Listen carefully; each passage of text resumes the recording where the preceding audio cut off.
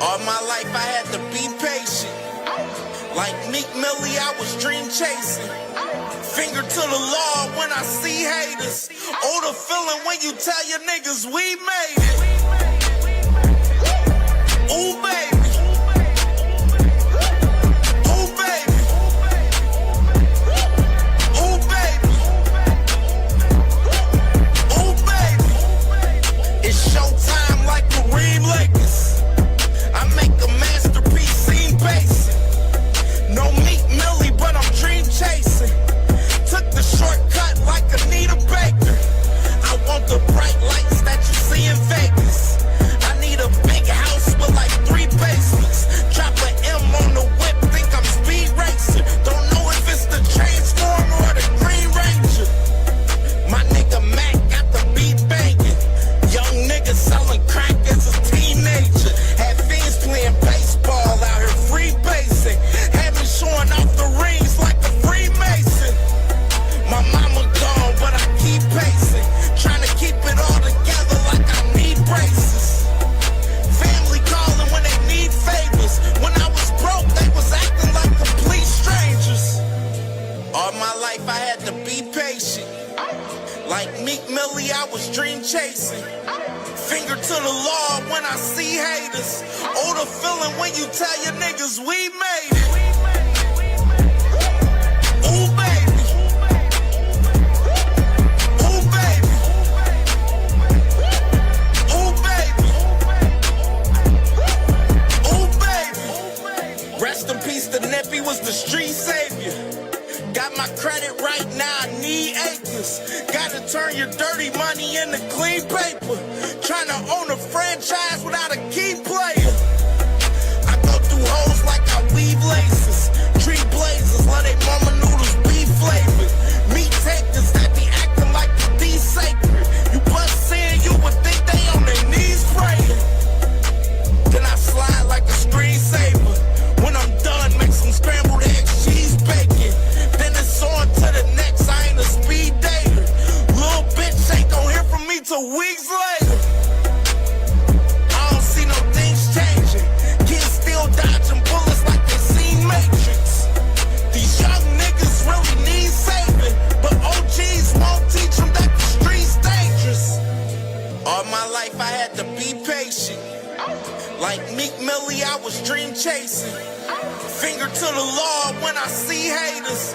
Oh, the feeling when you tell your niggas we made it. Ooh, baby. Today is the day we give away this $1,000 ringside seat for the Abdullah Mason Cookout in Cleveland Albert Bell fight. Scooter Davis, there's a whole bunch of people on that card. This is a $1,000 ringside seat. Tap into the fight party at 8 p.m. Eastern Standard Time. We're going to spin that wheel. You gotta be here. See your name get called. Shout out to you if you bought a ticket or won a ticket through continued support. We fucking appreciate y'all. We're giving this ticket away at 8 p.m. Tap in. You are the youngest active male champion in boxing right now. What do you think of people saying that you're the future of boxing? That's what I've been seeing since before I turned pro. Alongside my brothers and my father and my team pushing me towards being that. We're going to keep pushing towards it, and we're going to keep doing what we're doing and staying focused and keep proving that. Got Abdullah with the WBO strap, and you know Jay Prince is under him. You know, I was talking to, Ohio versus Ohio, that's a great matchup. Eventually, if that comes down, do you think Jay Prince will still try to make Abdullah, put Abdullah in there with you, knowing that he has avoided you before? Because a lot of people didn't know that, Some people, Jay Prince is the guy that have told some guys to avoid you before. I mean, I can see it because I know what type of fighter Abdullah is, you know what I mean? And yeah, and because like I said, it would be something to offer now. If like I said, if you got gold gonna chase the gold. It's something there. It's not just a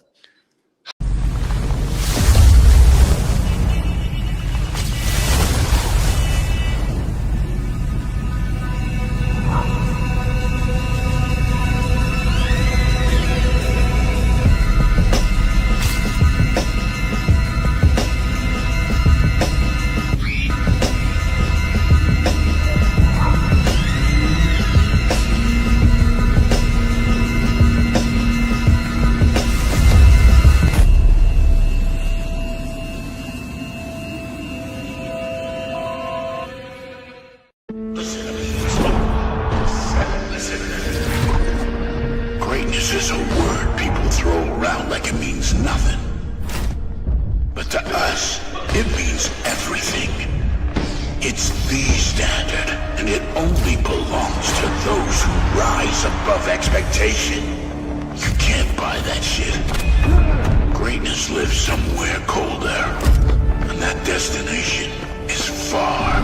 That road is long, that road is lonely, and the cost is real. If it was easy, shit, everybody be great. So I'm asking you, do you want it? Do you need it? Will you do what others won't so you become what others can't?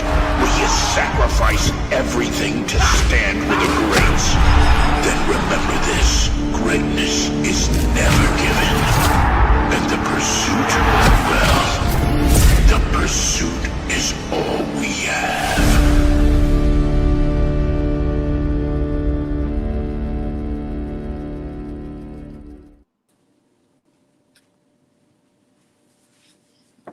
What's good with the family, man? Good morning, good morning, good morning, man. We here with it, man. Hey, man, y'all know the vibes, man. Me and my Ohio brothers in the building, man. Hey, it's a great Saturday to be here. Most definitely, man. Talking this boxing, man. This fight day, man. We got Xander Zayas versus Ennis tonight, man. It's lit. Definitely, man, and I'm real excited about today, man. And I'm glad to be talking boxing with my Ohio brothers today, man. Now, we've been trying to do this the last couple of weeks, you know what I'm saying? But now we got it situated, doing it today, you know what I'm saying, for sure. And salute to my guys, man. How y'all feeling today, fellas? We good, man. We actually canceled our show, me and Marcus' show, so we could do this today. So that's why we didn't have our show yesterday. So we salute you for giving us your platform and giving Ohio the platform it deserved, Brody. Keep on working. We proud of you, though, Cam. Let's everybody get Cam a minute, because Cam been putting that work in, man, and that can't be undervalued. Yeah. I appreciate y'all fellas, man. You know, I'm just trying to put on for the state, put on for Cincy, you feel me? That's all, man, much as possible, man. That's all we trying to do, man. Most definitely, man. Ohio boxing. Cam, did you notice that Marcus dropped his right now Ohio list, and that Cincinnati don't have one on there probably for the first time in 35 years? Yeah, man. We need somebody on the professional side to turn up, man. But we're gonna talk about a guy. Y'all still got Duke there. He just inactive. We're gonna talk about Duke. We're gonna talk about Duke today. He don't count then. he on the. I'm saying, like, on my top 10, he's just not on that notable list. A lot of people. I even said that in the comment section. A lot of people don't do the states. Some of them don't have enough elite fighters to even have a top 10 pound for pound list. So we're very fortunate to even have that. But it's controversy sometimes, man. You know what I mean? Some people don't even want to do the list because, for one, they don't do the criteria of how they want to do it. And two, they just don't want the backlash, because there's always going to be somebody saying, well, what about him? And what about him? I'm like, yeah, okay. Tell me why you think Charles should be over Jared. If he got one loss, Charles got one loss, but Charles hasn't beaten a former champion. Jared has. Jared is in the 6, but I really don't put heavyweights on the list anyway, but pound for pound list anyway. But Jared just, a popular guy, and I want to give them a promotion and always bringing their names up and different things like that. So that's the motive of really why I put Jared still on there, and Terrell Goucher at 9. He's been losing, but he's still taking tough fights. And he's active. And we can't put enough value on fighters that's active and that have the high activity rate within the sport of boxing, man. So yeah. I don't have no problem with Duke not being on there. I salute you. I salute your list. Yeah, I mean, I just wanted to address the fact that Cincinnati, man, come from a lineage of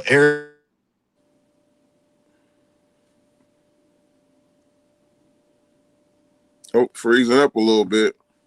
Hey, my bad, bro.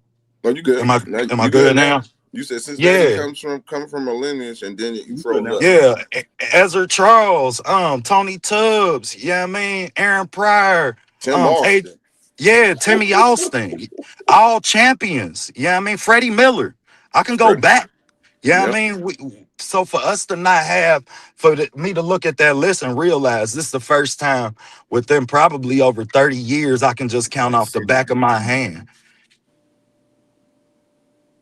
That's crazy you say that because I never looked at it like that from that perspective. And it's kind of crazy too because Randall, shout out to Wyatt, who gave you the opportunity to, commentate your first That's commentating my job. first broadcast and commentating Shout out to live him. ringside. Me and him Shout talked out to Randall Wide Promotions, man. I talked to him for about an hour and 40 minutes, man. And he was talking about how a lot of fighters left Cincinnati that should have stayed with him, and he ended up dropping and stopped, promoting in there. And I knew how valuable he was to keep a lot of those guys in Cincinnati active. Some guys just didn't know. If you don't have a promoter, local guy trying to push y'all, it's gonna be hard for you. Before you know it, you fighting instead of fighting A-side in your hometown, you fighting in West Virginia, Indiana, because those are the promoters that's putting on shows instead of your hometown. So, he just told me he walked away from it, because a lot of the fighters they didn't understand the business and some of them was leaving. So you got the newer class with the real deal coming up. And he said, that's going to be a gap in between. So he just took a rest on it. He'll probably come back later, but he enjoying himself. So but let's get on these topics, man. I don't want to drag. So you already know, y'all. We all good. We all good, man. We talking about some good shit. Now we got to get to the local boxing, bro. We got to get to our local boxing. For sure. Because I got a great topic to start off with Duke first. So we're gonna start off with him. But look, I want to salute to the family in the building so far. You know what I mean? In the building. You know what I'm saying? Salute to my brother Clarence McClain, man. You heard my brother, man. Like, share, and subscribe, man. We at 997. So if you new to the channel today, subscribe to the channel so we can hit this 1K today, man, for sure. You know what I mean? Most definitely, man. Salute to my brother Clarence McClain. Make sure y'all subscribe to my brother Clarence McClain, man. My brother definitely putting in that work early in the morning up there in New York, man. Salute to my brother, man, for sure. And salute to my brother, All Things, man. YouTube legend, man. Salute to my brother, All Things, man. Y'all heard my brother smash the like button, man. Let's push towards 100 likes before the end of this show. And Clarence also a local promoter in New York. That's the Brody. Clarence promote too. My boy, he be in the mix, man. Is All Things, is that All Things from Texas? Is that Texas? Oh, 913. Hey, I don't know. I forgot where I think. No. I'm mixing them up. I think Texas is like 917 or something like that. Yeah, I'm about to say I'm about to say All Things ain't from Texas, I believe. No. Okay. Yeah, he got the same name. That's why I got the confused. Shout out to All Things. Salute to my brother, All Things, man. That's the bro, man, for sure, man. For sure. Always showing love, man. Salute to my brother, Meaty Riley in the building, man. Salute, brother, man. Salute. Is that Toledo? What's good, boy? Salute to my brother D Freezy in the building, man. My brother D Free, man. Always showing love. Make sure y'all subscribe to D Free. If y'all not subscribed, man, my brother been cooking up crazy recently, man, for sure. Always. Meaty Riley, you heard my brother smash that like button, man. Smash the like button, man. Smash the like button. My brother Marquis in the building, man. Salute to my brother Marquis in the building, man, for sure. Good morning to my sister, Miss Joette. Good morning. Hope you doing well this morning, sister. You already know the vibe, sis. And my brother Big Bob Gunn, man, Georgia's finest in the building, man. Salute to my brother Big Bob Gunn in the building. My brother Cornelius Burnett, man, Dayton, Ohio's finest, man. Salute to my brother Cornelius Burnett. He's from Dayton? Shout out Dayton. I'm going to give you a statistic. Shout out to Dayton. Dayton, Michael Evans is the only one that beat Terrence Crawford in the amateurs 5-0. Shout out to Dayton. The only fighter. And salute to my brother Junior, the truth, man. He said Ohio versus everybody. Absolutely, man. Salute to my brother Junior. That's my guy. Man. Junior was another one. It was another one that blew hit my phone. So many people blew my phone up with this Albert Bell, man. It was nothing but family, man. It was crazy, man. It was crazy, but I appreciate that too, because they was like, let me call Marcus. If this is true, I know he'll know. So that's all that was, man. It was a sniff of love and people trying to see if it was true or not. So And I appreciate you for tapping in with me directly. I ain't know nothing about it. I was on the block. Bro called me like, man, guess what? I stopped the block. Nobody moved. Appreciate you, my dog, Meaty Riley, bro. Yeah, man. We trying to stay active, bro.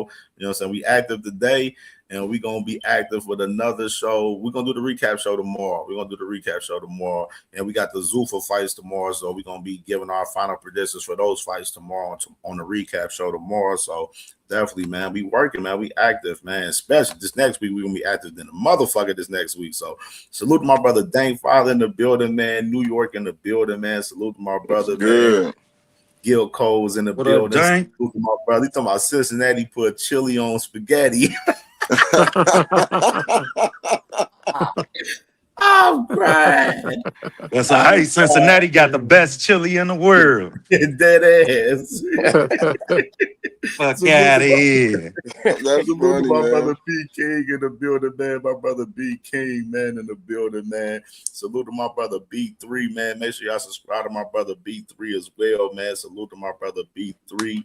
Let's go. I'm with it. Ohio, let's go, man. And salute to my brother FaZe, man. West Coast Finance in the building. My brother FaZe, man. Salute to my brother FaZe. My brother D1, man. Angry White Man Boston Podcast, man. Salute to my brother D1, man. Gonna be live tonight at 8:00. Basically, he gonna be. Him and William Old School got a good show over there. They're gonna be raffling off the ringside ticket for Abdullah Mason versus Albert Bell tonight. 8:00 tonight, man. So tap in that ringside ticket that my brother, you know what I'm saying, D1 and William Old School, man. They're gonna be raffling off that ringside ticket tonight, man, on the show tonight, man. Hell yeah. I got tickets, but I ain't got ringside tickets. I'm there for that, D1. I might need that ringside joint and give it a hold on. Hey, if you sit ring, that's good to be ring. I'm not a ringside type of guy. I know I'm not. It looked good from the I'm gonna say that it looks good to, you know, when you sit in the ringside with some of the celebs and some of the elites, you know, around. But as a boxing fan, I like to sit over the top ropes. Give me the lower bowl, but a little bit in the middle. That's what I got. The top ropes. That's what I got. I'm like first. I got the first row, but it's like the first row right in the front. You feel me? But it's the upper bowl type. Actually. Yeah, bro. Right in the front though. Great seats. You already know. You've been to events, bro. So you know. I mean, I personally like it. Cat be like, Marcus, what you sitting way up there for, bro? I'm a fan first. I know. Facts. And I don't like looking up. It's like when you're in the movie theater, you don't want to sit right in front of the screen. Right. That's the perfect example, bro. Because you can't see certain angles when the fight change in the ring, you gonna miss it. Yeah, you right about that. Certain corners, you miss everything. And that's why you got 3 judges sitting in 3 angles, man. Because those are the type of things that happen. You can't even see a punch landing on the other side. And that's sometimes how you get different scoring cards. Man, let's get it cracking, man. So we're going to start off with this first topic that we got, man, for the show, man, which we spoke about them briefly, man. But it was an article, man, published with Duke Reagan, man, from Rain Magazine recently. And speaking about, you know, him possibly returning, he has Rick Mirigen as his manager now.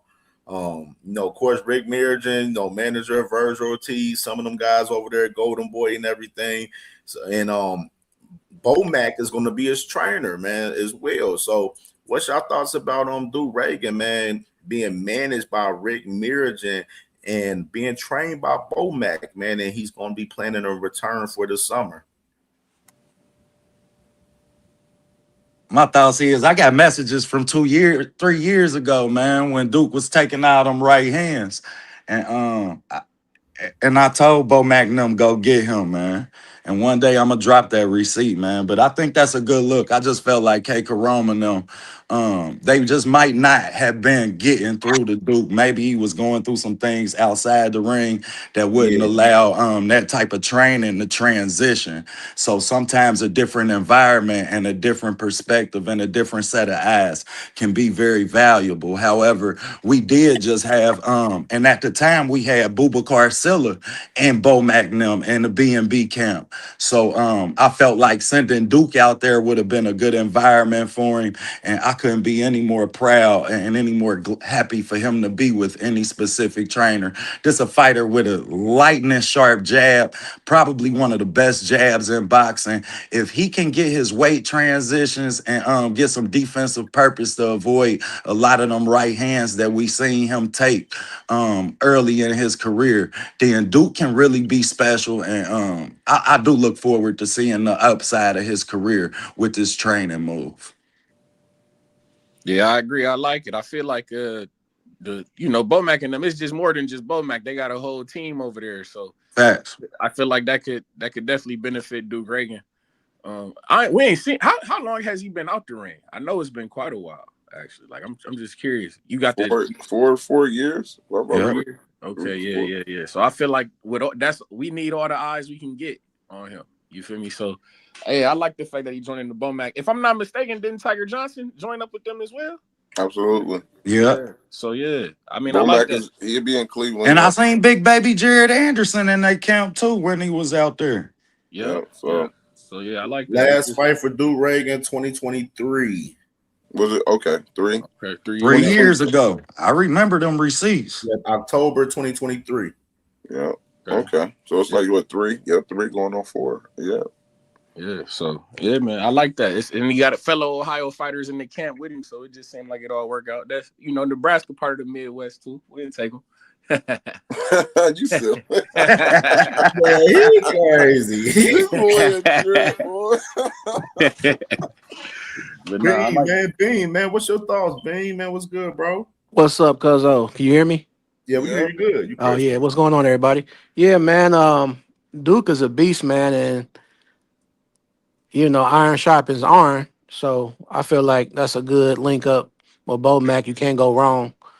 So I definitely believe he's gonna bring the best out of him or whatever, all the fundamentals and different intangibles that he already has.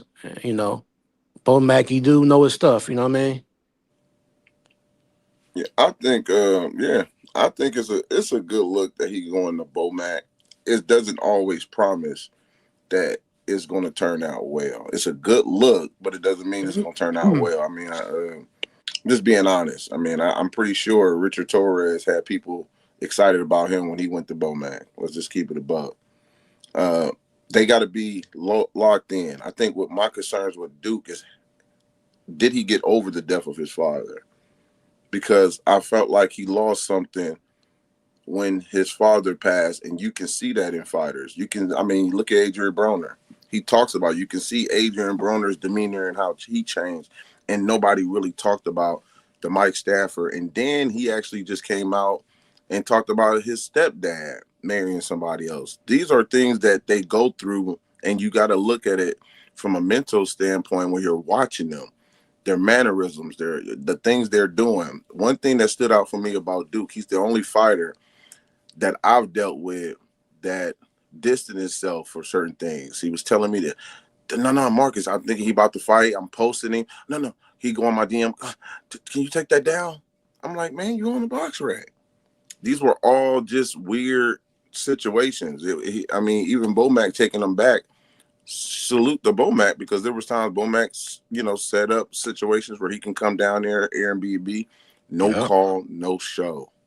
Duke just not doing it. But again, it's about his mental, because to be honest, the new manager, I feel like I'm a credible source. I feel like I'm a guy that you can come to and ask opinions about. Hey, Marcus, you think this is a good fit for me? I would have advised him not to go to the manager with Virgil. I would advise him, you got to home an Ohio manager who's putting shows in the backyard. Thomas Matias, Albert Bell now fighting for a world title. Why are you not connected to Vic? How do you go from somebody else that's not even in our region, and you got a guy right now moving Albert Bell? You got a guy. I judge these managers on adversity. What happens when your fighter get cut? What happens when things don't go your way? Look what happened to Duke. He's an Olympian, silver medalist, got cut from Top Rank the same way Albert Bell did. Both of them undefeated. Dante Benjamin, Cleveland, cut from Top Rank, undefeated. Troy Isley, Olympian, cut from Top Rank, undefeated. He just signed with the other promotions under Salida. He signed with Salida. Salidas, right? Salida, But yeah. he just signed with them. Some of these guys don't know how to bounce back or go another direction and pay attention. But I say that, I hear you say this a lot too, Cam, because I say that, read the room.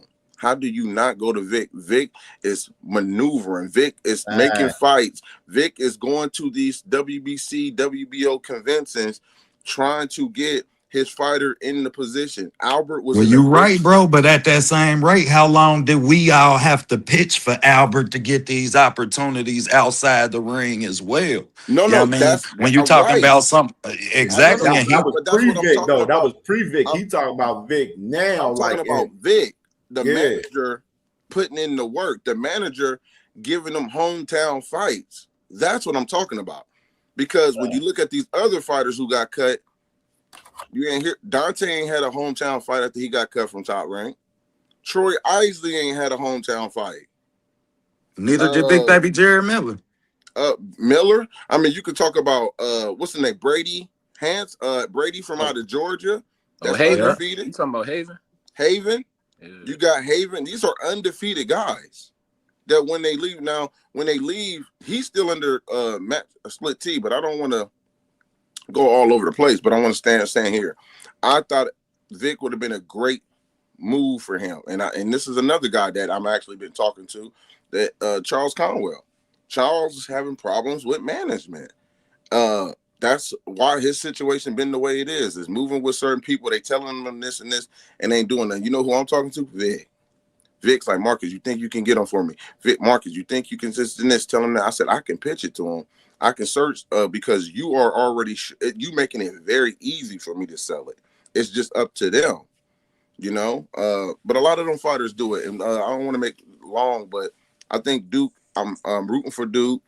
I just hope he's mentally ready because he can go down there and you know and got the story and everything, and his story is out and get this momentum. But if he ain't mentally there, he ain't gonna have it, bro. So I'm rooting for And to him. put some context on what Marcus was saying about his father, Big Duke got caught with $1 million in cash, y'all.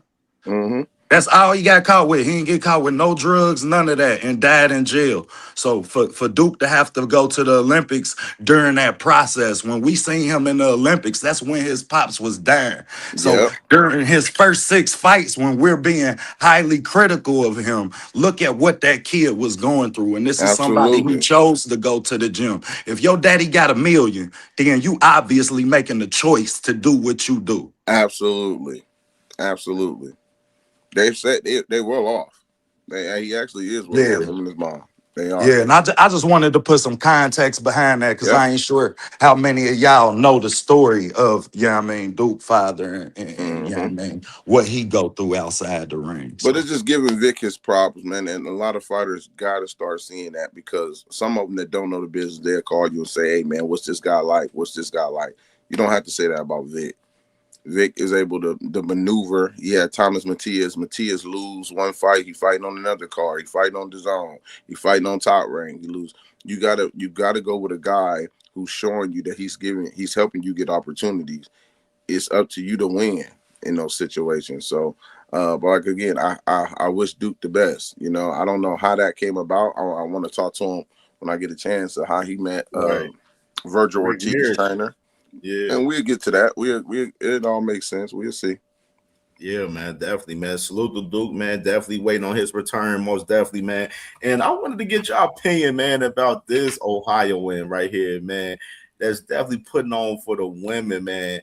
which had a draw in this last fight, man. I'm still kind of salty about this for real lightweight from a couple weeks ago, man. I want to get y'all thoughts about O'Shea Jones and this draw that she had a couple weeks ago, man. They definitely robbed us. You know what I mean? We was front and center for that. I was definitely locked in on that. Shout out to MVP Promotions, what they doing for the women. But I didn't like what I saw there. I thought they robbed us. I thought we won that fight. You feel me? I thought O'Shea won the first fight in all sincerity, but she did win the first fight, but it was closer than I would have liked to see. This fight I thought we won hands down. I know Carranza was coming on late. She got a couple rounds at the end, but I thought we did enough to pull that out. Yeah, I ain't like how that was going for us. But hey, man, I like what I see. They got Michaela Mayer. She about to fight Chantel Cameron for the rest of the belts at 154. I know O'Shea Jones and Michaela Mayer is cool. They actually, you feel me, like sisters, quote unquote. I don't know if they on their Keyshawn and Shakur. But, I hope not. You feel me? But they cool. I don't know how that's gonna work. But if Michaela Mayer do win, I would like to see O'Shea Jones get another fight before we, you feel me, rev up to that, before we get to a Chantel or even a Chantel Cameron. I'm a fan of her too. So I like O'Shea.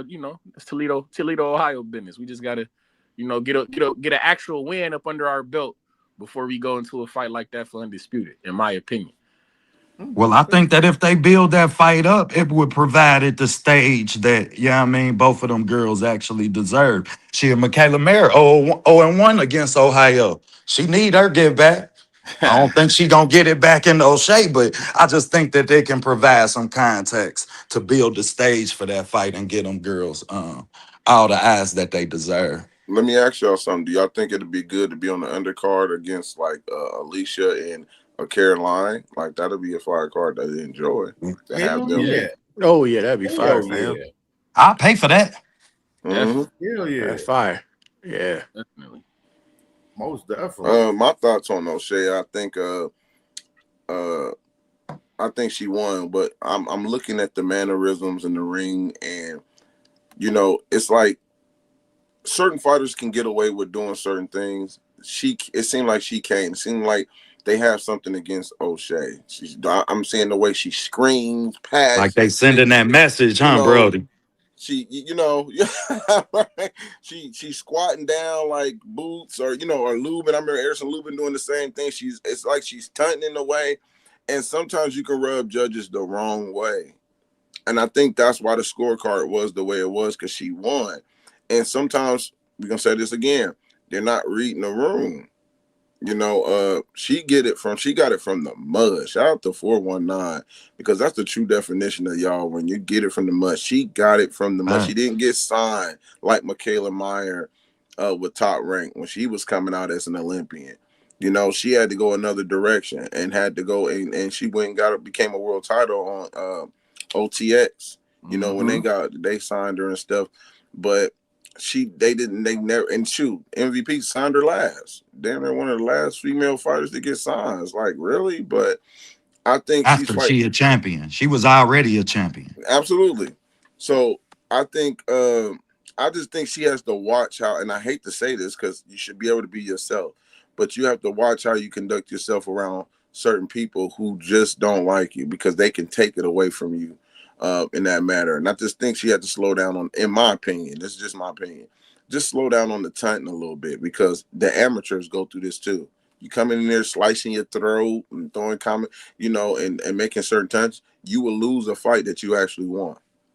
You will lose a fight that you actually won. So that's my only thing with it. I think she clearly won the fight, but if you want to help the fighter, you got to have these type of tough conversations. Like, be you, come out with the rapper, do you, but careful on the taunting. And I hate to say that, you know what I mean? But she just she can't get away with it like Alicia can. You get what I'm saying? I agree with that 100%. I agree with you. She ain't to that stature to do that in that fashion. You know what I mean? I agree 100% with that, man. Yeah, Bean, what's your thoughts, Bean?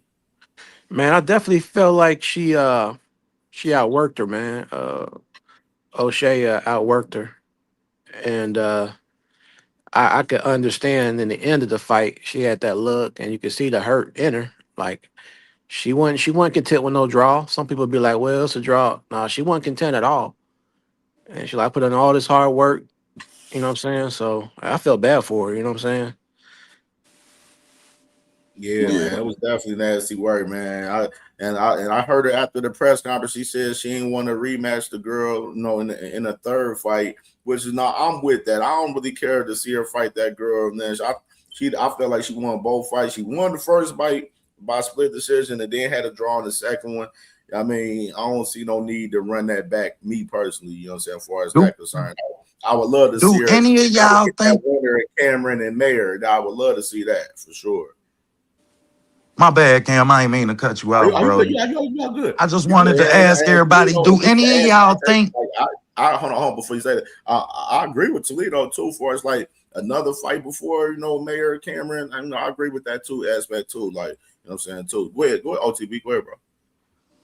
I was just gonna ask everybody because we all felt like she won that fight clearly. However, I seen some times when I felt like she could have either upped the pressure and she took her foot off the gas pedal, allowed that girl to gain some confidence, 6, 7, Yeah, 8. Yeah, I Yeah. mean, do y'all think That's yeah, that what she she she could did. have boxed more and won that fight more convincingly, or do y'all think that she was trying to get the fans what they want and make it kind of a brawl? And Absolutely. I think you did the a second little thing you mixture just of said. both. I think she's trying to put on and steal the show because she's fighting with a chip on her shoulder. You know what I mean? She's fighting with a chip on her shoulder. So that's how I think O'Shea is she wants to be one of the baddest chicks in MVP. She's the only one that, I put that statistic out there. She's the only one that has won a gold medal, a bronze, a medal, Olympic medal, and a world title that signed with MVP. The only, so that's special. So she wants to be able to capitalize on that, but she has to be careful over, because she'll get tired being over aggressive, throwing a lot of shots that ain't really landing. You know what I mean? And you just going brawl for brawl in a way, which you'll make the fight seem a little closer because the other females throwing the fight. So I agree. I think that's what it was, though. Yeah, me too, man. I agree with that. I thought that like you say, the showboat, like that was one thing that was one of my critiques was don't get me wrong, I like the showboat and a little bit of pizzazz, you feel me, a little bit of flash, but we got to stick to the game plan. When we when we up, we need to stay up. You feel me? No Absolutely. need to let people back in the fight. You feel me? We need to take the fight from people. So yeah. But yeah, man, I like what she got going on. I just would like to see her take another fight at 154 before we go into that. You know how that go. And with the women, because who knows, next thing you know, we might see her at 160 or something, because the women, the pool is shallow. They Back and float forth in around. weights and shit. Yeah. So yeah, just take another fight for sure. All right, man. So shit, another female lady that we already mentioned too, for as her name in contest for as MVP, man. Alicia Baumgartner, man, coming off her win in her last fight. What's y'all thoughts about Alicia right now? You know what I'm saying? Right now she's still champion at 130, unified up there. And what's your thoughts? What you think her next move should be right now? I'm hearing her talk about that Nurtahan fight. Now all of a sudden she says she want that fight after she seen how she looked on that last Sunday. What was that on the Shockey and Raymond Ford? What undercard? It's just passed. I can't think right now. But Yeah, she fought on the That was the Shacky Raymond Ford. card. It was on the BAM card a couple weeks ago. Oh yeah, it was the BAM card. Yeah, BAM. But yeah, she after she seen how she looked on that, she said she'd take the fight. So hey, I wouldn't mind that fight. Nurtahan, she a knockout artist. You feel me? She bring pressure. She's never heard of a jab before, but she coming to fight. She's swinging and banging. So yeah, I mean that'd be a good fight fully. But everybody knows what the fight that we need to see from Miss Baumgartner is. I'm not gonna lie. I would love to have that Caroline Dubois fight. That's the fight I really want to see. But we just got to see how it goes, man. Yeah, I think she I definitely she's trying to go for that fight, and I think I like the Caroline fight too. But my thing is when you start when you already became undisputed at 130, you shouldn't be taking any type of fights just to stay busy. You know, you got to go after the big fights, and there ain't that many big fights in women boxing because the stables ain't that big. So it's like, why not set it up? Okay, if she told me whoever she fight next, it doesn't matter. After that fight, I'm going to Caroline, or let me get a fight at 135 now to get, and then I'm going to Caroline. I love that, you know, because we like you don't want to have a lot of fights where it's. For example, I'll say this: Bernard Hopkins. He reigned for what? He had 22 title defenses in middleweight. In middleweight, I think it's the most. But he got all the big names was gone. We ain't gonna criticize you if you taking these type of fights that you're taking now because the names ain't there. But if you dancing around that, then it's gonna be it doesn't look good. It doesn't look good at all. You know, it doesn't. So it's like, get the names out the way, then you can have your reign. You can be at one weight class and 6, 7, 8 title defenses. You know, we don't normally see them as much, but we can't look at Clarissa.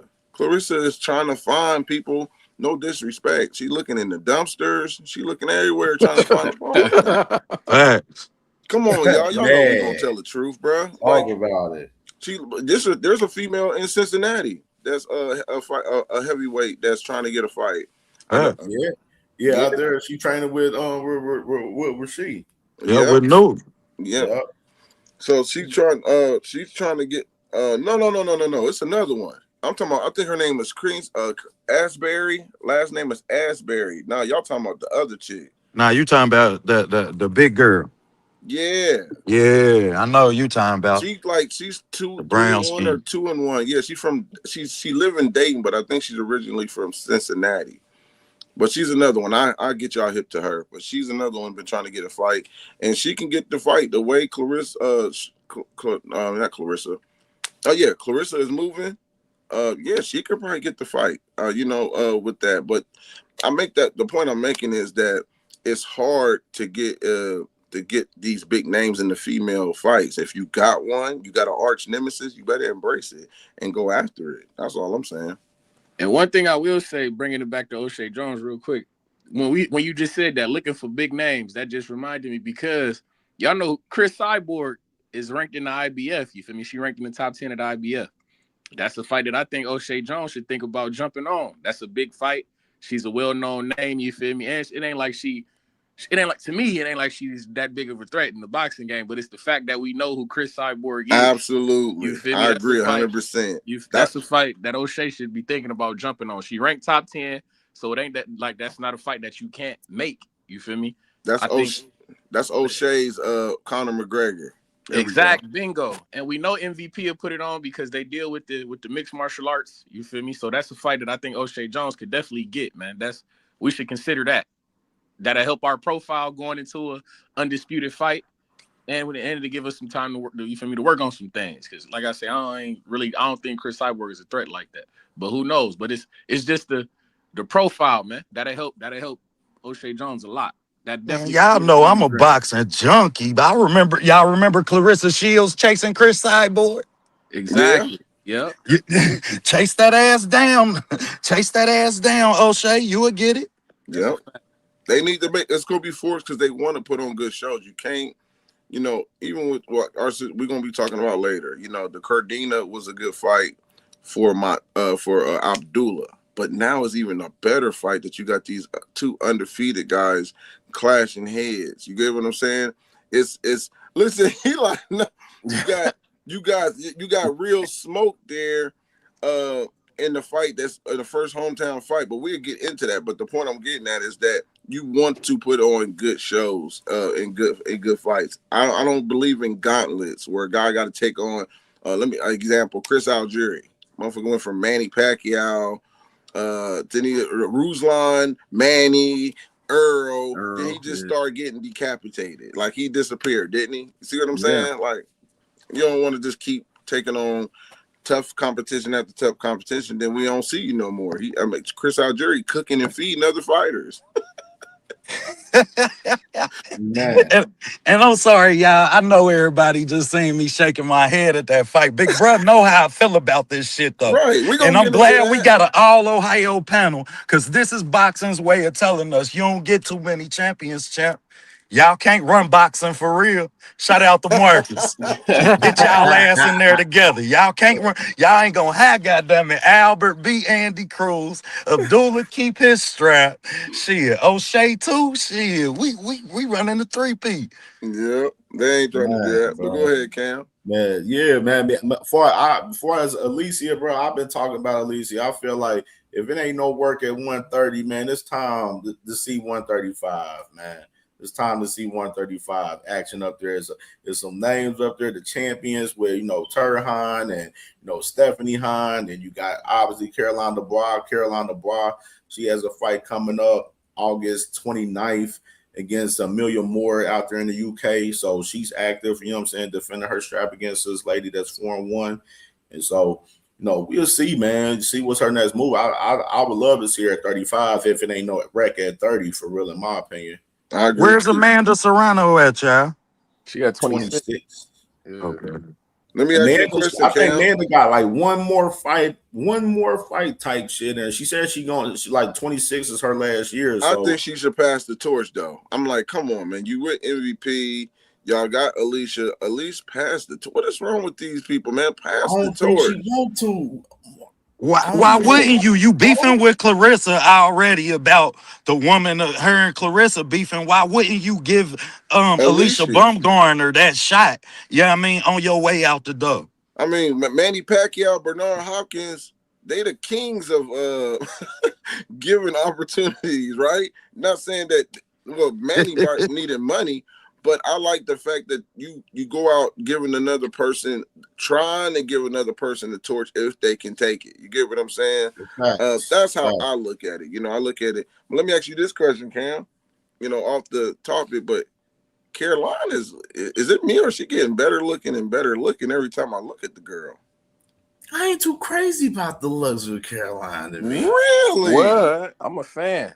I'm not too crazy for real. That's the British Janet She's Jackson. starting to come on to me. Well, I'm starting to get the little Caroline buzz, man. You know what I'm saying? I'm like, okay. Man, Marcus, don't fall for that shit. Everything glitter and gold.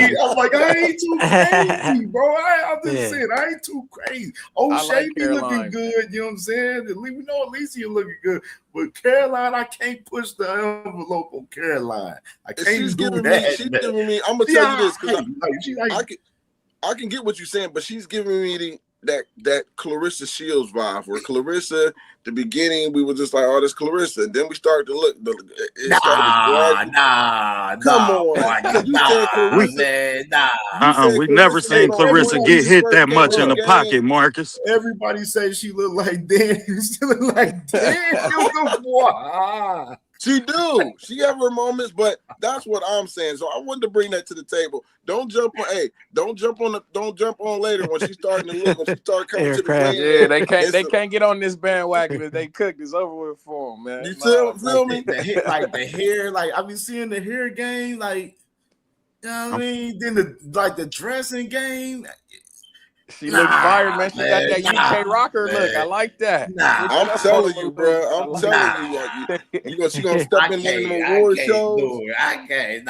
She gonna step in one of them award shows and change your opinion. Like, oh, I always liked you as a fighter. Watch, you gonna be switching up. Man, she do look like Daniel Dubois, though, bro. She look dead on Daniel Dubois. She favor him. And that's like Gabby Fundora looking like Sebastian Fundora. Right. She just take too many shots in the pocket for me, man. That last fight I watched, Caroline, she took too many shots. If anybody with some power and she that willing to exchange, connect first, it's gonna look like Teofimo and Richard Comey.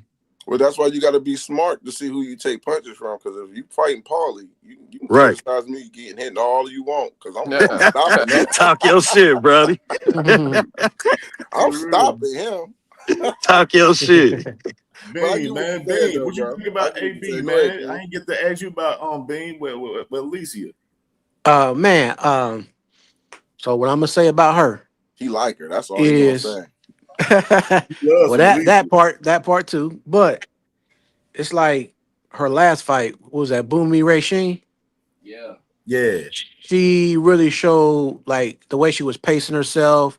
She was really controlled, you know what I'm saying, being real tactical, being smart, jabbing, you know what I mean? Like she really like established for people to know like she could really box, you know what I'm saying? So I feel like if she do go up and fight to her hand, she should win, you know what I'm saying? Cause she a lot more better as far as technique and fundamentals. Her hand just got power, but she be overshooting her shots too. You know what I mean? Kind of like a Fabio Worley. Like you miss that shot and your body halfway turning around, you know what I'm saying? And trying to I that's how you got a get counter. question about Alicia. Y'all think she looked better under Derek James or under Tony Harrison? Under Tony Harrison Tony for Harrison, sure. hands down. Tony Harrison. She I gotta looked say like Tony. I don't be honest. She was one of the first females I've seen box, and I know you can vouch for this. I thought it was a dude in the ring, bro. Facts. Yeah. I'm talking about her mannerisms, how she was throwing the jab, how she was. I said, what other woman How she I've was seen? I holding ain't that seen no phone. woman, Yep. bro. I ain't seen no woman look like that, bro. Even Clarissa. Clarissa's still good at her class and what she does, but you can tell that's a woman. Alicia looked like she was a tomboy when she was around. You know what I'm saying? Tony Harrison. I don't want no smoke, little dude. I don't want no smoke, little dude. Yeah, Tony Harrison had her in that camp, had her put together, in my opinion. Good question, though. Oh yeah, and it's like with Derek James, I mean, he's not a bad trainer, obviously, but it's just like even if you look at the Errol Spence situation, I just feel like his ceiling only goes so high. He can only, you know what I'm saying? Like sometimes fighters get like somewhat contained in a smaller box dealing under his style. Mm-hmm.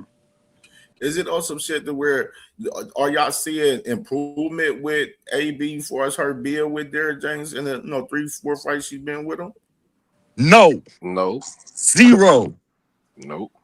No, she coming forward. I don't see her. She's coming more forward. Maybe she's trying to get knockouts because she's with MVP. That can play a part too. When you just over aggressive trying to get the knockouts, she's fighting durable people too. I heard the girl that she fought before that, the girl from Spain, she was bigger than Alicia. The girl came in, I thought she was about two weight classes bigger than her. But the fact, back what we were saying, is just that she's fighting like Earl now, and that goes into pad work, pressure. Yep, That's you know, so it's she fighting in a straight line instead of going, or she's not using the ring laterally, in my opinion, and picking her spots. And I'll tell you something else I noticed, Brody. Her head movement. When she was under Tony Harrison, she would slip, roll punches on the line. When she was in the pocket, when you see her under Derek James, it's just a double jab, and then I'll go to work. You know what I mean? It's 1, 2, 3, 4, 5, and then we gonna break and reset. Like that's not what I seen out of her. I seen a fighter who could fight off the front foot and the back foot, who could shoulder watch or work the jab to close the distance. I don't see it no more. We're gonna just call her offense now, which we're gonna call it Sugar Daddy offense. That's what it is, Sugar Daddy. Or be in this bag today. Pull that bag. Put your bag up, bro. Put your bag up. We'll call it Sugar Daddy offense. All right, sure. We can go to this next one right here, man. And this guy, man, I definitely wanted to talk about my guy, man. Jared Anderson, man, big baby, man.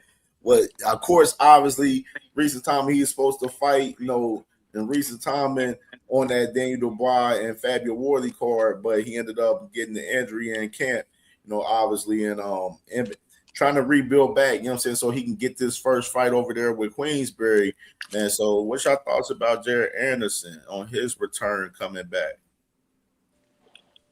We need him back, man. Toledo, start off. Yeah, talk y'all shit. The city need him back, man. We need him back ASAP. I was very excited when I seen that he signed with Queensberry, though. I'm not gonna lie, that intrigued me because Queensberry, they got the lock on heavyweight. Mm-hmm. They got every heavyweight you can think of over there. So I thought that was a good fight for him with the Solomon Dagers, but then he ended up getting hurt. I hope you come back by the end of the year, but no need. If you hurt, you hurt. No, we don't want to rush you back. You understand? But I definitely want to see him by the end of the year, man. Like around maybe, the holidays or something like that. Get these guys a treat, man, for the holidays, man. That's a present to see my guy Jared Anderson box. I like what he got going on. We need to bounce back from that Bacoli because every time you look up, I got guys in my ear saying that he got beat by Bacoli. He hasn't looked the same. We don't know if he really wants it. And, so I want to see him back by the end of the year. I don't know against who. Maybe he take the same fight with the Dakers or, you feel me? But the zone looking like they got guys stepping up. Maybe they won't be satisfied with the Dakers for Jared Anderson, especially with this Moses Saitama fella. You feel me? He seemed like he's surpassing us right now in the heavyweight rankings. I don't really like that too much. We need to get right. Richard Torres just went down. You feel me? On our American heavyweight side. So Jared is still the hope, in my opinion. He's still our American heavyweight hope, man. We just got to get him back here soon. Absolutely. I agree.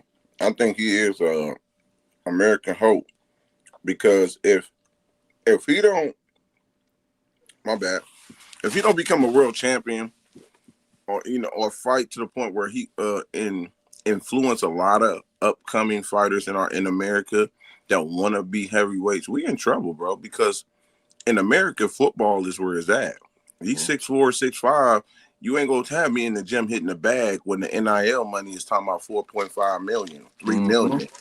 And I'm gonna be a defensive tackle before I hit the bag, hoping to become a world champion. I don't think nobody never really look at it from that perspective. Cam covered football too, so he definitely understand where I'm coming from with this. I think absolutely. So I think that's the pressure. I'm looking at it from that perspective. People's like, oh yeah, the heavyweight division in America, I'm gonna tell you this, we don't run boxing, that's UK. Heavyweight division. Even basketball too. They even playing basketball as well, bro. You know what I'm saying? So you know what I mean? So we just gonna keep it a buck. The heavyweights we see is everybody from the UK. I remember that used to be the talk of we made fun of UK fighters. You know what I'm saying? But now all the heavyweights we talking about is coming from over there. So I think we need to start a trend because once that trend goes, Jared can be that. Jared has the charisma. He has the look, the body. You know what I mean? I hope he can. I'm wishing he put it together. And I hate that he had that setback. So Toledo y'all get that heavyweight champion. Man, tell me about it. Sky's the limit. And one thing, because I will say, I felt like I was telling my mans, I'm like, as excited as I am for this top ranked card, you feel me, July 4th, Cleveland, Ohio, Wolstein will be in the building.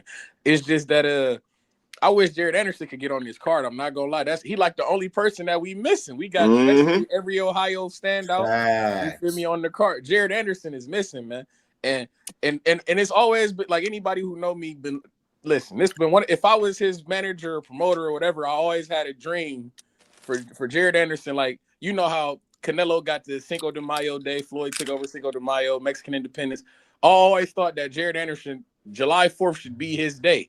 You feel me? We turn him into All-American Anderson. You feel me? July 4th weekend, you get a fight from Jared Anderson, heavyweight boxing, and like I said, because he's our American hopeful. We need him. I always thought July 4th should be his day, man. All-American Anderson, you get a fight, no matter who it is. You feel me? You get out there and showcase your skills, man, for America, man. And like I say, All-American Anderson, we turn him into that guy. But we missing him July 4th, man. I think that he would have been a hell of an addition to that card, man, for sure. And I'm gonna throw in another name too, because I definitely agree with you. But Charles Conwell from Cleveland should definitely be on that card. Man, come on. That's a fact. And he fighting on the first though? And he on the ropes? No, yeah, he fighting. He definitely fighting. They still don't know his opponent. That's another thing. Is they throwing a curveball at him because he does not want to re-sign with Golden Boy. I talked to them personally. I mean, if you would have made your post a month earlier, Marcus, we would have got him on that card. Right, you ain't lying, because they exactly said that's what really pushed the needle or put pressure on them. So I appreciate Charles and his coach saying that, like, Marcus, man, we owe you because you put the flame on when you put that out there. And I said, well, that's dope, man. I appreciate that because I'm gonna talk about it. You know, you can only lie so much. You know, and then they start putting fire under De La Hoya when he's talking about Charles is a great fighter. He just get hurt. He's hurt right now, and lied. And Charles went in on him on Twitter like, "What? Whenever? Oh, I mistake you for the wrong fighter. Really? Okay." But he be fighting August, so we don't know how they gonna present it. What they're giving them. Is they gonna try to give him a real tough fight so he won't leave with a win? We don't know. So we'll be waiting for that. I would like to see him in the ring with a what's my man who knocked off Fedora? Brian Mendoza. I would like that fight for him. That's a good one. I would like to see that. Ooh, that's scary too. Yeah, I would like that fight, man. Then because they got, you feel me, they got Cepeda and Roach. I feel like let's do it. Fucking make it African American. Let's put the Mexicans. You feel me? Let's line it up. 5v5 African American. You're right. Because Charles got a style, a friendly style. He want to bang with you. Yeah. So. And Brian Mendoza is the perfect counterpuncher for that type of pressure. Yeah, I mean, that's a good fight. Yeah, I mean, when you watch Brian Mendoza fight off of the back foot against Sebastian Fundora. Yeah, that'd be a good ass fucking fight. I'll fuck with that one right there. That'd be a banger. For real, man. Shit, we can go ahead and get started with hey, Cam. Man, but let's get into Bean. Bean. Yeah, my bad. Go ahead, talk about Jared, bro. Yeah, you know you a heavyweight guys. That man Bean love the heavyweight. Yeah, you already know, cuz I just wanted to say something and then ask a question pertaining to Jared. So I think people definitely being too hard on him for that loss. Because look at Bacoli. He was on a last minute notice to fight Parker. And it wasn't easy for Parker. Like Parker took some hits to, you know what I mean, to get to where he can get that one off or whatever. But just imagine Bacoli who's fully trained or whatever. You know what I'm saying? So I think people look down on Jared too much on that. Plus the size advantage. You know what I'm saying? Like Bacoli's a big dude. So I think it was just the wrong game plan that he was implementing against that style. You know what I mean? You don't want to go heads up all fight with somebody like that. You want to know when to move and when to get in a certain range, you know what I mean? When to clinch or whatever. But I think with the right game plan, he could win a rematch. I'm not saying the rematch should happen right now, but I'm just saying in the future, I think he can get his get back or whatever. But my question was to everybody, do you think somebody like Ronnie Shields would be good for Big Baby Anderson? That's interesting because I don't know, because I think he'd be. I think Ronnie Shields would definitely be good for him. But I know he with Bomac. I know Big Baby with Bomac as well. So I know we'll see how that works. You know, Bomac definitely, one of the best in the game doing what he does, of course. But I the only thing about the Ronnie Shields thing is Ronnie Shields got the other American heavyweight and Joshua Edwards, the Rocket over there. Oh, your boy, yep. Yeah. I think that's why I like that move, Cam. That's why I like that move. That's why I like Ronnie Shields for him. Ronnie Shields is one of the best teachers of orchestrated pressure. Like when I say orchestrated pressure, I don't just mean a jab off. You work all the time off the jab. I mean his Jamal Charlos. They know when to jab. They have power jabs. They have flick jabs. You know what I mean? And they can work off of those. But Jared Anderson already got the defensive purpose intact. He had a banging aspect. Everybody from Toledo love to bang. And he got the head movement already. So all Ronnie Shields got to do is perfect that. I like that fit.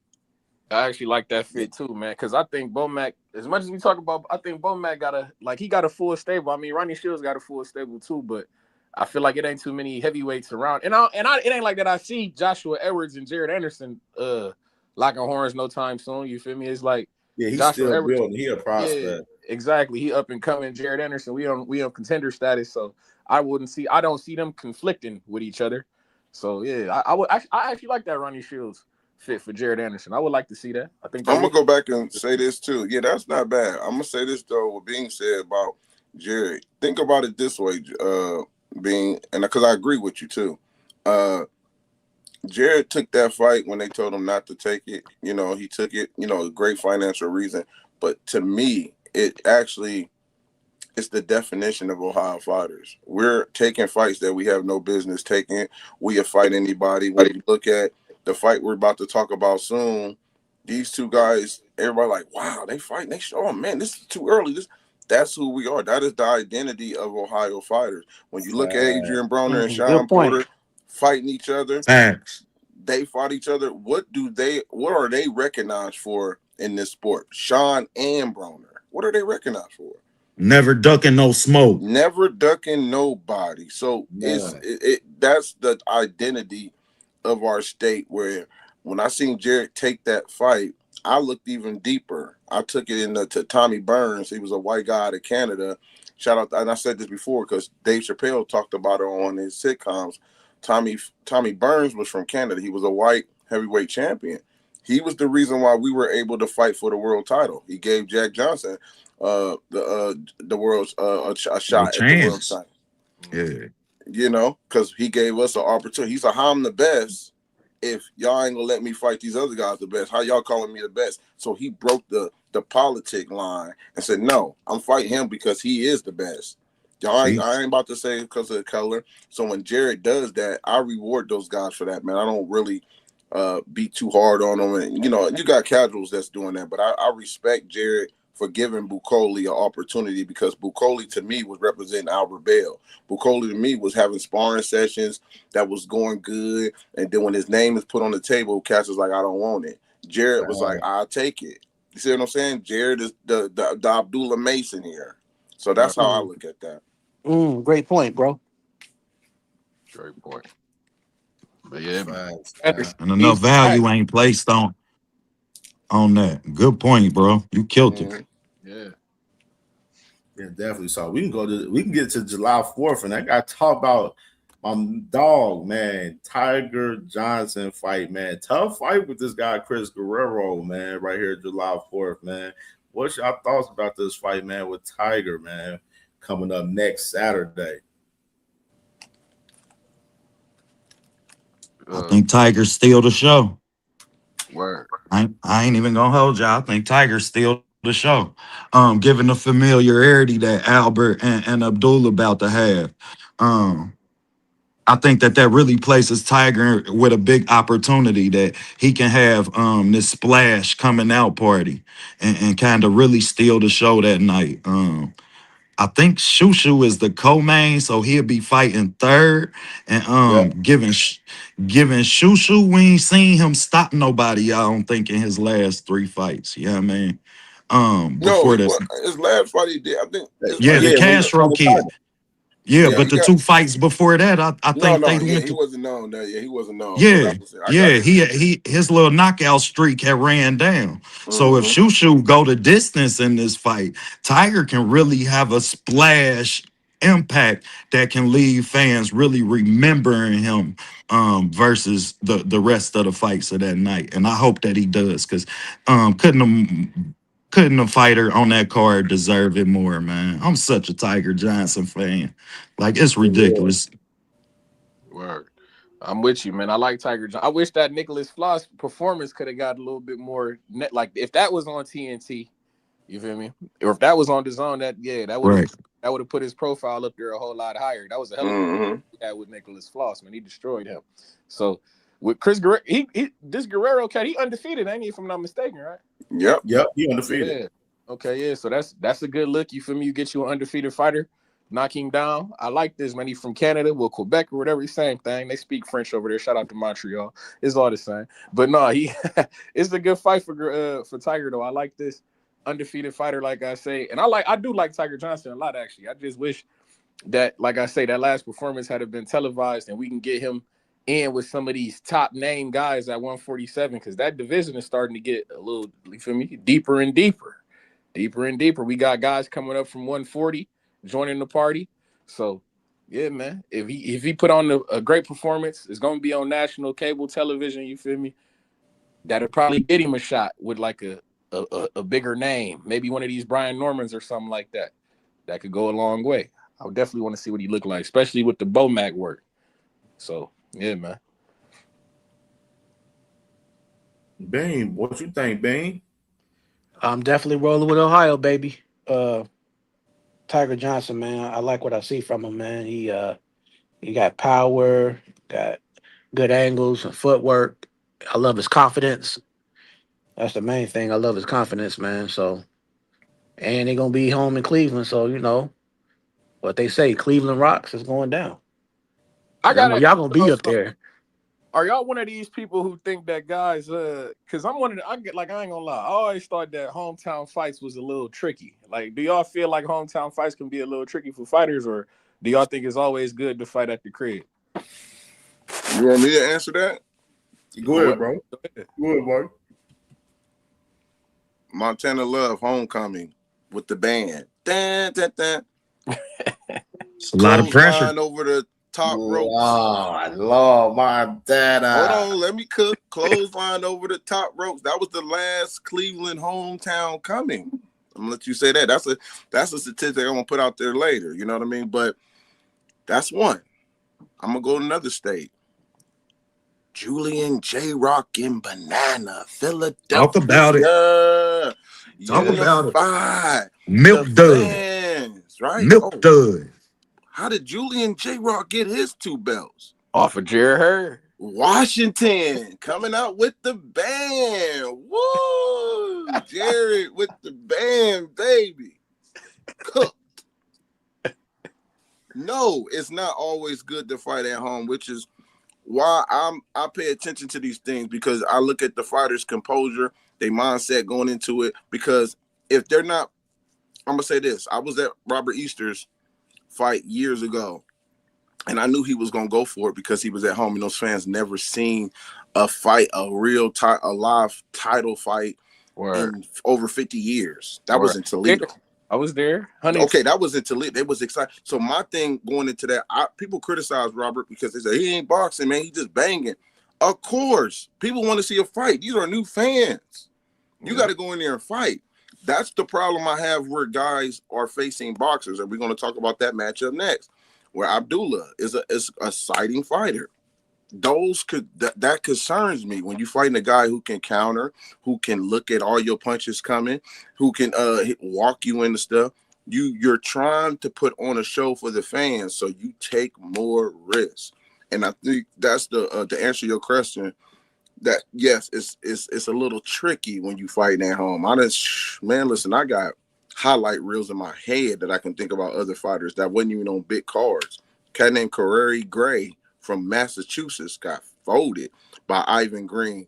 And you can look that up. That was in Massachusetts, and he was folded. And you got your mama in there crying. And I'm like, God, man. So it can be a lot of pressure, man. I think it's good to fight at home, but you got to be ready for it because you cannot let the fans dictate how you fight. That's the problem. Right. Appreciate that. That's a fact. That's one reason why we'll say that. Well, we gonna get into it. We're gonna get into it. But to go back to Tiger fight, I didn't talk about Tiger. I think this before the Albert Bell got on the card. I told everybody Tiger has the toughest fight. I didn't think Abdullah's fight was tough. I didn't think Shushu's fight was gonna be. This is I don't know what it is with Top Rank putting him in there. Christopher Guerrero looks good. I don't know if y'all saw this guy, but he looks good. It actually can be Tiger Sam Noakes. Nobody's saying this. This can actually be Tiger Sam Noakes, but there's no belt on the line. I don't understand why they matching this guy up so freaking tough. And can we get some highlight reels when he's floating somebody and putting them like laundry instead of he doing it with good competition? That's why I think he's going to be jumping ahead of the guys on the rankings because he's taking on tough, undefeated guys. His last 6 fights been tough, Marcus. But they're not moving him. How you got that many fights, but Keyshawn gets to skip up, fight Nasir. He fight at 140, lose the belt on the scale, fight at 140, twice? Beat Ortiz, good win. Beat Nasir, decent win. But he goes to 140 and he gets to jump Tiger. Fuck that, bro. They lined up 17 people for Edgar Berlanga's shitty ass. So y'all can't find nobody for Tiger to put in the barber chair. See what I'm saying? So that's all I'm saying. He should be rewarded. It's almost feel like, to me, that's just me. It feels like look at they moving Emiliano. What? They moved. I don't know. I can't say that about Emiliano. Hey man, Emiliano get moved like a prospect in my opinion, still, bro. They ain't moving him the same way like they do a Tiger, bro. I'm gonna tell you another one that I think they were moving him with Tough Fights. That's with Top Rank, and that's what's his name. I don't even know if he's still with Top Rank. He should be. He out of New York. He got up out of the press conference and stood up and ran up to the dude and was about to do something to him. His fight coming up this week. I think he's fighting. He's from New York. He with Top Rank. Y'all help me out here. Well, what class he in? I think 54. 60. Oh, Jahai Tucker. Jahai Tucker taking on some tough dudes, man. Yeah.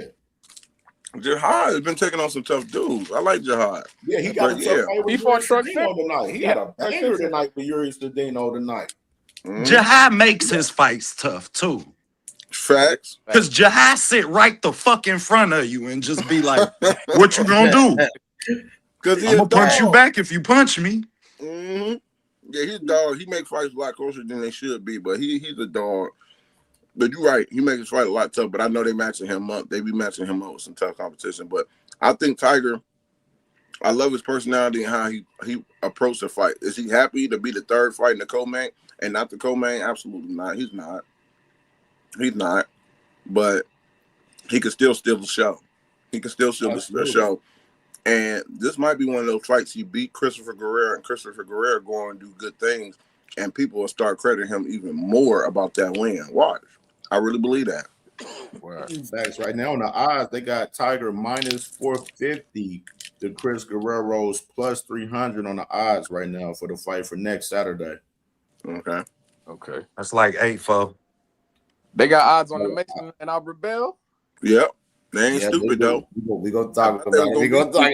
Shushu, they got Shushu minus 950 on Renee Palacios right there to plus 540 with Renee Palacios.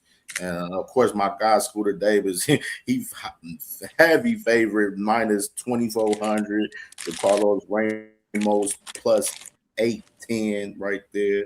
I mean, for next Saturday. One of my Ohio boys turned the fight down with him, man. They didn't take it. Oh man, my boy Amon Richards. Scooter? Yeah, Scooter got offered Amon Richards was gonna fight him, but he turned it down. Hey man, I like that Scooter Davis kid. I ain't gonna lie, I'm very high on him. Shark season, he's knocking people. Yeah, man. He just big as fuck. Like he big as fuck. Yes, I'm a fan of him. Fucking huge. He got that Tank Davis, like where he got how Tank Davis got the rub from Floyd Mayweather. He got the rub from Tank Davis, in my opinion, man. He got that. You feel me? He got close. That's how I got hit to him. I'm like, oh, he in the camp, and I got to actually see him. Good young dude, man. I interviewed him twice. I actually had him on my show Monday. I had, you know what I'm saying? So I got that on the show. If everybody missed the Scooter conversation that we did Monday, tap in after the show, you know what I'm saying? The Scooter, man. But that great dude, man, for real humble. Just trying to, get to work, man, and just continue to build, man, brick by brick, man, for sure. Word. And I like the way he speak, the way he talk about the boxing game. Like you can tell that he's a student. Throwback fighter. Yeah, word. I like what he got going on, man. I'm definitely happy to. I'm definitely intrigued to see him live and in color. Definitely not gonna miss his fight. Definitely locked in for that. So yeah, you're right. So I like the way he speaks too, because when they ask him about Abdullah, he starts stuttering. So I do like the way. Hey, you took the words right out my mouth, Marcus. No, I'm joking. I'm talking about stuff, man. I'm crying. I got to throw my shots in there. Scary ass big nigga. No, it's all love. All right, man. So we can get to the main attraction, man, right here for the guys, man, for sure, man, which is going down, man.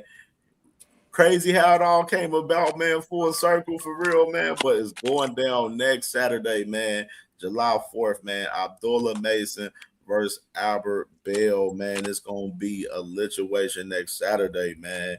And right now, the odds right now, currently, when they first dropped, it was minus 350 to Albert Bell's plus 250, but now it's minus 380 to Albert Bell's plus 270. Remember, Abdullah Mason with Cordina was like minus 1450, minus 75, minus 1500 type shit.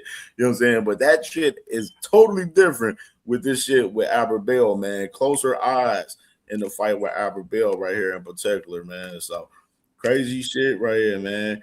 And matter of fact, I'm gonna go ahead and play a little, you know what I'm saying? We interviewed Albert Bell, man. Me, my brother, you know, Ohio runs boss, man. Had him on the show about 4 months ago. Yeah, I was at work too. I was at work. It was boy was cooking at work though. And, Cam, you better get your fucking finder's fee. You in Ohio run boxing. Y'all better split that shit. Right. You better be in Cleveland. Like, hey, we need to talk to For real, bro. So he had this interview, man, and it was crazy about how this shit came full circle, man. I was talking to my brother TD Sports Talk on the phone that, you know, a couple of days ago when we was talking about this fight, when, you know, the news was dropping and everything. And I was like, man, I think me and Marcus definitely talked to, you know, Albert about Abdullah on the show. So I went back and watched it and found the clip right away for it, man. So in this clip, you know what I'm saying, a lot of people have been sharing it and stuff. It's definitely a fire ass clip, man, from Albert Bell right here. Got Abdullah with the WBO strap, and you know Jay Prince is under him. You know, I was talking to, you know, Ohio versus Ohio. You know, that's a great matchup. Eventually, if that comes down, do you think Jay Prince will still try to make Abdullah, you know, put Abdullah in there with you, knowing that he has avoided you before? Because a lot of people didn't know that. You know, some people, you know, Jay Prince is the guy that have told some guys to avoid you before. I mean, I can see it because I know what type of fighter Abdullah is. You know what I mean? And yeah, and because like I said, it would be something to offer now. If like I said, if you got gold gonna chase the gold. It's something there. It's not just a high risk, low reward thing now. Now it's high risk, high reward. You know what I mean? It meets I get the what you're means. You get saying, what I'm but if you saying? look too good, it might be some politics to play. I'm gonna just say that. If Yeah, you look too good, it can be, but that right now, that's not even really what I'm like aiming looking. at, yeah, I got you. Yeah, you I know, got you. like, you know what I mean? Them my guys, whole family, like them my people, you know what I mean? But you know, for Right. competition, if it comes that and it comes for all the marbles and If the money's right, or let's if just it's say if looking the good, money's right. yeah. But right now, like I'm not even, you know what I mean? I want him to keep doing his thing, you know what I mean? Elevate, go crazy, defend that strap or whatever. If that time comes for us to cross that bridge with one another, then that time come, you know what I mean? I'd be open to it. But right now, let me clear these other cats out, you know what I mean? And get Y'all, is this y'all still hardware. working? Is y'all still working together? Cause y'all spar. A lot of people don't know y'all spar. You know, y'all working We ain't together. sparred. I haven't sparred him since he won his title. We sparred a few times last year. Though we probably sparred about probably 6 or 7 times last year. And Oh, great high level work. Great high level work. good stuff. Good stuff. Okay. Hey, you see, y'all mean? He said, "Nah, I need you to knock off Shakur." Yeah, you know y'all mean crazy. Yeah, that's I right, mean, guy. like I said, I'm open to fight anybody. Like that's just how I always been. My like, you know what I mean? It's boxing. Like it's either we gon' we gonna get some understanding. That's all this sport is about, man. It's just the best coming to fight the best. Like, you know what I mean? It's like I don't be having no grudge or vendetta against nobody or nothing like that. I just be wanting to test myself and my skills and my ability against the people that they say are the best. And you know what I mean? And get a lot of money and make a legacy for myself in the meanwhile.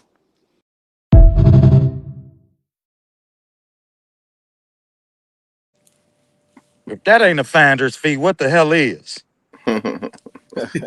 That shit like 10%, y'all. Y'all tripping. Shit. Shit. Hey, it's crazy how this shit came all full circle with this clip, man. For real. Salute to my dog, man, the Prince, man, Albert Bell, man. What's y'all thoughts, man, about the fight, man, and everything for us? That clip, everything you spoke about and everything. He said we're gonna get some understanding, you know what I mean? Some Ohio understanding July 4th now. You know what I mean? What's y'all thoughts? Let Treese, he gonna let him.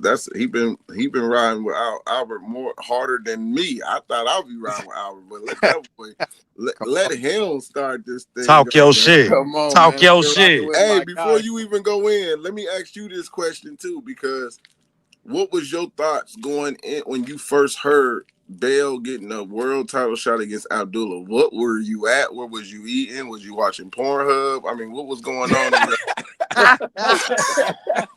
Hey, man. We gotta get the baddie hub, man. We got new shit now. It felt like I was watching some porn. I was gonna have orgasm when I seen this shit. I said, "Oh shit, we got bingo, we got action, man." Motherfuckers had called, like you said, they was calling me, man. They called my line, like, "Bro, you ain't hear the news?" I'm like, "What's going on?" They're like, "Man, Albert Bell and Abdullah Mason." I ain't gonna lie, it hurt me a little bit because it's Ohio versus Ohio, but you know how I'm rocking, man. Albert Bell, we've been deprived of our opportunity for a long time. I damn near don't care who it come against. You feel me? We got if it's a title fight, we got to jump on that. I know we was training for Andy Cruz, but none of that shit matter, bro. This is a world title fight. We got to jump on that. And it's in Cleveland. I already had my tickets when I thought it was Joe Corradina. You get me? So it is what it is. This just sweetened the pot for me. My levels was on the 10 with excitement. We on the 1,000 right now with excitement. I'm floating, bro. I ain't gonna lie. I think my guy can get this done, man. I definitely think we can get this done. So, yeah, Albert Bell, we've been waiting for a long time. Like I say, he was number one ranked at 130 for about a year and some change, 2 years. You feel me? Navarrete ducking and dodging my fighter. Never got the opportunity that we deserve. You feel me? Shakur was at 130. We was on his ass. Talk your shit. You feel me? He thought he was going to scurry up to 135 and get rid of us. The moment he scurry up to 135, fuck it, we right behind you, champ. We on your heels. Well, I'm telling, when we get this belt, God knows, I would love to see him get that Shakur fight. That's a fight that I really want for my guy.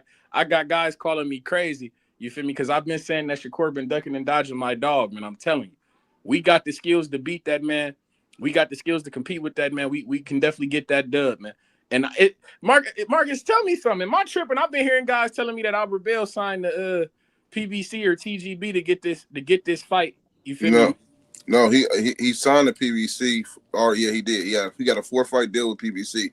If you look at the post that I actually he tagged me, you will see that when he finally responded to the Abdullah Mason thing, you will see. Look at the bottom. He got Premier Boxing, Ohio Run Boxing, Vic's Company, and that when he responded about the Abdullah fight, and it's so funny though, bro. Last night when I was live yesterday on the morning show yesterday, I posted and they was like, "Cam, is he with PBC?" I was like, "Yeah." I put myself on the screen and did the shush.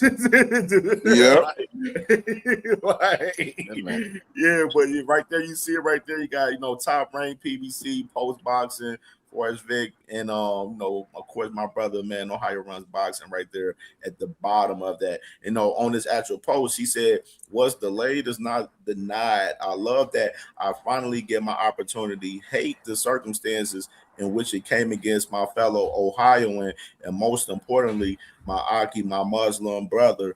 But that's the sport of boxing for you. What sometimes come with it. At the end of the day, I have nothing but love and the utmost respect for Abdullah and the Masons and the entire city of Cleveland. July 4th, may the best man on that night be victorious and both get back to our loved ones the same we left them. Inshallah, Abdullah Mason, let's give them one they won't soon forget. That's a fact. That's all we can hope for, man. You feel me? This is the Battle of Ohio, Toledo versus Cleveland, man. Yeah, man. For the people who ain't seen Albert Bell, bro, tell them what an Albert Bell win looked like against Abdullah Mason. What you mean? How we get it done? Yeah. Hold on. Before he even go into that, the way what you was just saying, Trees, you had me thinking that you didn't heard some info because we can say it on here. It don't matter. Nah, dude, can I say it on? No, you didn't already said it. You didn't already said it. You already said it, but from what I'm hearing, that if he beats Abdullah, he's trying to go to 140 and get that Shakur. So it's like he's chasing after Shakur, bro. He's chasing after Shakur. So it sounds like you done heard some things too, but he's chasing after Shakur. He wants that, and who wouldn't? Because if he beats Abdullah, this is how the politics, and then the bandwagon people come. They goes from Abdullah about to knock this bum out. They don't know who Albert Bell is, and when he wins, all of a sudden, ooh, him and Shakur be good. Ooh, him, Ray Ford. They started throwing all the names up. Him and Lamont Roach, if Lamont Roach beats Lamont Zepeda. Come on now. I already got a post with him and Lamont Roach. I've been calling for Lamont Roach and Been Albert calling for Bell. him at 130 when he had At that 130. Come on now. He was waiting for him. Ben's calling that, but go ahead, Streets. Go ahead. You got Shit, tell them. Tell us what it is about Albert, man. But Albert Bell, man, like I say, great counter puncher, boxing ability. You feel me? He got height. In this fight, that's the funny thing though, because he got the height advantage. He doesn't have a reach advantage over Abdullah though. Abdullah got about a 2-inch or 1-inch reach advantage. You feel me? But Albert Bell, hell, and Abdullah, really, they got good feet, man. I will say that Abdullah might be a little bit more explosive because he's younger. You feel me? Things of that nature. He's a little bit more explosive. Might have some power, but my guy Albert Bell, he got pop. Not necessarily power, but he got pop. If guys always say, oh, he only got 9 knockouts and all this other shit, but how come ain't nobody walking him down then? We putting guys on their pockets. We might not put them away, but we definitely will put you on your pockets. We got Sting, you feel me? So this is a good fight, man. I'm excited. I know that, like you said in that video, they didn't have their sparring sessions and things of that nature. One thing I will say is, I'm gonna ask y'all this too. That you know that you heard that old adage, the whole cliche. When guys win the championship, they get about 30% better. They get 20% better. Is that true? Do you think Abdullah might have a newfound confidence since he got this belt around his waist now? I think see, that's a great question, man. Man, that's a good question. I think that's the part that concerns me. It's you the man. You here. Everywhere he goes, he's getting praise. No one's really criticizing Abdullah. To me, that's still green light. He hasn't experienced no real adversity or things where he has to really work on, because he got clipped, and because he got clipped early in his career, and he fixed those. And I actually appreciate seeing that, because you want to see if he got grit and how can he come back from that. But it's the same thing like Boots Ennis. When Boots fought Karen, everybody was feeling Boots. Boots was feeling himself. And when you seen him fight Karen under that, was it a tank undercard? I believe that's what it was. Mm-hmm. You seen him swinging for the fences. He looked at horrible at times. He seemed like, Karen moving in different angles, but he going for the knockout. Why? Because everybody been telling him how bad he is. Everybody been telling he got a high KO knockout streak.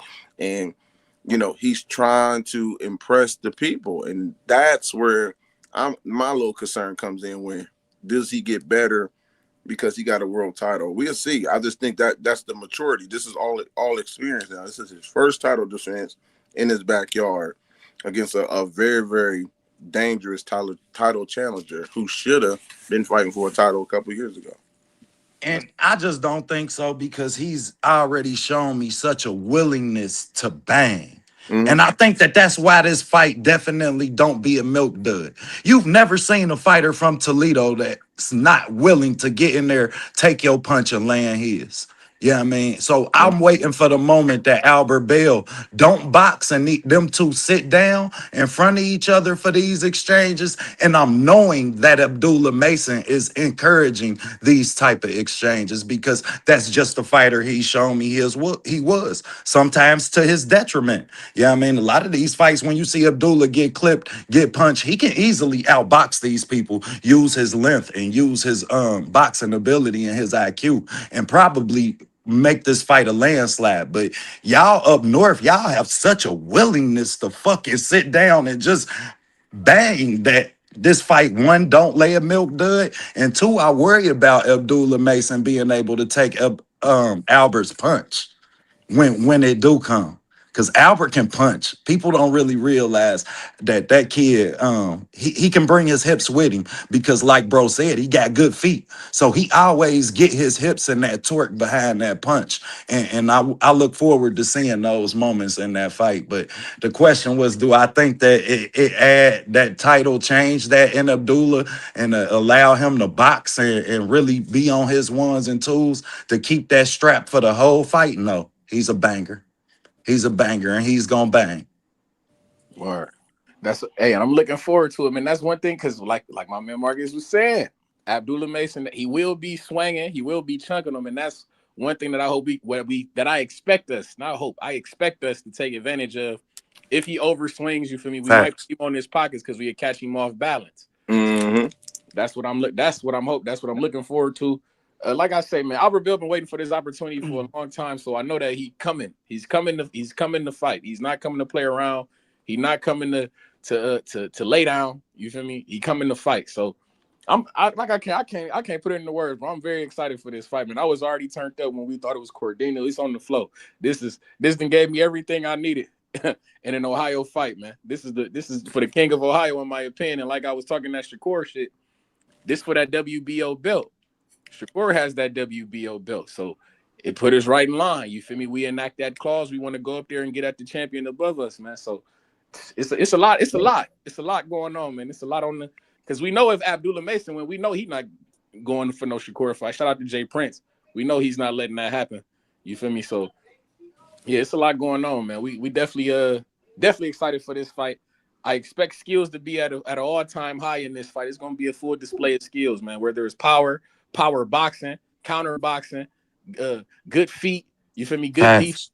Yeah, man. This is what Ohio boxing is all about right here, for sure. So Bing, go ahead, Bing. Bing, go ahead. Come on, Bing. Cincinnati, 513. What's up? Yes, sir. So shout outs to all of my Zone 15 family for sure. So I am from Cincinnati. So You from Lincoln Heights, huh? Well, I'm basically from Woodlawn, but my mom and dad from Lincoln Heights. I went to Princeton. Okay. Yeah. So I know my folks probably know your folks. You know what I mean? Yep. Yeah, go ahead. Keep shooting, though, bro. Oh, yeah. So since, if it was like somebody from my hometown, I'm going to probably ride with them. But since they both up north and I like both fighters, I ain't rooting for either side. I'm just like, let the best man win. But it's kind of like 50-50, man. Cause like to the point of what everybody else was saying before, they both gonna bang some. Abdullah will get in there and do more than he has to, kind of like somewhat of that spirit, like Evander Holyfield. You can really box, but you just like to get in there and engage. So it's gonna make for a good fight, man. Very similar reach between the two. It's a tough call, man. It's a tough call, man. Let me ask you, what does Albert Bell have to do to win, and what does Abdullah Mason have to do to win, in your opinion? I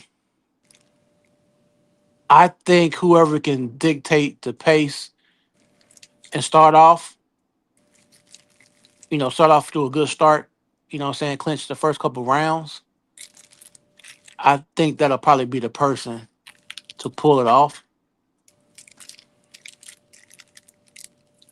I think Abdullah got to take away Albert's jab.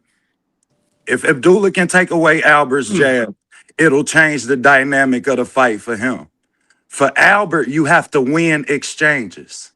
When you get hit, you got to win in threes and fours. You got to exchange with the one and end up winning when Abdullah's coming out. You know what I mean? After these exchanges, I think that's where Albert can really be successful, not just giving the reach advantage, but giving I think he has better head movement. Abdullah hold that phone tight, but Albert has the ability to actually slip. Yeah, I mean, to eliminate and win some of these exchanges, roll and win some of these exchanges. So that's what I think. If Albert can win the exchange, if Abdullah can eliminate Albert jab, and keep him in front of him early in the fight, you know what I mean, by 3-4, if you can eliminate that jab, then it's going to be a long night for Albert, because now you're going to have to sit in front of this kid. And now you have to win these exchanges. And when you don't, we know the type of hand speed and what Abdullah bring to the table, that could really be detrimental for him. And for Albert, you got to win these exchanges. Whenever you get hit, you got to make sure you respond. You know what I mean? You got to make sure these judges and this crowd know in 3s and 4 punch combinations that you are the better boxer and that you got the more grit in this fight. Let me ask y'all this question. Who y'all think gonna be more conditioned in the fight? Abdullah. Easy.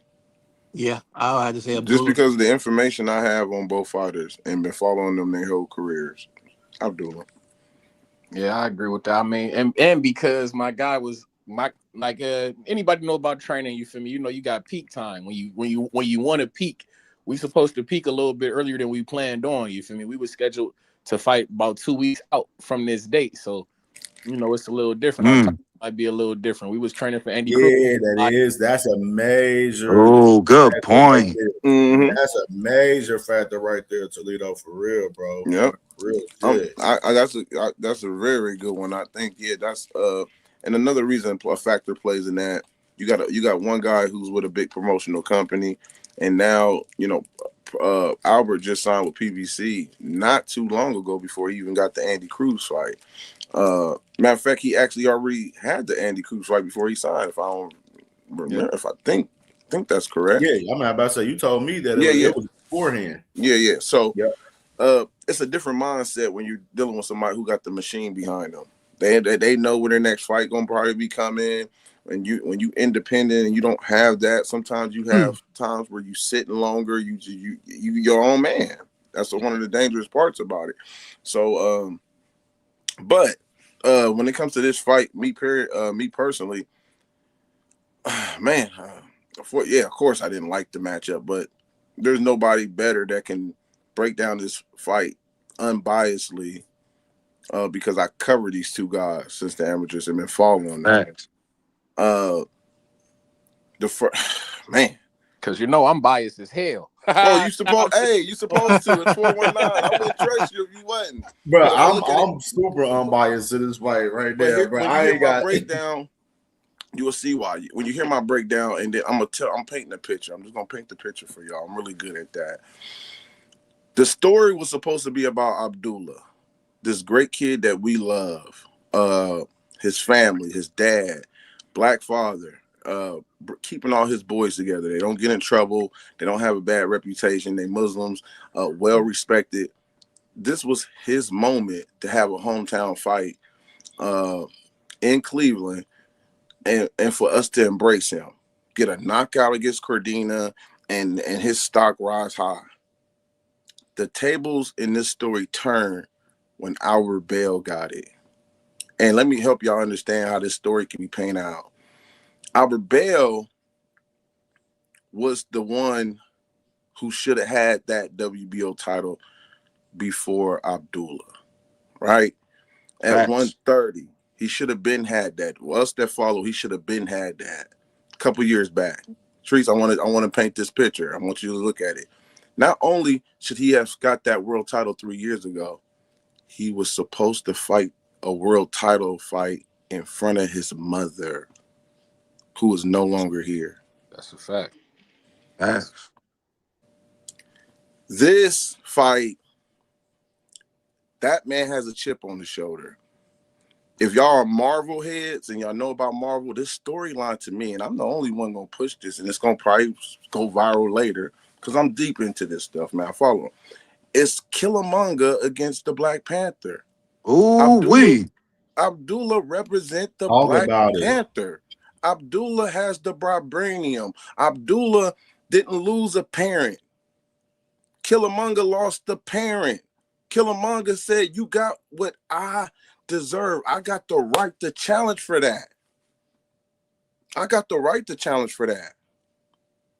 It's that scene in the movie where he asked me my name. Chichilla didn't want to say ask him. He said, "Ask my name." Let me show you. Who are you? What up, Auntie? It's deep, bro. It's a deep thing for me. I'm painting a picture for y'all. It's a deep thing for me. Facts, Picasso shit. Oh, wow. This Killmonger has some personal things going on. He's not fighting Abdullah. He's fighting what is rightfully his. He felt like the opportunity has been taken away from me. Abdullah, you got the machine. They can make you look good. I got to go through the gauntlet. I'm from 419. He is the definition of getting it from the mud. I'm neutral to this.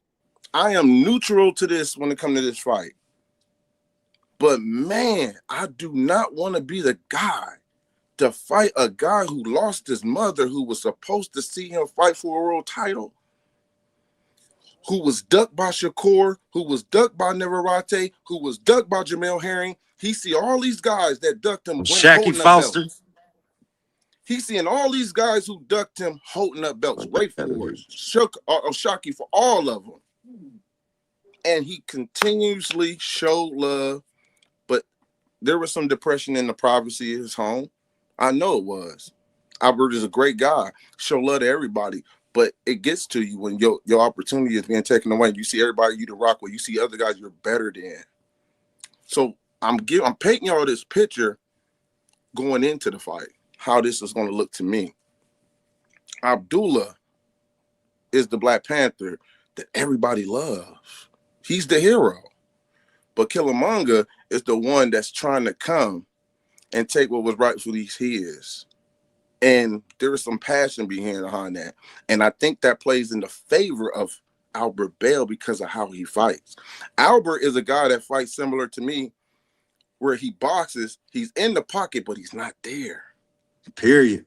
He's 6'1", nice reach, but he's not there. He's in the pocket, but he's not there. And he's hard to hit in front of you. And my problem with Abdullah, who's at home and the pressure that's going to get to him, he's always, and you know this, OT, he's always batting 100. Shout out to Prentice, because Prentice used to always talk about this as early as Abdullah is period. Albert gonna see all that. That's why this fight goes the distance. I'm talking about that important detail right there. You got Abdullah coming in, hard jab, Abdullah wants to commit. Abdullah ain't setting it up as much. Albert gonna be able to see that. Albert, one thing about Albert, he pulls back. Yep. He counter off the pullback. He counters off the pullback, but he's long. That's why people don't want to fight him. This is what Brad Goodman was talking about from Top Rank. Who wants to fight this kid? He's going to be in the pocket, moving similar to like a Caleb Plant. Not like Arisalandi Lower or a Karen, where they just running and around the ring in a way. He sets down. He wants to box. He's going to try to hit him. This can be a possibly type of fight where some flash knockdowns happen on the behalf of Albert Bell. Why? Catching the guy coming in over aggressive. What if Abdullah is down 6 rounds or even down on the fight and he has to try to press the fight even more because he feels like he's getting outboxed? He's trying to put on a show. The fans is booing. Right? No one is thinking about these type of things. I've been watching boxing long enough to see how this stuff plays out sometimes, especially when you. Nor do we know how Abdullah's gonna respond. We don't, and this is where the training comes in and trainers come into play. Will Abdullah father give him the proper instructions if he's down, or will his father be aggressively screaming at him? Oh, you at home? Hey man, come on! This is not what we worked on. Is he going to give him the proper instructions how to come at him? Or is this going to be a situation where people try to criticize his father if he don't win? He was never a boxer. They never fought nobody. You know how those tables turn. Can his dad elevate him? Because we still need to see that when it comes to adjustments against a guy that we feel like can give him a fight. He hasn't seen that. Sam Noakes was a big one-on-one war, but no adjustments made. Can Valiant be able to do that? His father be able to do that in this fight? I think still Abdullah is favored because there is a strong possibility that if Albert is not well conditioned in this fight and don't make it, I say it's a 12-round fight. He's never did a 12-round fight. he can actually be getting touched up where a lot of punches ain't landing clean, but the fans is going crazy. Facts. The fans is going crazy. And you got the judges saying, well, he must be winning. You get what I'm saying? So it can play in that, and that will force Albert to bang with him more because Albert got to go get it now.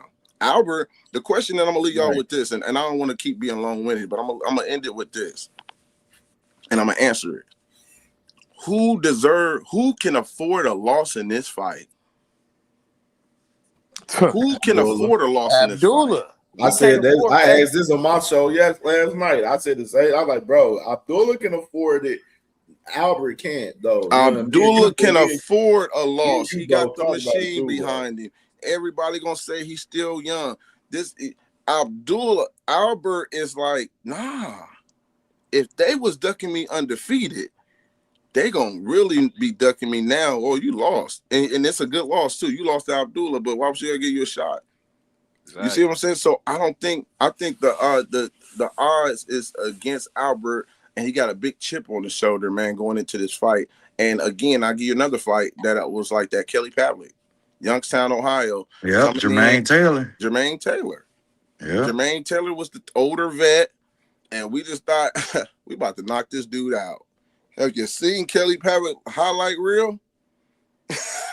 But bro, tell me if the fans didn't want to put Jermaine Taylor in that spot. The media wanted Jermaine Taylor to be that guy after Bernard Hopkins so bad.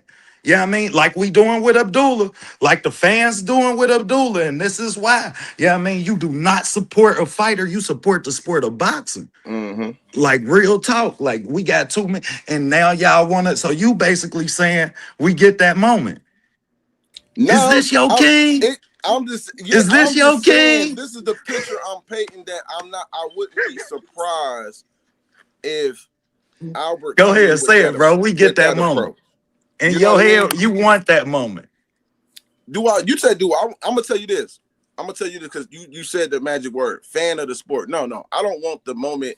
I think he's fighting against the system. What Albert is doing, and I'm gonna put this out, and I'm probably gonna say it in the media when we do press conference. Albert is not just fighting for his opportunity. Let me tell you who he's fighting for. Cook.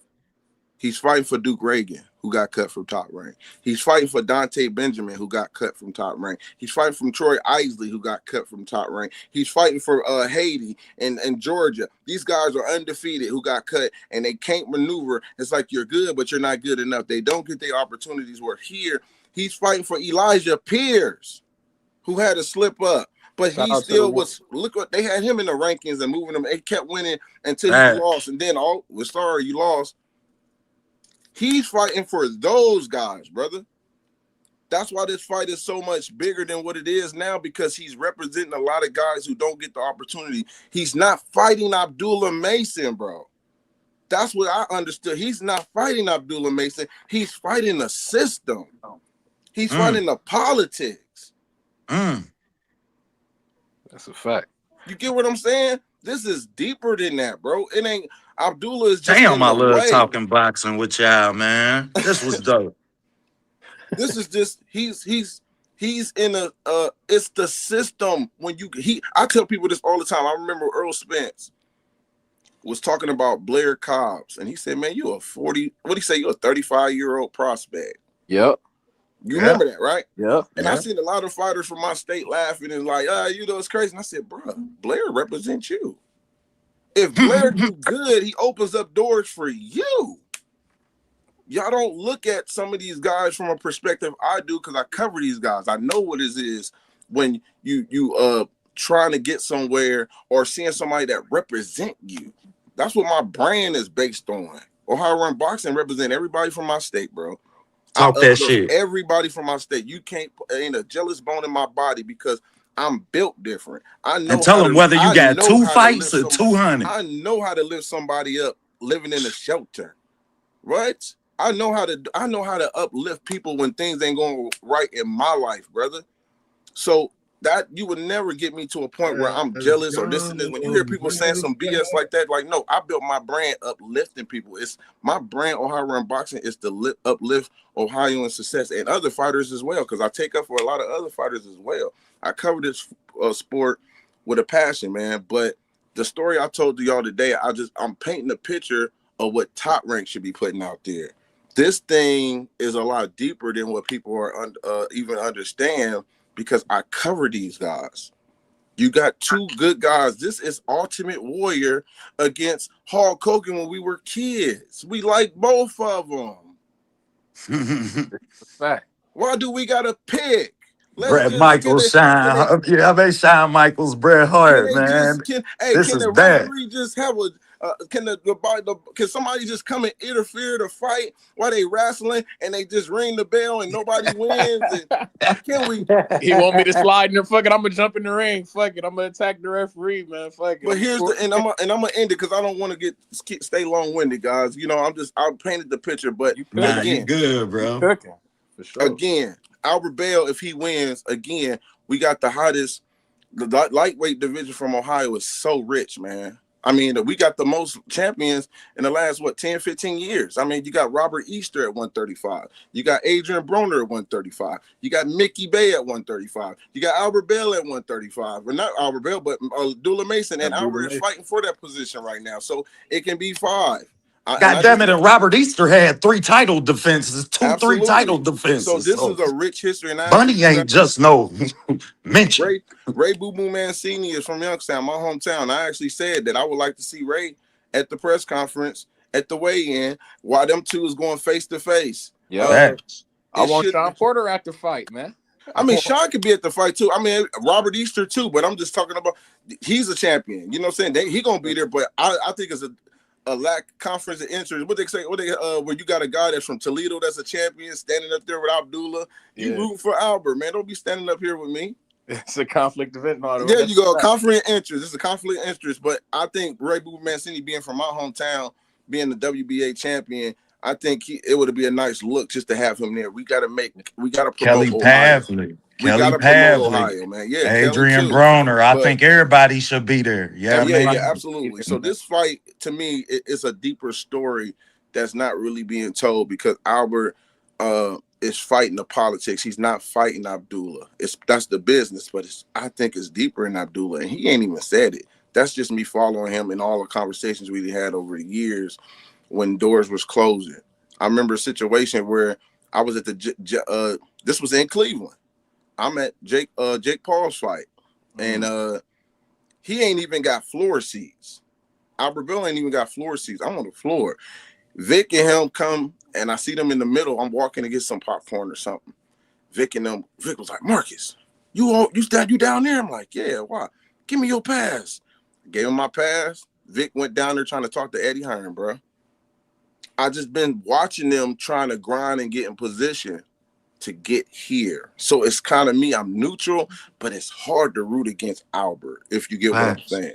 That's all I'm saying. That's all I'm saying, man. So I knew that, bro. I just wanted you to paint the picture for everybody else. Yeah, I mean, yeah. For everybody that don't know, like, that's the Brody, man. So I needed him to paint that picture. Man, he went deep. You went deep with that one. That's what's up. Yeah. I just think it's Killmonger and Black Panther, bro. I think that's it.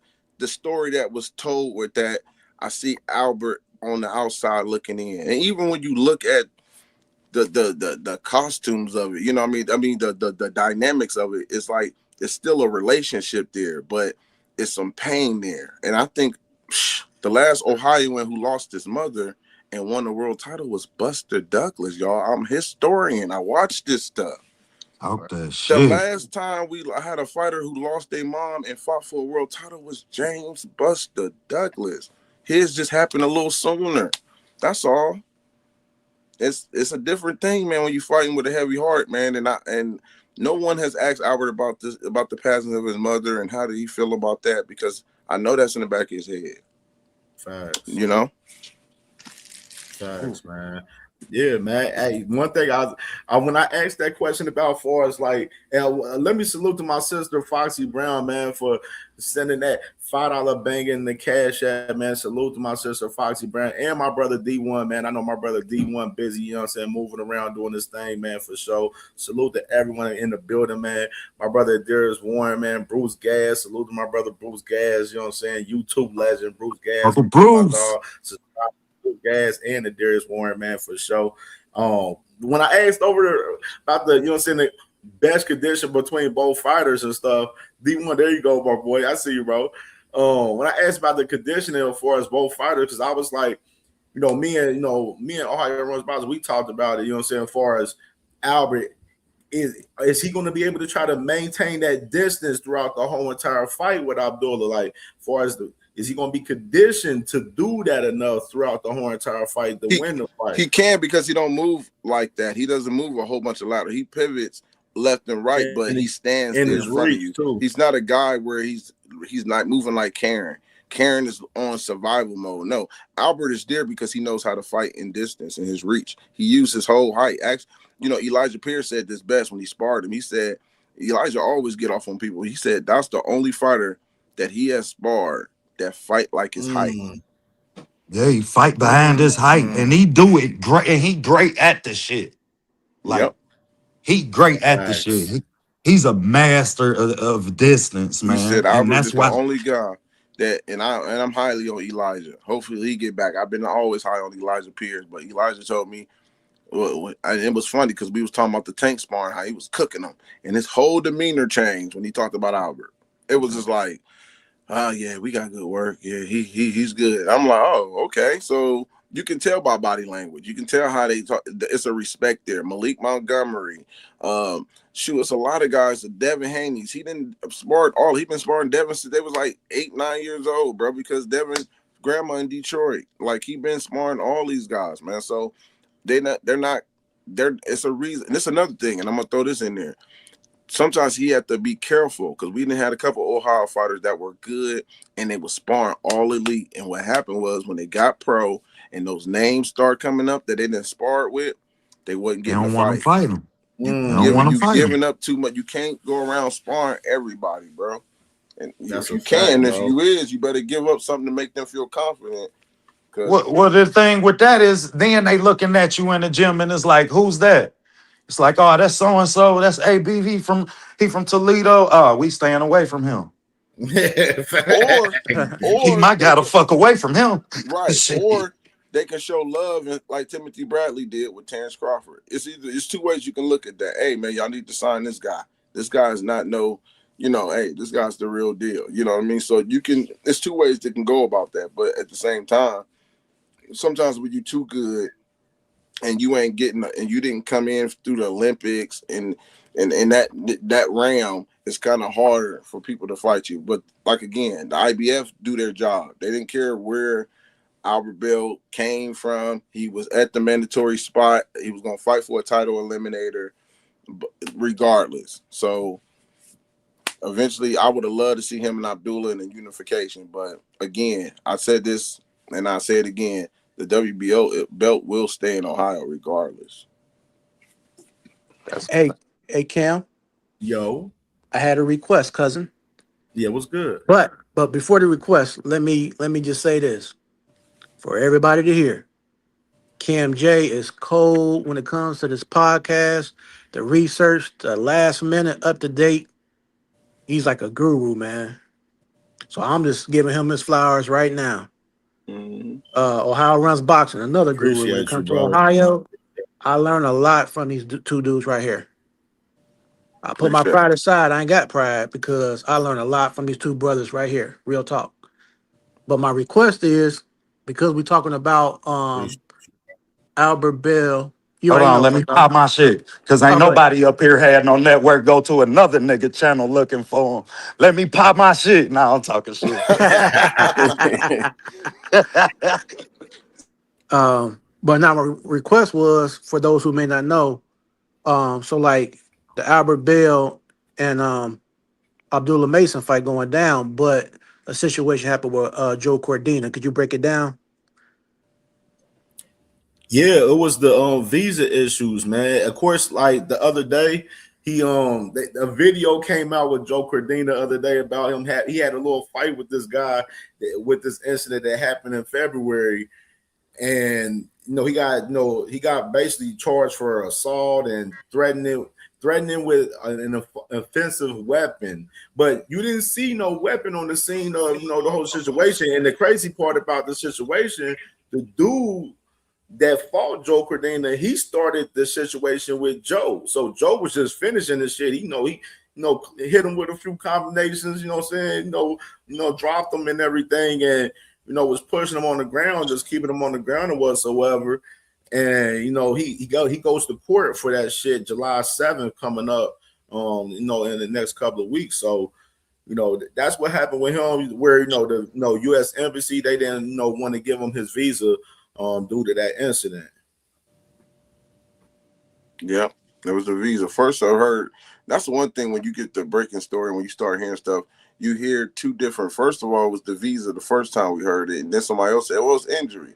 Yeah, I heard injury. Yep. So then you start saying injury, and then it's go right back to the visa. So the first time you heard it, was like cool, but that happens with a lot of news, man. You're gonna always hear a couple different stories, but one thing that was for sure, we knew Abdullah wasn't fighting Cordine because those offers was going out. And that's all that matter. I don't care why Joe Cordina couldn't make it. If it was injury season, if his dog got sick, nigga, it don't matter. We got Albert Bell in the mix, nigga. It don't matter. This is the crazy part, Toledo, bro. Like the man, Joe Cordina dropped the video in his story, basically, talking about, he had visa issues. He said it wasn't no injury or anything or whatsoever. Then his wife come out and made a little statement in her story and everything backing it. But they didn't tell the reasoning of why they didn't get the visa. You know what I'm saying? That was the whole thing. And then boom, you got Pro Boxing News out there in the UK, boom, dropped the whole news from Wales Online from the UK and everything about the incident that he had in February with the dude and everything. That everything come full circle on Joe Cordina. It was like, oh, okay, now we know why Joe Cordina couldn't get his visa there. Like, that shit was crazy. Yeah. So yeah, Cordine. Sometimes it's a funny way. I always say it's a funny way how the boxing guys work, because remember how Devin Haney got his shot at becoming undisputed with Kambosos. Well, y'all remember what happened, right? Yeah, Kambosos promised him the shot. No, that Loma situation. That Loma shit. Oh yeah, war. Because the smartest fight was to take with Kambosos was the legacy fight. Loma. Devin was young. He still had a lot to, I was saying, get Loma. And that's what Kambosos was going to do until that war happened. Devin was the only one right there because Tank didn't want the belt. So sometimes that's how boxing works, And Albert, to me, I think and this is another question I'm going to ask him too.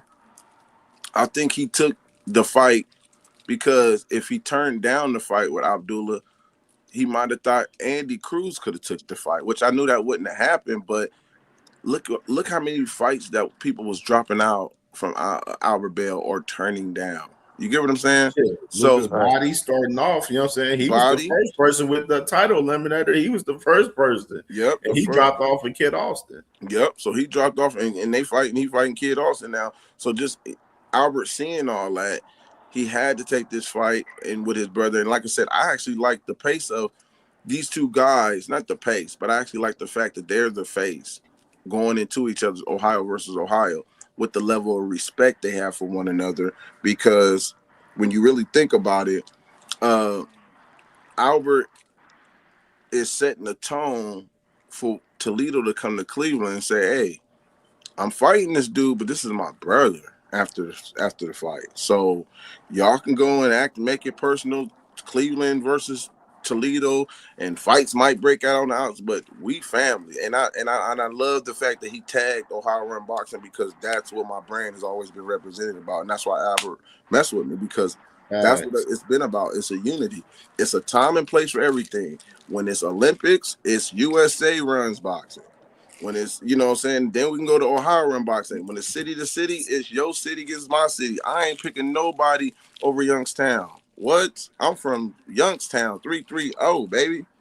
You feel Well, me? Cincinnati gonna be in the building, so we don't want no shit. But We y'all coming to support. hey, y'all get the popcorn. Just want everybody to know. We But I'm gonna coming tell to you what. support, next week. Heavy, bro. but we But with I'm the gonna tell you shit. one thing. I'm gonna tell you one thing that I didn't capitalize on that I think about now, because the merch 419 Ohio Toledo runs boxing and Cleveland run boxing merch on the outside of the arena would have been crazy because people would have bought it like crazy. So that's something I dropped, and I'm actually getting prepared for that once I get Marcus, you done been down here to fights. You done came to support me personally, broadcasting fights. I watch what you do for the sport of boxing or Yeah. amateur.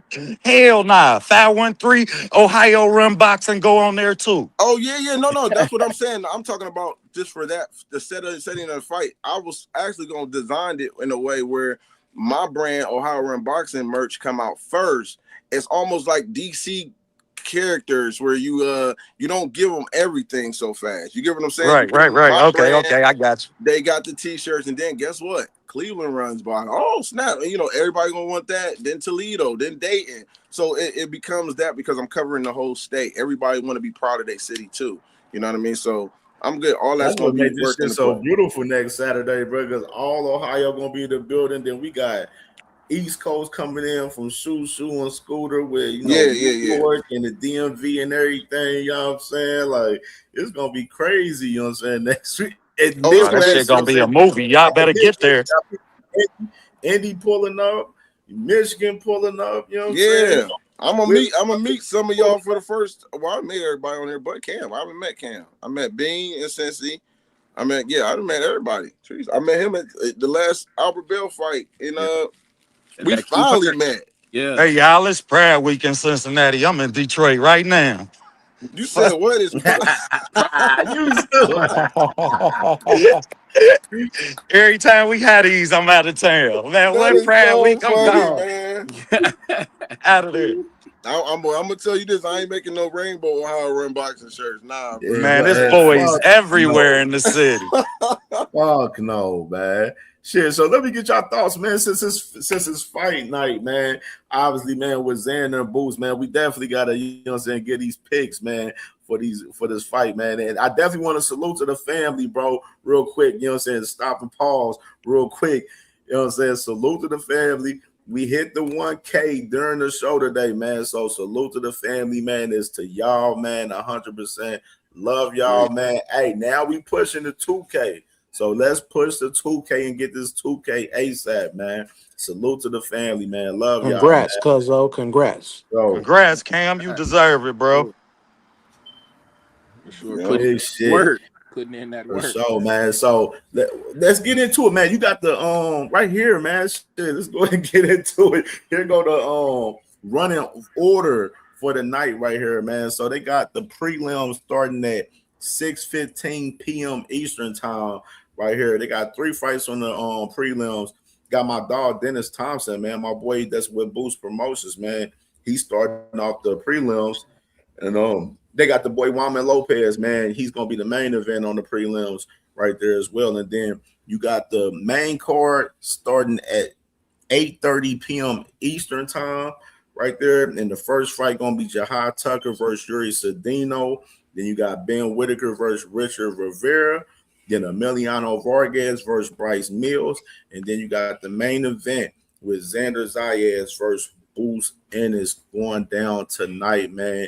Big night going on tonight, man. And these odds, the odds then changed a little bit again from yesterday. Yesterday, Boost was like a minus 460 favorite yesterday, and then it changed back again, like I told y'all I was gonna do again today, man. Where you got minus 500 for Boost Ennis, plus 380 for Xander Zayas right here, man. And you got with the method of victory, you got the draw plus 1,500 for us the draw. Boost Ennis for points of decision plus 180, knockout minus 110. Xander for points or decision plus 500. Xander for knockout plus 1,100 right here. And hey man, Boost still the favorite in this fight. Vegas, they fucking with him. What's y'all thoughts right there, man? Or do y'all want to get into the undercard first, or y'all want to get in just talking about this card, or just talking about that fight a little bit more in general first? It don't I'm matter. talk. It's your show. It's your show. We talk whatever. We watch boxing, man. We can talk whatever. Yeah, we get. Let's go and do the whole shebang then. So salute to my brother Dean by any means, man, with the $7 bang in the cash app, man. Salute to my Brody, man, for sure, man. And make sure y'all subscribe to my brother Dean by any means, man. Philly in the building. I know he turned up for the night for Boots Ennis, man. So just starting off, man. Shit, my favorite fight on this fucking card tonight is Jihad Tucker and Yuri Cedeno, man. And y'all look at the odds, it's minus 140 for Jihad Tucker and Yuri Cedeno plus 106, man. This fight, I think this is going to be fight of the night, man. These two guys was popping big shit at the press conference and at the weigh-in yesterday and everything, man. What y'all thoughts about this one right here with them two guys? I'm going to go first. Don't be fooled by the hype. We didn't have the Nasir and Keyshawn. We thought that was gonna be a barn burner, bro. Yeah. and it didn't live up to the hype. You feel me? So no, but I do like the leading up. I do like the war, arguing, and I love Jihad's energy, man. So I hope they do give us a treat. But I didn't seen it go the opposite, where he get cooked in the second round, and he don't know what happened to him, and explaining to the ref. Man, stop. But yeah, he bleeding everywhere. His shorts a whole different fucking color. Right. Man, but I like Cedeno energy. They did do a good job trying to, sell it and bring some interest. I love that. So, bring some interest to it. Let's see what it is. So that's my point. But I got Jihad. I like Jihad. That's my guy. Yeah, Jihad a slight favorite in Vegas on it right there, man. And then, because Yuri Cedeno, man, right now, I don't know. For some reason, I just got this in Cedeno. He's like taller by an inch. He's 6 foot. Jihad's like 5'11". You know what I mean? So it's not too much, difference so far as the size from both guys. But man, I like Cedeno on this one, man. For some reason, I think Cedeno mess around and win by decision or late stoppage, man, between like 7 and 12, probably on Jihad on this one. Man. Yeah, because Jihad be running out of gas. He do. I think Jihad might get packed up tonight, man. Man, get cooked late in the fight, man. And I hate that about him. Jihad can fight and box, but he don't commit to neither one. Let me ask you something then, OTB. You think is it because he get too emotional involved where he's not thinking? Yeah, he not a thinker inside the ring. We all know boxing is 90% mental for a reason. You did? Because you got to be in that ring thinking, man. And he get in there and want to fight too much for his talent. You know what I mean? And his heart don't let him back down from the fight and make him box where his brain can tell him to box. So sometimes I've seen him irresponsive to his corner where they tell him shit and he go out there and do what he wants. Like, and Cedeno looked real calm. He looked real confident, and he looked like he knows something. So he probably know that Jihad ass ain't gonna be sitting right in front of him all night. Shit, and I just don't feel like that benefits anybody in the sport of boxing. Like, man, there ain't never no benefit in just sitting in front of somebody saying hit me and then I hit you. That ain't what the fuck this sport about. It's about hitting and not getting hit back. That's a fact. I like Jihad Tucker though. I'm not gonna lie, man. He's a banger, man. I remember didn't he fight? He had that Truck Simpson fight, wasn't that? That was a good fight. That was 2 fights ago. It was a damn good fight. So banger. I like Tucker, man. I want him to win. I know I probably would pick him, to be honest. I don't really I seen Yuri Cedeno fight a couple times, so I ain't gonna lie. I know he's tough. But I think 14-0, 12 knockouts. Yeah, I think he's gonna out tough him. You feel me? This is gonna be one of them. I don't think it's gonna be too much thinking in this fight. I'm not gonna lie. This is gonna be one of them swing and bang. You feel me? Ash and bash tag fights, man. These guys they coming to chuck them. So I think Jihad Tucker might get it. But the one thing that I was hearing y'all he have been put in tough. So that's the thing. Like, you feel me? It could be a little bit of wear and tear. You feel me? Wow, Tucker to fought some guys, man. He done fought Nicholas Flies. Troy Right. Williamson. He done fought Truck Williamson last year. He had 54, right? Yeah. He had 54. No, they had 60. They said 60. Okay. Yeah. So hey man. Yeah, man. That might be a little bit of wear and tear though, but it also helps with your skills too, though. You feel me? That fight with Truck Simpson, those motherfuckers was brawling in that fight last year, that bro. was little ass ring little ass ring. They was cracking in that shit. And he had one Both them niggas was blocking punches with their face. Man, that shit look horrible. In February against this guy Sona Cal that was 10-4. He stopped him in the 6th round. Now Yuri Cedeno, he hasn't fought this year. Well, he fought once this year in January where he won by unanimous decision against this guy that was 16-2. Fought 3 times last year, man. Which one of the opposites wasn't that crazy. The other 2 was pretty decent. You know what I'm saying? Where he stopped shit the whole 2025. You know what I mean? So, dude, he been shit. He had 6 stoppages from 2024 and 2025. Like, he been packing up shit. You know what I'm saying? So, hey, man, this is gonna be a good one tonight. I think this is gonna be fight of the night tonight. Word. Damn, you think that highly of it? OTB not fucking with him, Mike. Okay. He think he need more science, man. You know me, violence over science, man. I'm about that. I'm a science over violence guy, man. Bean, what you think, Bean? I like that, honest, brother. cuz the only ones I know is the Whitaker fight and the Boots and Zayas. I don't really know the other cats like that. Yo, I was talking about with Emiliano on them, with Emiliano and Bryce Mills.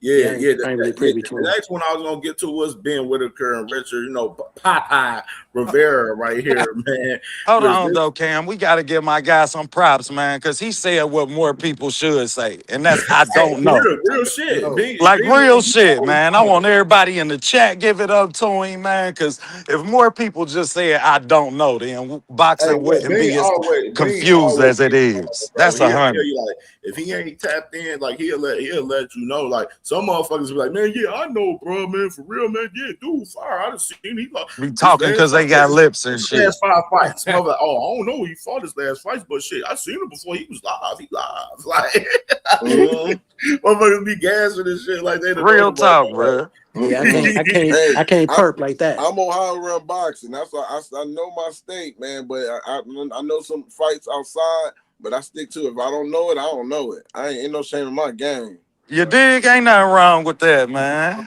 Leave more room to grow. We got to make that more common in the boxing community. I always tell people, ODB, bro, like, if it's a new fighter that I'm not tapped in, tap me in, because I'll be liking to know about new fighters, bro. I'm gonna drop one. I'm gonna drop one for you right now. Learning about a new fighter that I don't know.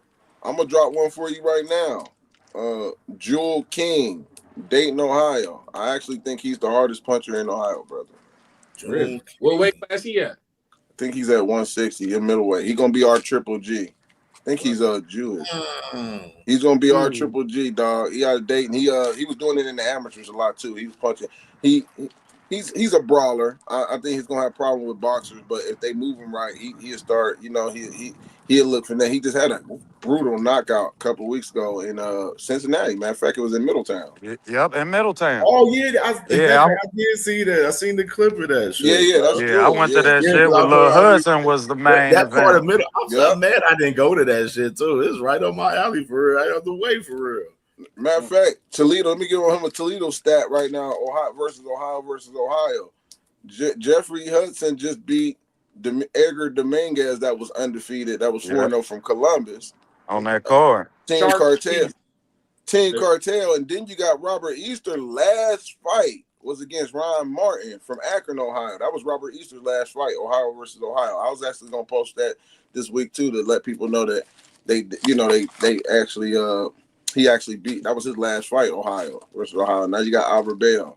Jared actually beat around here. I like Jeffrey Hudson actually. I like him a lot. Yeah, I like. He's our Earl Spence, bro. He got a shark logo. That's our. He came out with the Ohio State, you know what I'm saying, drip, you know what I'm saying, in the last fight in Middletown. I was like, that was fire. Yeah. And shout out to Middletown Nigga too for KO hosting that event, man. Texas World Boxing. Ain't a lot of boxing in Middletown, and that event was Hey, nice, he said man. just remember one thing: Texas run boxing. That's a compliment to me, bro. Ohio, Texas don't run boxing until you see an Ohio run boxing. I'm the one that started it. Yeah. Look at my brother KO, man. Shout out to Texas though, man. What up, Knock? Yeah, we fuck with Texas, man. We Heck fuck with yeah, Texas. we be cooking them boys down there. Knock been saying that shit for 5 years. That's a fact. Hey, you ask your boy Jamel Charlo to step in there with Charles Conwell then. Yeah. Or Virgil. Come on, man. They wasn't trying to get that smoke with him. Now I gotta give it to Knock. When me and Knock picked these prospects like 4 years ago, man, Knock was real high on Abdullah Mason. I told him straight up, I'm Tiger Johnson, champ. I'll roll with Tiger. I like it. I like that Tiger perfected his jab, then he got better in the pocket once he started taking punches. I like the progression of Tiger, though. Me too. I think, and I don't want to get back to, we're going to go back to what Cam was talking about because I don't want to get away from that. But the Tiger, and I said this before, man, I'm going to say it again. Him and Abdullah, it was more, I got a more of, Abdullah was the more athletic Roy Jones type of version, and he's that Bernard Hopkins. Not saying they're identical, but just how they're fighting. Bernard wasn't exciting, but he was so technical. You get what I'm saying? Tiger is starting to put people down. Well, he had one fight where he did with Notes, but he's starting to find himself. I've always liked Tiger. So I just think he need to post a little bit more too. I mean, come on, bro. The post on Make yourself active, make yourself available, bro. We don't know you as a person. We don't know who Tiger Johnson is. Like, it ain't no bad thing about selling yourself and doing things to promote your brand outside the ring, especially when you have some of the backstories that you have. Tiger was just in camp with Jerron Boots Ennis, who about to fight tonight. Yep. And Zayas. Yeah, you did? Yeah. He was in, Somebody who done been in the ring with both of these guys before this fight. Yeah, so Ben Whitaker. And McCallum too, since we was talking amateur. So I just want to say that boy KO too. He said, "Who y'all got for Jesse Bam Rodriguez?" Who do we got for Jesse Bam Rodriguez? Oh, shoot, Duke is right around there, dog. Duke. We got to get Duke. We got to get Duke together. You got. Hey, Knock, don't do that, Knock. Don't do that, Knock. Not yet. But don't do that, Knock. Don't do that, man. Knock a slick motherfucker, man. Bam Bam, y'all got to go that small. That's y'all king. That's y'all king. Come on, man. Down there. Hey, I don't see nobody messing with us in the straw weight. Yeah, 108. Yeah, y'all the king down there, dog. Okay. You can have it. Go ahead. we give you that. We give you that. No, I like Bam, man. Bam, that was Taco slick as fuck, man. I can talk. Just a slick thinking motherfucker, man. I can talk. That was slick as hell right there, man. Oh, it's still slick too. Oh, slicker. So we got Ben Whitaker, man, with Richard Popeye Rivera right here, man. They got Ben with a heavy favorite, minus 2,000 over Richard Rivera, plus 740 tonight, man. You know what I'm saying? The 175, Ben Whitaker, talking about he the surgeon and everything. You know what I'm saying? He popping big shit, man. What's y'all thoughts on this scrap right here? I like that. That's actually a good fight, man. Richard Rivera, Popeye, you feel me? He been like, you know, a lot of guys, they don't necessarily watch the fights, but they see a name, you know, everybody. If you're a boxing fan, I'm pretty sure that you check the rankings every here and there, you feel me? You always see that name up there. Richard Rivera, who's that? Yep. His name is always high, you feel me, on the rankings. So this is something Ben Whitaker could benefit from. Good little scrap. I think Ben Whitaker probably is stopping him, though. I'm not gonna lie. I'm one of the few people who actually fuck with Ben Whitaker. Everybody be hating on bro to me. Like, and I know over there in the UK, they don't like him, you feel me, flashing and sizzling, you feel me, hitting people with the Three Stooges punch, bopping niggas on top of the head, you feel me? Bop that nigga on top of the head, because I like that shit. So, you feel me, I think it's going to be nice, man. Him and Boots on the same card, you know, they got that razzle-dazzle to their game, you feel me? So, yeah, man, I like Ben Whitaker. I expect him to stop Popeye, you feel me? And then maybe we get him in there with like a Zach Kelly cat who just beat on David Morrell. You feel me? I would like to see that fight. That Zach Kelly, I think he deserves a big fight. in my opinion, I like Zach Chelly too because I picked him to beat Morrell on some. I was never high on Morrell. I thought he was a fucking buster. I knew he was gonna get beat. So dang, we never fucked with David Morrell around here. I knew he was a fucking buster, and I need Zach Chelly to get a big fight. You feel me? And I think that Ben Whitaker beat that fight. You feel me? That's 175. Yeah, man. I know that they never gonna put Whitaker. Well, what David Benavidez, you feel me? He moving around from cruiserweight to the light heavy. He doing all kind of shit, talking about heavyweight, all kind. So that ain't no fight that I expect no time soon. I think Ben Whitaker can be the face of that weight class. You feel me? With Ben Whitaker ain't this his first time fighting in the States? Yep. Okay, so will he give us the performance that'll give him the statewide presence star presence that they feel like he can be? I feel like he will, yeah. Like I say, he got that razzle dazzle to his. That's what I wanted to know because I ain't seen enough about Rivera and I ain't really studied Ben Whitaker. You asked a great question because now I'm actually gonna pick against Ben Whitaker if he's coming to the States for the first time, like Anthony Joshua came to the States for the first time in New York. You know, this is a good bet, y'all. I'm trying to tell y'all, put 10 up on that. Man, Rich Rivera, he tough, man. You know what I'm saying? It's all about his durability, and he's a durable fighter too, as well, man. 27-2, tough fighter, man. So I mean, this ain't no layup for Ben Whitaker. Ben had some questionable wins, bro. They said quitter. I seen somebody say quitter. Yeah, they talk about Ben Whitaker. I like that. Yeah, I like that. But my thing is, I think Ben got a lot of hype off the flashy fighting the guys that, you know, that low level. Because I seen they did a good job marketing him. Because when I see people who don't watch boxing sharing him on their posts, like, man, look at this. Who is this guy? You know, they impressed with him. That's good. I'm like, okay, I'm not hating on that because I'm knowledgeable to know he ain't doing that against nobody. But the casuals is all about bringing these casuals or people who don't know about boxing into the sport, man. So my thing is he still got to show me more, man. I hope he can deliver in America. And maybe he's going to try to outdo Boots. Maybe, you know, just put him on there with Boots because he know Boots is there. And, you know, and Boots is trying to put on the show. So I like that he's on this card. So we'll see, man. We'll definitely see. But, man, look, that's a kind of safe bet for me. Yeah, they talk about Ben Whitaker and his fight with Leon Cameron, where like it was a draw in that fight. It was a technical draw in that fight. You know what I'm saying? But then he rematched the guy Leon Cameron and came back and stopped him in the second round. Beat the hell out of him in the second fight, man. I like Ben Whitaker, man. I'm high on him, bro. And I think he can box. It ain't really all about just the flash. He's like he's an Olympic silver medalist. You feel me? You know he can box. So it's like he got skills, man. And yeah, light heavyweight, that division, you know, these guys, better BFs and Bivals and even guys getting older. You feel me? Well, not Benavidez per se, but I get what you're saying. He up at cruiserweight, you feel me? Bivals and better BFs, these guys is getting older, man. It ain't really like he can take over that division.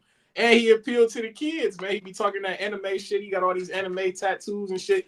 He'd be good for boxing, I think. So I like that. I didn't know that. I didn't know that. That actually is good. I mean, so pretty much he can actually be a superstar in the UK if they building right. They building right. So I like that. Yeah. I think I say one thing. If you look at like Richard Rivera, like with his resume, like he lost to Bottle Jack and lost to this guy Luis Tejada. Both good opponents right there. For those two guys. But if you look at his resume, some of the guys he didn't beat.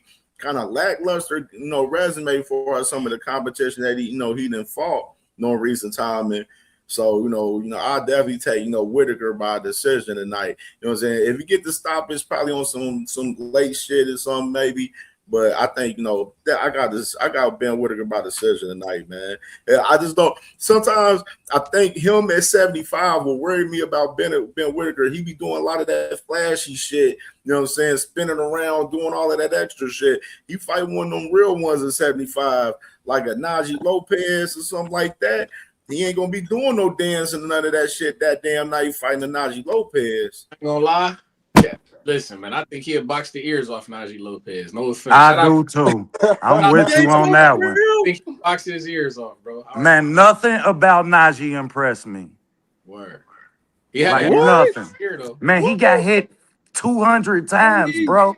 Yeah, he gonna get put on the back of a U-Haul, you know. Box him up. This nigga got hit 200 times Oh, in you a fight. talking about from that? Oh, you talking about from that last fight he had with old boy Galano? Was that right there, bro? That's fight of the year down there. That is.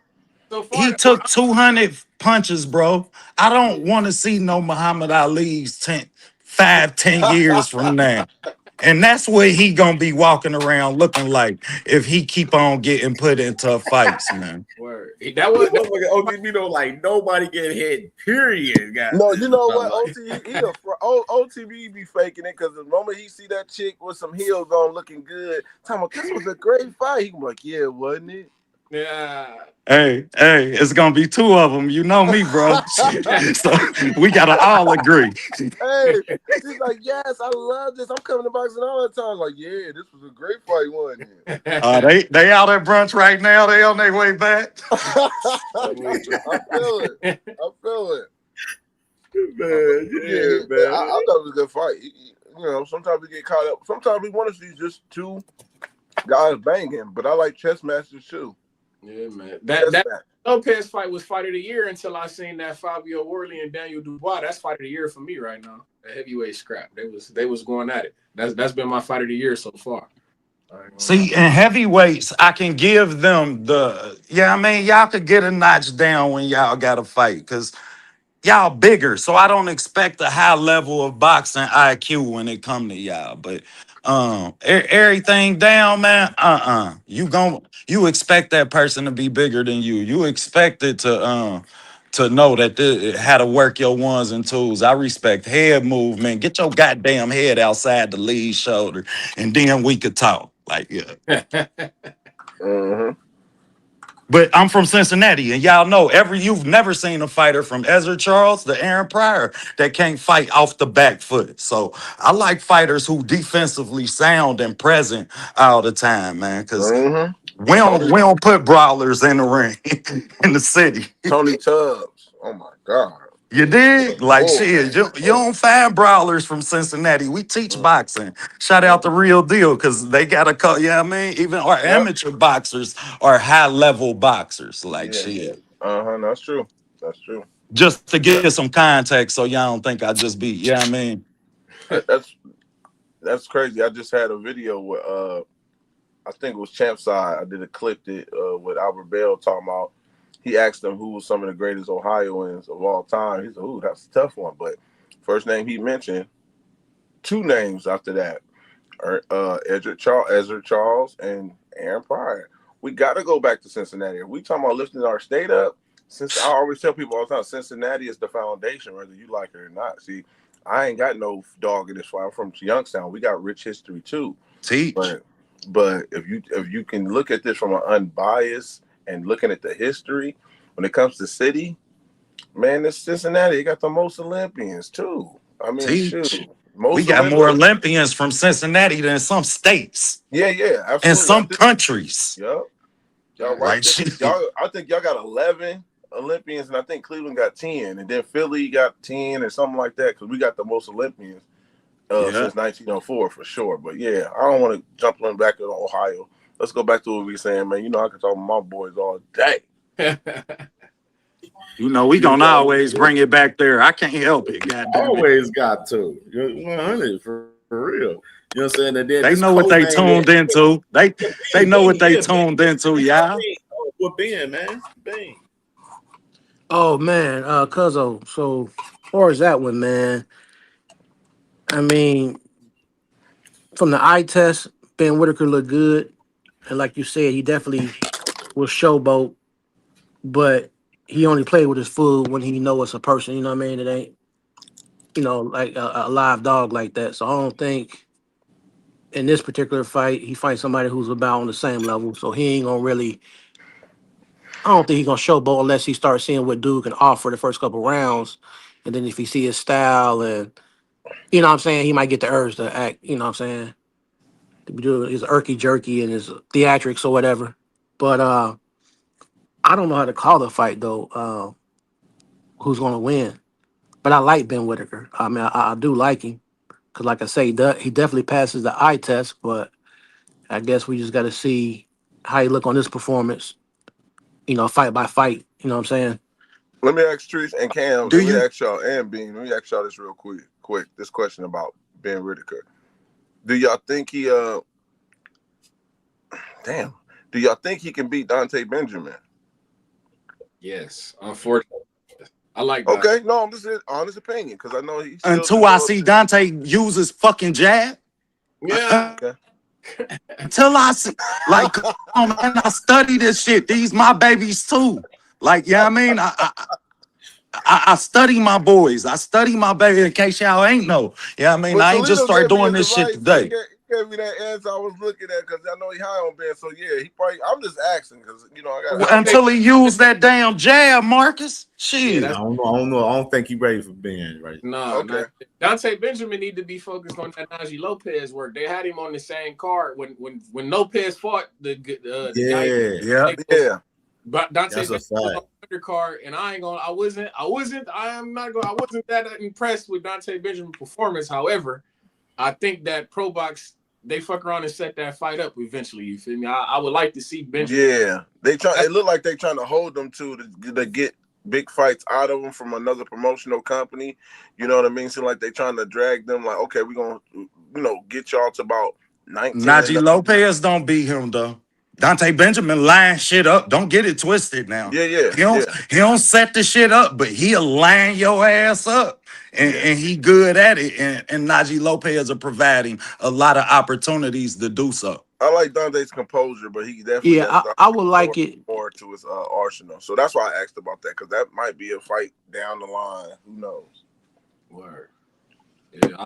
I got a question for y'all about Ben Whitaker. Do y'all think that it's a level of showtime, that show-esque, that he has to have for him to win over American fans with this being his debut over here? Because I heard everybody say, he might bring it out later. We might see it, we might not. Do y'all think it's necessary for him to gain the opportunity from the stage that they providing for him? I think I think over here in the US we already like him. Guys is already fucking with him. It's usually the people who I'm hearing don't like his game is the people from the UK. They don't like that over there. Really? Yeah, UK. They don't like that style. They don't like. They don't like that style of fighting. Yeah, we all about that over here. We like Right. Yeah. Now we cooking. So, Yeah. Right. UK definitely don't fuck with that shit. They want your ass to be coming forward and banging in that motherfucker. Yeah. Do you think he could consider? I mean, because I like Prince Nassim Ahmed is one of my favorite fighters. I don't know if I told y'all that from the UK. Was he considered like a showboat type of guy too? Because he was an entertainer. Yeah. A lot of them be hating on him too over there.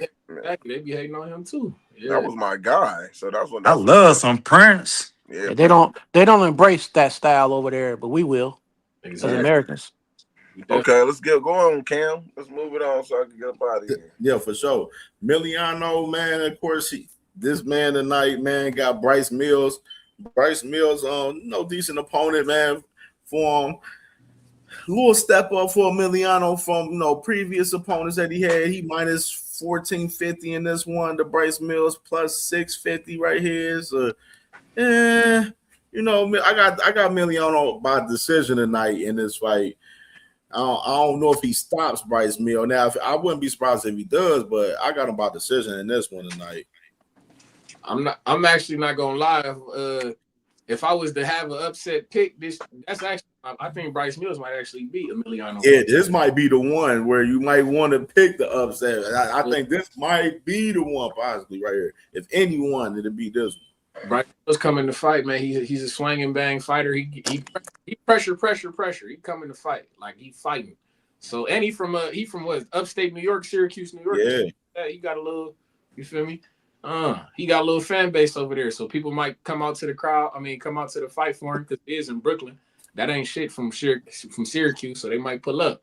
Might have some people in the crowd. So I'm actually I expect Emiliano to win, but I think Bryce Mills can win that fight. I think that's one fight for bro. I'm not gonna lie. I think Emiliano stop him. I think Emiliano stop him, yeah. I love Emiliano, man. Met him. Real down and met the family. That's when I found out all the people that Emiliano had been in the ring with, y'all. Emiliano been in the trenches since he was like 15. Shakur Stevenson, Lomachenko. God damn it, you like anybody in boxing right now. Tank, like Emiliano done been in the ring with everybody, bro. Like, yeah, I mean, coming and his pops made sure he told me that because I asked his pops, like, well, you know, like how is it as a father? Yeah, I mean, because your kids always want to be you, but you always want the best of them. So how do you make that decision? And when he told me Emiliano made it for him, he say, man, he chose this shit. Don't get this shit twisted. Like, and I made sure early on, I tried to break him through it to make sure that this was what he wanted. Yeah, I mean, so any like just to know that he sparred all of them people and he had already seen all of that, man.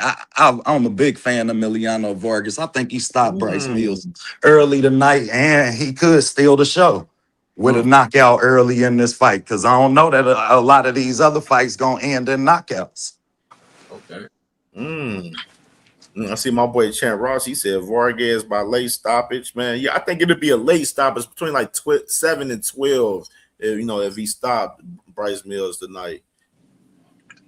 Okay. But I want to see Emiliano dominate. You know what I'm saying? Like, it really oppose his will. Because one thing I can say from watching him in his last like 3 fights, like the last fight, he got the stoppage in the 9th round against Quintana. You know what I mean? But Quintana gave him a little hard time a little bit, early on in the fight a little bit. But in the other 2 fights, I just for myself, I'm not seeing him oppose his will on some of these ops that they put in front of him.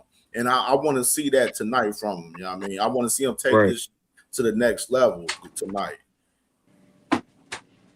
Feel that. Word. For sure, man. And then we fucking get into the Boots, man. What's y'all thoughts about Boots and Xander tonight, man? What's y'all thoughts, man? Minus 500 favorite, man. Xander plus 380 right here, bro. What's y'all thoughts? Man, I got Boots putting the beats on Xander. I think he about to beat the I ain't gonna lie. I think he about to beat the hell out of Xander. Fuck around and stop him. I got him stop him about 8 through 10, I think. You feel me? I don't think it's seeing championship rounds. Between 8 through 10, he gonna stop Xander, unfortunately. I like Xander. You feel every time I watch him, I just never been in like he don't jump off the screen to me, if that makes sense. Like it's certain guys. Right. He don't. Yeah, that's accurate. That is accurate. He don't jump off the screen to me. I think Boots might beat the hell out of him, and we move forward. We hopefully we get a Charlo fight or something. I need Jamil Charlo to come back and get that Boots work. That's what I would like to see. But he gonna get Earl. They're gonna get get the winner, Earl and Zoop. He better be going for Fundora. That's who the fuck he better be going for. Fundora. I want him to fight Fundora. I ain't gonna fight too. Yeah, I like that's the fight I want. I think that's the fight for him. That's his Mexican fight. Yeah, I mean, you gotta have that big Mexican fight that push you in the start. Boots wouldn't even be able. Boots wouldn't even be able to put on his glasses after that fight. I don't want that for him. He come out looking worse than Lubin.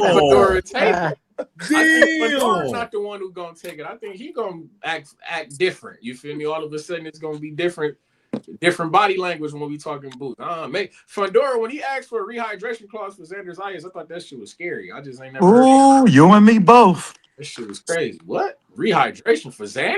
That's for Xander? Crazy. Yeah, for Xander? I remember that. That's work. I forget. Fandora's the same guy that was at 40. Same guy who started at 47. That motherfucker was at 47, whooping up on cats. Damn sure was. Jermonte Clark gave him work though. Gave him a good scrap, man. Come on. Y'all know where Jermonte from, don't you? You said what? Everybody know where Jermonte from, don't they? Yeah, look at that. The nasty natty, huh? Yeah. I said it all the time. I always talk about that. We was the first one that gave him his L. They just didn't give it to him. He cheated us out there, shit. And the same thing with what's his name? Ali Wash. Not a big win, but then they was pushing them top rank, pushing Ali. My boy Danny Rosenberg from Youngstown really beat him, man. Yeah. Boxed his head off, but he ended up losing right after that. But they do that to my Ohio. Dang. They do that to our B-side guys sometimes. It's cool. Yeah. But me Dang. on the boost, I think I'm going with the I don't know if, I think it's gonna be. I want the fight to be better, guys. I'm gonna be honest. I want it to be an entertaining type of fight where I see Boots go through some type of adversity. I just don't know that's gonna happen though. I think Boots is gonna end up probably getting a stoppage. I hate the fact that he's a unified champion he about to beat, and then it's like, yeah, Zayas is like, who did Zayas beat? Really? I mean, he beat the guy that Charles Conwell lost to 115, 113. That's not really a good name. And then the other guy from what's in the WBA champion, decent, but it's not really strong enough for me, man. But I still think this is a good match going into it. I do think it's a good fight because I was actually gonna go to this fight before I found out, the July 4th when that was announced. It changed my plans. So I think the atmosphere in New York is gonna be dope. So here's my thing. I'm gonna ask this question with Boots. Can this move him up to superstardom? Like, because I think he already is one of the faces like of boxing, but I don't know about superstar. He doesn't talk enough. It's almost like he's gonna be going down that Bud type of thing era. He doesn't talk too much. He does get the most money fighting him, but is he gonna be the superstar of our boxing? I don't see that. I really don't. But that's just my opinion on it. You made a good point, Ohio. And just to piggyback off of that, I seen an interview with Boots, and they asked him about that. I can't remember who, because he did a lot of interviews with everybody lately. But he pretty much said, "I'm gonna be more vocal now. I see that I need to sell myself. I'm a quiet guy. I'm reserved. I'm quiet, but I'm gonna start being a little more, vocal about certain things because I see that's how I'm gonna engage with my fans and different people. So I think Absolutely. I think he realizes it now.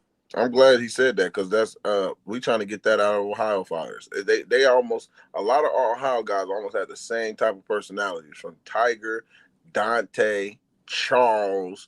They great kids, but I post more about them than they do about themselves, bro. I swear I I do. don't want that spotlight. I don't want no spotlight. I don't want no spotlight. But you a boxer, bro. That's what come with this shit. Absolutely. That's what comes with it. And then you wondering why you getting cut and you 19-0. Like that's just that it's business. It's not always personal. You get what I'm saying? So they got to understand that. So I'm glad Boots is saying that because you can be. Listen, look at Zorro. Zorro went 44-0 before people even start noticing him. Like, bro, you can win a lot and still be in the same place. Win, no progression. You talk about this OTV. You can win and show no progression. You ain't even getting better. You just winning. Where is your big fight? The Demetrius Andretti. You're winning, but where are you going in your career? So that's just the thing. You want to be able to cross over and talk more with the fans and engage and shoot, do something. If Boots start a TikTok dance video, go ahead, brother. Do you get something going? It's for the sport. It's all to make the sport bigger, man. That's my thing. That's the goal. Facts. And I feel like he left a lot. You're all right. He left a lot of meat on the bone when it come to his brand. Yeah, man, and selling himself. You talk about all the movies, all the big channels and shit that's coming out of Philly right now. Yeah, I mean, you should be making yourself available to the public. We should know who you are. Everybody should know you as a household name. To do that, you can't do that just picking and choosing on YSM. Shout out to YSM, but you can't do that way, Boots. Like, if you want to be a household name, you have to make yourself presentable to everyday households. Yeah, I mean, and given the opportunities, he did leave a lot of meat on the bone. So, yeah, I mean, but some people just bet on their talent. And like you say, a lot of our Ohio fighters do that shit. Oh, I can fight, so I don't got to do all of that. I'm going to just let Yeah. my hands speak for me. No, that's not Nah. what boxing is now.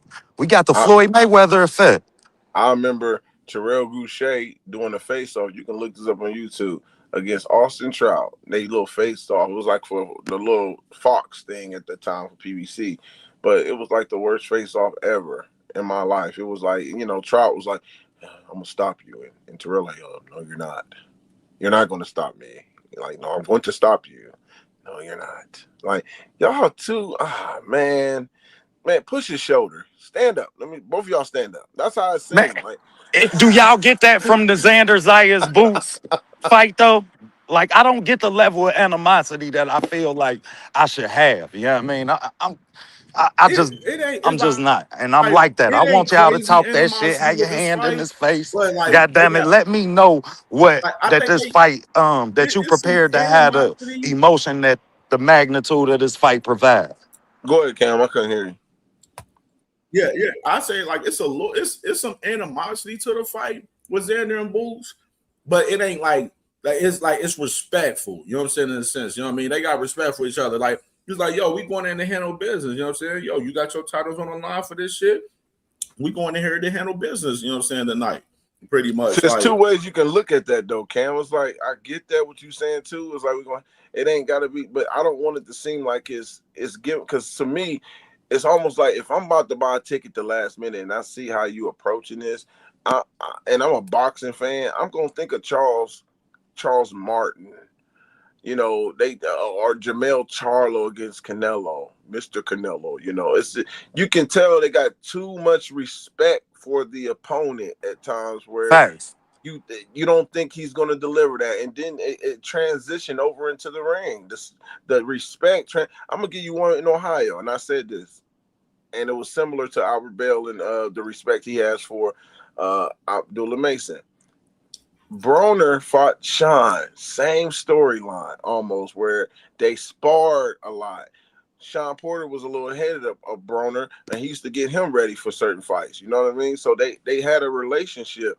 When Broner wasn't able to be himself, when you go back and look at that press conference, he went after Kenny. He didn't go after Sean. Yeah, because he had too much respect for Sean. You see what I'm saying? It was and then that energy transition, in my opinion, and that's why it took him the whole fight to put him on his ass. There you go. Like, bro, you could have been put him on his ass. So I just feel like he had a little bit of respect. If I'm making sense, that's all. I'm just saying.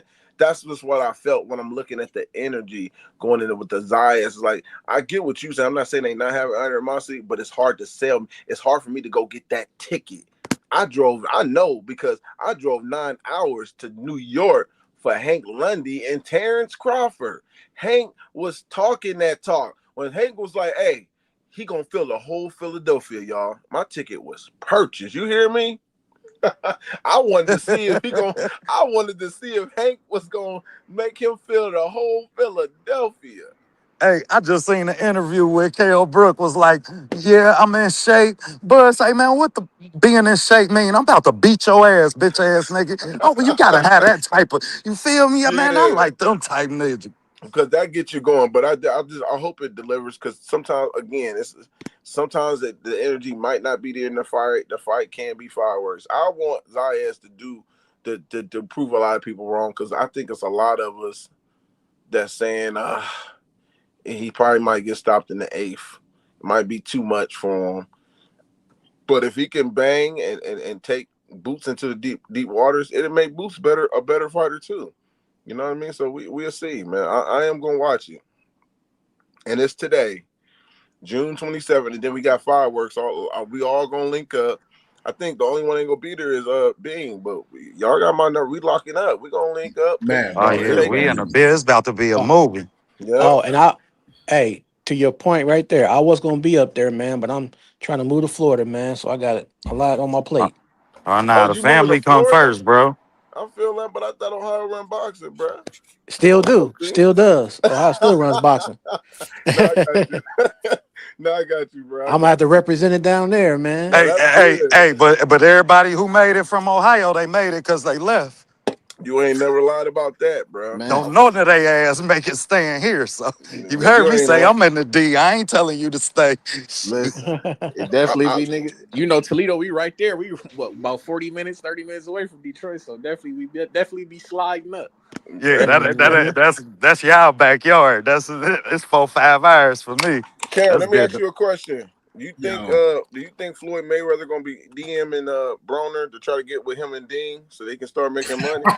Hey, bro. Hey, man. I seen a clip with AB last night where he was like subliminally talking about Floyd, talking about he didn't overlap Floyd again and shit. You know what I mean? You know what I'm saying? Nah, he Yes, ain't he say did. that, man. I swear I seen this clip. Shut bro. up, Cam, man. But bro, they streaming 24 hours, bro. So they dropping clips of these guys all day, every day, bro. Where I ran into this clip, I'm like, bruh, hey, I'm like, AB over here popping it, man. Like, that's funny. I wouldn't be so. Hey, Floyd can only lie so much. Don't pay attention to the media. They lying and he using nothing but loan money that he got, and he flashing his loan money. Like, bruh, just focus on you. You signing contracts you had no business signing. Come on, bro. Because I'm the type of person, when I see a person getting their comment, but like, okay, yeah, he got his comment. But I got mercy. Okay, when I see a person stepping on your neck, I'm like, all right, man, that's enough. I get it. He's learning. Did you hear that clip? What did y'all think of that clip with Al and Leonard? Like, he better than me. We got no mercy. We putting hands and feet on motherfuckers. When you hit the ground, nigga, it's going down. What you talking about? No mercy. Man, straight up and down. When you hit the ground, it's going down. We ain't got no mercy, man. Fuck. Yeah, I'm the type. I got mercy. I got a little mercy. Yeah, I seen it with Al, but I've been saying this for years. That Al Heyman and Floyd, they worked hand to hand perfectly, in my opinion, because Al didn't care about the spotlight. See, I studied these guys. Floyd was trying to make it like, oh, me and Al, me and Al, we go hand in hand. We together. I'm saying that. I said, bro, you the P. Diddy. You the one that wants to be in the front. You remember this. Y'all all remember this. Take that. Y'all fans. Y'all remember this because y'all watch the sport. No, before anybody, the Floyd and the Earl Spence and Terrence Crawford, I'm gonna report it. If it ain't come from me, the fight ain't happening. Oh, okay, Floyd. Oh, okay. Floyd was trying to take that, and he never was that. That's why I was telling people. I said there's so many red flags. He act like he was working hand to hand, and I'm gonna tell you, he ain't never helped no goddamn body but Floyd, man. No, Fuck and he Floyd, was man. never working hand to hand with Al. Al was the boss, but he wanted to act like he was PBC. And I remember a situation, and y'all can look this up, and y'all remember it too, when he went to Japan. And before, remember, because this has been Floyd's problem, signing shit he ain't reading. Because a nigga can't read. He went to Japan without Al The fuck Heyman. you mean signing shit he can't read? The stupid motherfucker can't read, bro. Right, hold on. Bet he is signing shit he can't read. Hold on. He signed that contract in Japan. You remember, y'all, because I'm about to bring it to your attention. And it said that he had to do kickboxing. He had to use his feet. You remember that? Y'all forget about that? He had to use his feet. I remember that vividly, bro. Go look it up. He left and went to go get Al Heyman and them, came back and they negotiate the deal to make it a boxing exhibition. The man signed on a kickboxing thing. And he was trying to. Ain't that how they hit the United States? Compensation without representation. Yep. This is documentation. Man, what's wrong with me? You can go look at it. He had to go back because they didn't say he went Your back. dumbass fell for it. Yep. He went and got Al. I personally believe he was trying to do it without Al because Al showed him a lot of stuff, but he was trying to go show him I can do it without you. And he went to Japan to try to get that deal. And Louisiana purchased his ass. It backfired and he canceled because it said the event canceled. And then all of a sudden, a week or two later, it's back on. That's because you had to go get Al or Leonard Ellaby to look over this contract that you signed, because when they was about to set you up, you was about to fight a kickboxing exhibition. So that's just been who Floyd is, man. That's been him trying to do things by his way, making him seem more than what it is, and he's in the tight squeeze, man. So again, does somebody who have the impact for the things he had an impact for in boxing now be a black eye to boxing? Question. Crazy. He should have dominated. He should have been one of the best promoters in the game. He had all the tools. Lysandra Jones should be fighting Clarissa Shields. That should be a mega fight right now. Lysandra, beautiful. I know. Shout out to Javion Love. That's his baby mom. No disrespect, but that was a beautiful woman, and she was boxing for TMT. They never pushed her, man. They never pushed that girl. But yeah, man. Floyd definitely got the influence. He definitely could be the promoter of a lifetime. If Oscar could do it, I know Floyd could do this shit. Absolutely. If he got too much tension seeking, I'm with you. It's all about him. Like if I'm fighting for Floyd, he's like, yeah, Mark is a great fighter, but guess what? I got something special coming up. Oh, Floyd, you got something special? Yeah, I got something. Nigga, talk about my fight. You talking about you got something special coming up for everybody. Talk about my fight, bro. Bro, that's what he always throws himself in the mix, bro. In front of Carmel, that's what he doing in front of Carmel right now. Carmel in that whole press conference. Oh, you want to know? Oh, how many fights I won? Who beat me? Like this throws him right in the mix, bro. Like right in front of his fighter, bro. What is they gonna do? That's a good question too. What is Joseph? I got a good relationship with Joseph Brown, so I got to hit him up and talk to him too, because I ain't talked to him and his dad in a minute, but I'm definitely gonna mention, Floyd, because their loyalty is with him. I get it. But Carmel, man, he was supposed to fight this Saturday, but his op pulled out of the fight. So, and they was trying to find him a different opponent, and they wasn't able to find him an opponent. So, any 135 the card that was in Philly today, because it's a card in Philly today too. He at 135, right? He's still at 135, or he moved to 140? Yeah, but he be all over the place, man. This man be at 40, 35, 30. They should have made that Abdullah. Like, he be all they should have over made that all Abdullah's replacement, man. They should have got Moten in there in Cleveland and get knocked out, bro. Man, you know damn well they ain't doing that, man. Shit. That would have been sick, man. Put his little self out, man. Get him out of here. Matter of fact, call that fight bankruptcy. That's what we were looking at TMT. Bro, you remember when you called me first, you was like, man, so while you interview, you're like, that's fighting Abdullah. I'm like, I know damn well you ain't talking about no damn scooter. I'm like, no. No, it's too early for my nigga scooter right now. What I'm doing? Yeah. No, it's too early, man. Let them build up. We need the other names to build up too, man. Because the boxing right now is in a tight hole. We trying to get because we got too many friends. Man, you hear me? Too many friends, and these guys. That's the problem. That's too many. Yeah, I'm sick of. That's why I said. That's why I love this fight next week for real with Abdullah and Albert, because bro, they cool with each other, but they're going to fucking fight, man. This is Cleveland versus Toledo. Like this is going to be a fight next week, man. Like they ain't doing no friendly shit next week. These guys is going to fight.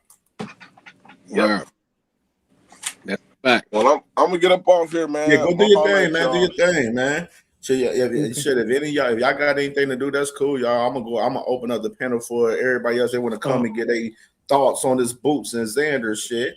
I just want to say, man, next weekend, July 4th, Cleveland, Ohio, Wolstein Center, my guy, Albert Bell, and the new. We up next, man. Shout out to Abdullah, though. Respect, it's Ohio versus Ohio, but yeah, man, it's our time. We've been waiting on this for a long, long time.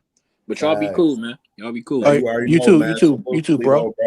Toledo, stand up. Oh, Cuzzo. Was good. Because I'm about to get off here in a little bit myself. But can we talk a little bit about the situation with Robert Easter and you were saying some of the things he got going on up there?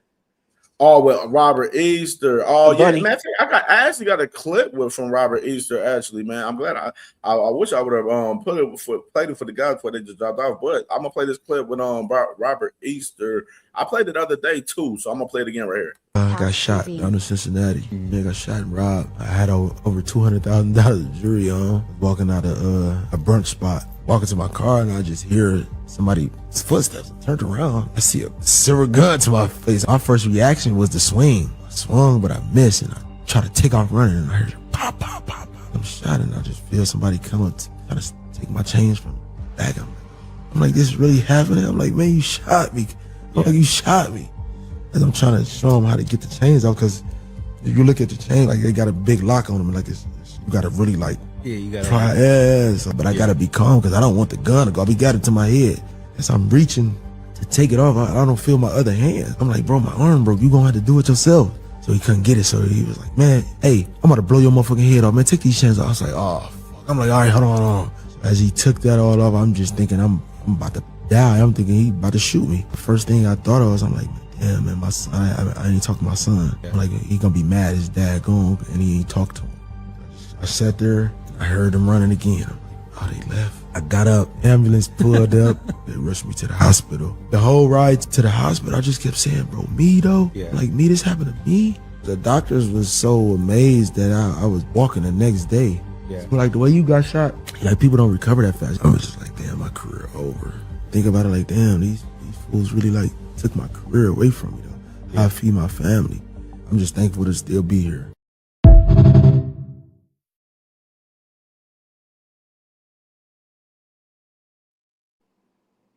Yeah, cuz man, And it's so wow story right crazy there. because it's wild because he wasn't even leaving the club. Like he was leaving a brunch spot. So that's even more wild.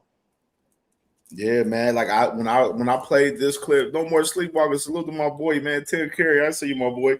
Yeah, when I played this clip the other day, I was telling people, I was like, bro, AB, he had a similar situation where, he was leaving a little spot one night and, he got shot at, driving towards Kentucky from Cincinnati. You know what I mean? So, it is, a lot of, envious people out here in Cincinnati. Definitely, I can say that for sure. Even add more context. Remember the T.I. incident? T.I. was up there at Club Yep. Ritz. Club Ritz, yep. T.I. was throwing money and shit in the club and everything. People didn't like T.I. throwing the money in the club and stuff. And, some guys followed him and his team, leaving the club that night and, was shooting at him. You know what I mean? So you just got some envious people, man, that just be moving the wrong way, to worried about the wrong shit in life, man. You know what I'm saying? And it was just unfortunate on Bunny's situation, man, because Bunny was talented as fuck, former world champion, you know what I'm saying? And definitely that ended his career, bro. It ended his career. He didn't have a fight after that at all. So Right. definitely a situation, bro, for real. And he fucked with us. No, Robert, Bunny was here in Cincinnati all the time, like all the time. Nigga. You would have then thought Bunny was from here. How much he was, in Cincinnati. You know what I'm saying? Even though he still fuck with Cincinnati, it ain't like, stop him from coming up here and fucking with people from up here and shit. But you know what I'm Right. saying? That definitely was a fucked up situation, though. Facts. Yeah, facts. Yeah, that shit was wild, bro. I was like, man, yeah, I and the crazy part he had that whole from that interview, just that clip, that whole interview just dropped the other day. So I think probably Monday. I think probably on Monday show, I'm gonna react to the whole interview on Monday's show. Because I ain't gonna be able to get to it tomorrow. Because we're doing the recap show tomorrow. So I ain't gonna be able to get to it tomorrow. I'm gonna do it Monday. So I'm gonna recap. I'm gonna react to Bunny whole interview from that clip Monday, which that's gonna be some shit right there. Because I was like, I'm gonna say that for the whole Ohio week. You know what I mean? It's gonna be big Ohio week this next week. Oh, okay, that's what's up for sure, man. Yeah, most definitely. And then, like as far as Boots, man, I can't bet against him, man. I just can't. Something ain't gonna let it. Just something in me ain't gonna let me bet against Boots Ennis, man. Xander, he's good, fundamentally sound. He does things right. You know what I'm saying? But it's just like your homie was saying, like he don't do nothing that really jumps out, at you like that. You know what I'm saying? Right. Right. So, I mean, it's gonna be a big thing, man, for either side. You know what I'm saying? I'm definitely rooting for Boots and edging him. But I mean, if somehow Zayas pulls it off, he deserves his credit. You know what I'm saying? And he'll retain his titles. But I just think Boots is going. I think it's just Boots' time right now. You know what I mean? I think he's been waiting for this moment. It's He's been time, waiting for man. the moment. He's been ready for the moment. He on so that's why I say he on social media.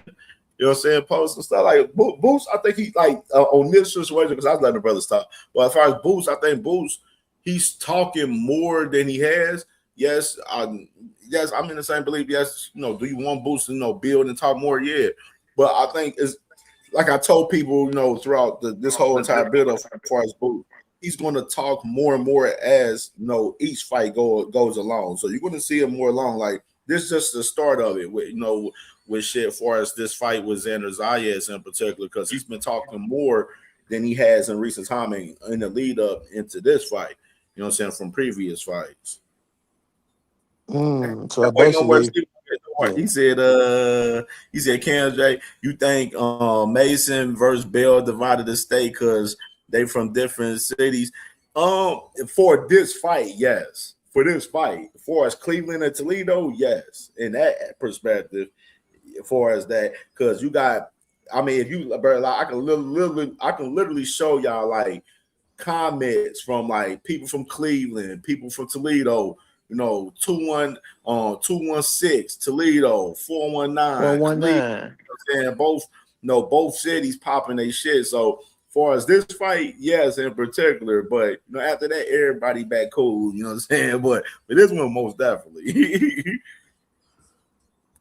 And I'm from, you know what I'm saying? And, my boy Junior, he'll tell you, you know what I'm saying? Like, I'm from Cincinnati, we from Cincinnati, so like, I don't really got no dog in the fight on, who gonna win 100% right now. That's why I said I'm not giving my pick for this fight because these are two of my favorite fighters. So I'm not giving my pick for this fight until next Saturday. Facts. Everybody like, yeah, who you got? I won't tell you who I got till Saturday. I'm gonna tell you the same thing every time. Facts. Yeah, that's a fact, cuz though. Same thing every time. I'm neutral, man. Yeah, definitely neutral. Yeah, man, but shit, you got something to do, man. Go do your thing, cuz. You know what I'm saying? I'm gonna open up the panel for for the family to pop up. They want to come up and get they picks on this fight for the night, man. That's it, man. Okay, man. I appreciate it, man. We had a good You already time, know, man. Fire Great show, gathering, man. fire show, bro. I'm gonna definitely have some clips from this shit and upload some shit too. Okay, cuz. Well, you take it easy, man. You already know, cuz. All right, man. One. Yeah, for sure, man. Let's go ahead and open up the panel, man, for the rest of the family, man. Fire show today for my guys, man. Today, man, Ohio, man. We trying to do this at least twice a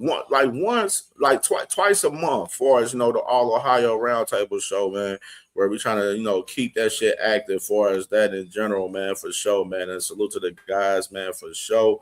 OTB, my brother Ohio Runs Boxing, and my brother Beam, Ring Wild Boxing Podcast, and my brother Toledo Trice, man. Fire shit today. And let's open up this panel, man, and let's get y'all thoughts on this Xander Zayas versus Boots Ennis fight, man. Tonight, man, what's going down, man. I want to hear y'all final picks for these fights tonight, man, for sure. So the link is in the comments. I just pinned it, and y'all can pull up, man. Pull up, family, man. Let's go ahead and get into these final picks for the fights from the family, man, for sure. Definitely wanted to give everybody opportunity to come up and speak today, man, for sure. So you already know. My boy, no much leave talk. He said, you got to give us, no, for that fight, Mason Bell, you won't have that pick till Saturday. Literally till Saturday. Like, literally till Saturday. Either. So you, man, bro, real shit. D Free will tell you. D Free think this fight can be a draw, possibly. He think this fight can be a draw, man. Crush the legend, man. Salute to my dog, man. Salute, Brody. Man, what's happening, y'all? And D-Free my bro, but I hate when he talk draws, because them shits wind up happening when D-Free say that. D-Free, I'm letting you know, this fight turned out being a goddamn draw. I'm coming to see you, because every time you call me out a goddamn draw, you be goddamn correct. We don't need this to be a draw. No. We don't need that to happen. No, we don't want that to happen. We know how draw goes in this generation of boxing. You may not see a motherfucker run back. We don't need that. We need built the ass and continuation of conquering this damn weight class. We don't need that. But, here for other things, real quick, salute to everybody. Hopefully everybody having a great Saturday. Final prediction until fight time. Man, well, I really don't give a fuck what other people think, but, I respect everybody's opinion. So, I see this fight in a two-way scenario. It's either going to be a unanimous decision or it's going to be a late round stoppage. So, I'm going for a late round stoppage. That's what I'm going for. Suit to my brother D Freak and see it being the draw. I don't have no problem with that. But I just think, because what I've been saying, the main two things that's going to tell the all in all and who's going to win this fight tonight is IQ and that goddamn speed and quickness, athleticism. All those other weapons, they there, okay? Also want to say this. Yeah, I'm going to go there real quick. Now, where was all this about really how truly talented Xander Zayas is? Where this shit was? Before the announcement of fighting Boots, we didn't hear this shit. Everybody gonna turn into a goddamn acquired library. Because this is just fact.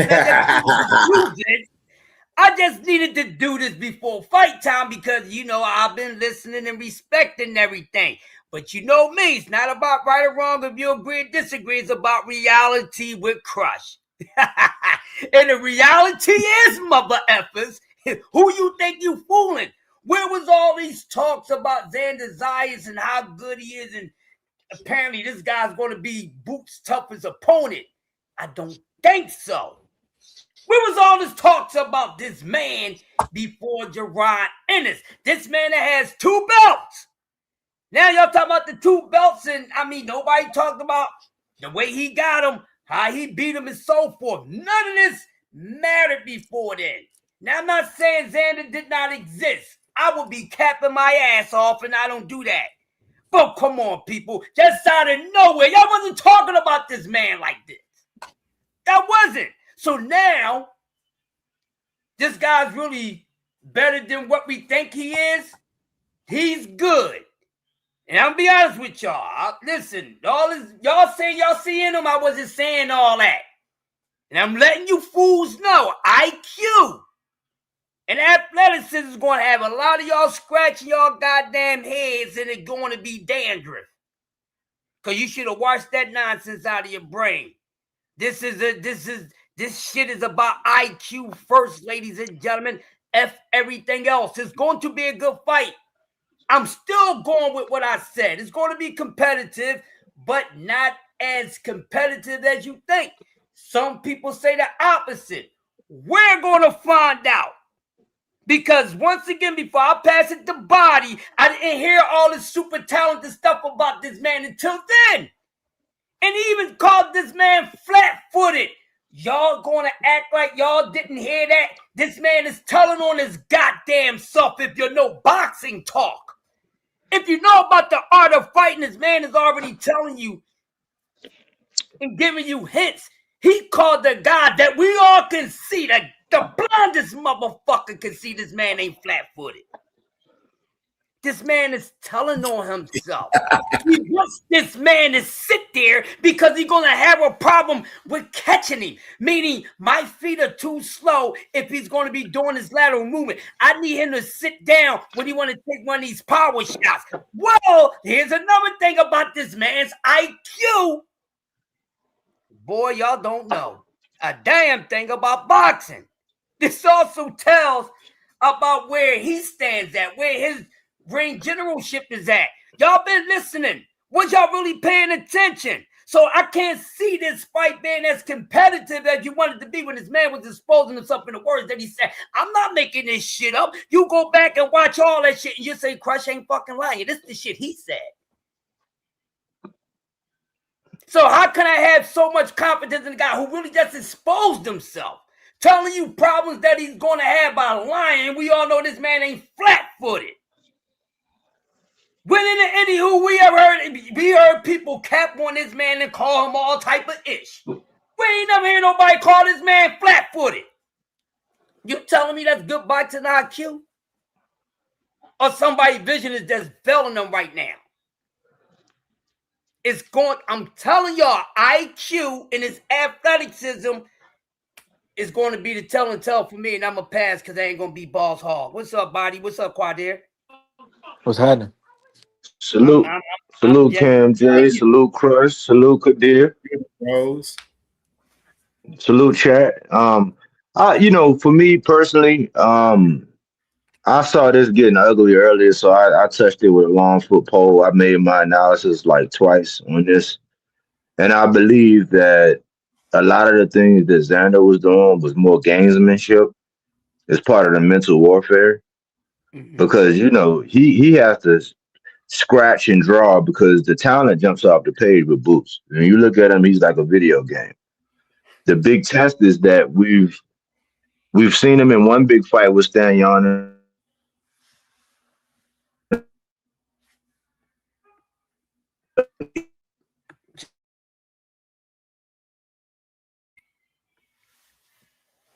My say sound like a signal going out. Where you at? Yeah. But I'm not gonna get into that. Conwell was one of my guys. You know what I'm saying? He had a flat night, and Xander wound up showing up. Xander, he's proved me wrong. But just like every boxer, really, especially doing content, I have to be hard on every. I was hard on Benavidez for a long time until I said, look, I ain't betting against this dude. He done proved me wrong so many times. Even to a certain extent with what Devin did with Brian Norman to a certain extent. I don't like his moves. I got to respect that skill set. But that mover, that stick and move thing is something to that. This is just a test for Boots. It's not like, this is not Boots versus Bud, in my opinion, right? But if Boots is who we think he is, he should stop Xander. Me personally, I think Xander might be good enough to go the distance. If it is a stoppage, it's going to be in the championship rounds, in my opinion. I can see 2 knockdowns, and I put that in my prediction. That's what I'm going to stand on. The bigger concern for me is, okay, after this, what's next? I don't want to see no prima donna shit. I want to see Fundora, and I want to see Josh Kelly with the winner. Even though they saying Xander going to move up. But I'm pulling for Boots because this is what needs to be said about Boots. And this is my last thing. I'm going to land right here. There's nothing to not like about Boots. Like everything that we look at in these other guys, where it's like, yeah, he's entertaining, the fighting style.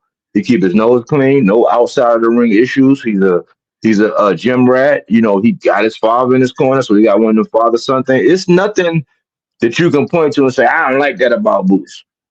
The only thing I don't like is that he's attached with Eddie, and I know Eddie's ways. So sometimes that can get misconstrued when you throwing darts, and it seems like you just hating on Boots, but you're not, because we know Eddie and his history with Andre and some of the shit that he done where he procure American talent. Then sometimes he tuck them away on the shelf, and then he finds a way to not make the big fights that we want made. I hope Boots do what he need to do. And then I'm looking for him to go on his run. You know what I'm saying? So that's really what I'm looking for. A great fight. I'm not going to discount Xander because, like he said, he's always made the adjustment. I didn't think he was going to get past the Teixeira. I didn't think he was going to get past the Chino Perez. You know what I'm saying? Bold and Understanding was on my channel talking about how good Abbas Baru was, and Xander figured out a way to do it. So I'll give him the credit to that extent. It's just that we know we're looking at when we see Boots. I wish him well, but I'm more concerned with what happens if he get his hand raised.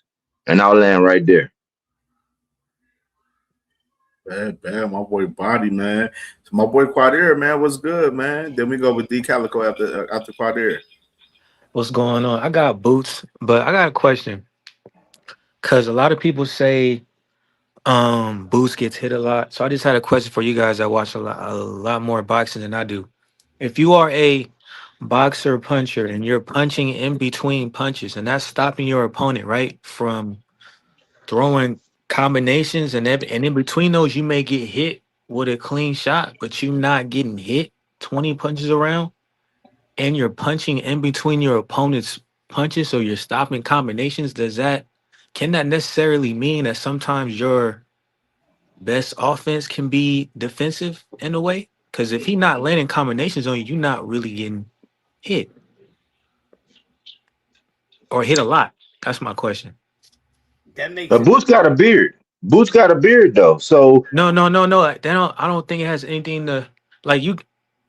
I don't think it's not necessarily he about the said build. It's that about Tank and Bud, they that kind where they might take one to give it to land theirs.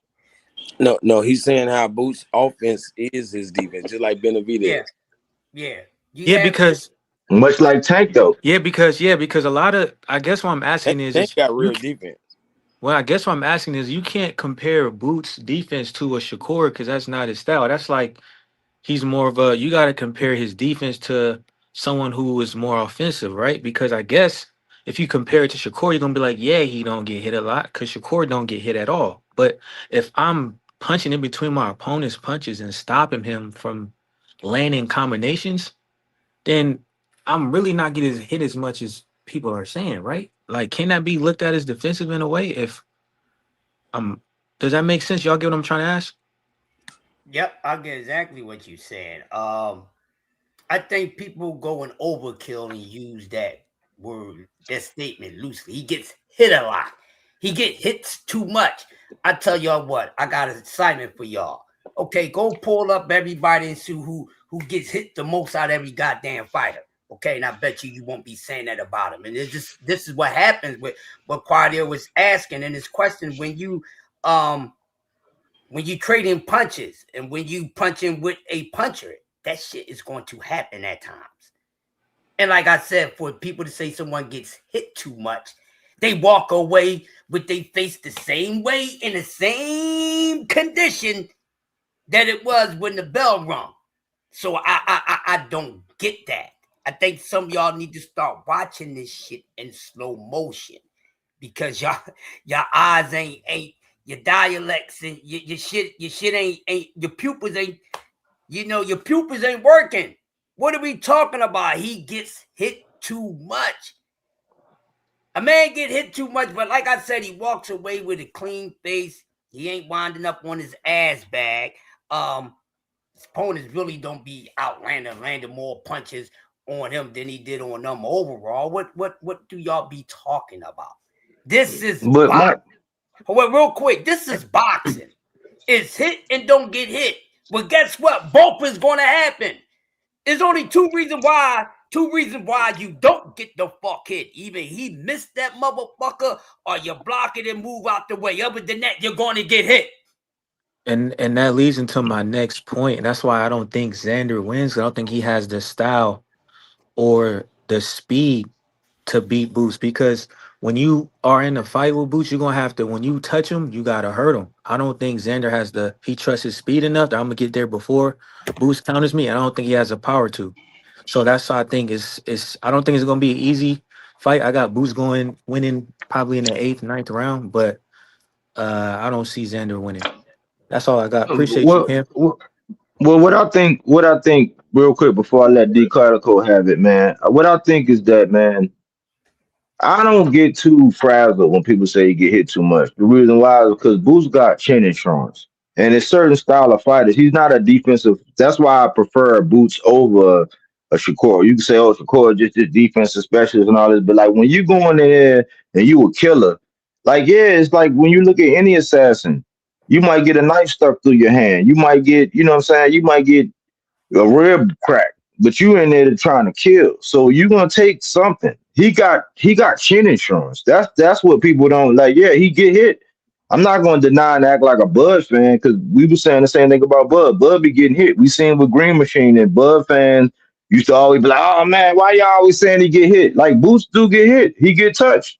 He got chin insurance though, so it's not that big of a concern. And Xander is not a power guy. That don't frazzle me because Boots might take to Xander just to land his one dynamite shot. It is what it is. Are we gonna cry about that when you know what I'm saying when Xander land two clean ones and then Boots like hit him with one of them uppies? You know what I'm saying from like 2.5 feet out? Like we're not. So I don't get frazzled with that. I think that's just something that they know triggers a lot of fans, and that's not really a concern. It's just really in the end game. It's called an exchange. As long as you win in the exchange, you good. Yeah, You know what I'm saying? It's that's a good it's way to just put it. it's just an analysis. Like so, we can't deny numbers. So when you say Karan said a company box stat and hitting on him, that's just a fact. That's not nothing to be offended by. He hit him more than anybody else. That don't mean something like that. It's like we say the same shit about Bud. People say the same shit about Tank. But what happened? Tank got a 93.33% knockout ratio. But I think Boots got an 87 point, you know what I'm saying, 88 knockout ratio. It just is what it is. He might take one, and some people got to get lathered up. Some fighters just like old school. Some people got to get touched before they be like, okay, all right, you hit a fight, okay, all right, I'm about to bend your shit back. You know what I'm saying? I'm about to punish you, and I that's how guess Boots is. Yeah, I guess what I'm trying to highlight is like you could there's a way where your offense can help you be more defensive because if you stopping guys, knocking guys out, and they're not landing that much, you're not getting hit. I mean, technically your defense isn't that bad, but I'll land it there. Thanks, Cam. Appreciate you. Well, I Quiet just here, wanted to man. You come in. banned out, man. Stop it, man. What I wanted to come in with real quick Boy. was basically this. For me, when I look at people that are considered boxers, these boxers traditionally don't carry the power, but they're able to outpoint you. A lot of people Floyd fought had more power than him, but it was his punch placement and accuracy. There is the term effective punching, and sometimes the effective punches don't have to be the hardest punches because some of the hardest punches will hit off the elbow, they'll hit off the shoulder, they'll hit off the glove. But the other guy who has less power is more accurate, so his punches have a different effect. When we talk about guys who get hit too much, I'm gonna bring up an example that Body always brings up when we're on his show, and that's Matias Sabril.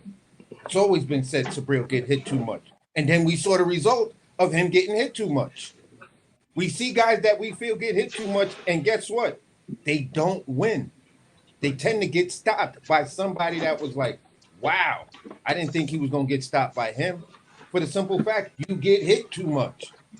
So if the Body said it correctly, I was gonna come up here and use the same word, and that's the exchanges. When you're in the exchanges, boxing is an exchange. You feel me? Just like basketball, it's two hoops. That's like saying dudes can't shoot. You get hit, look at it as a hoop being scored. It's just that simple. The guy who scores the most hoops wins the game. The guy who has the better, more effective punches in the exchanges wins the exchanges, and that's where I landed. That Hey, makes come out sense. here, man. D Calico. That Yo, makes yo. sense. Oh, go Hey, ahead. Go ahead, Deep Calico. hey, put it like this.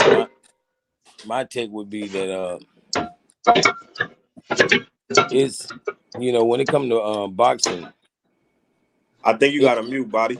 Can y'all hear me? Okay. Hey, now I was saying that when it comes to boxing, it's some fighters that'll go 12 rounds and never really get hit with a clean punch, you know.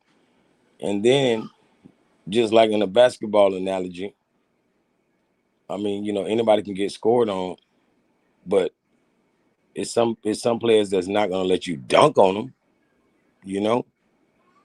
They just not having it. You feel me? In that aspect. So some people get dunked on and then guess what they do? They go right back down there and top what you just did. You feel me? So you got to be able to do that. But like I say, it's just some people that's special.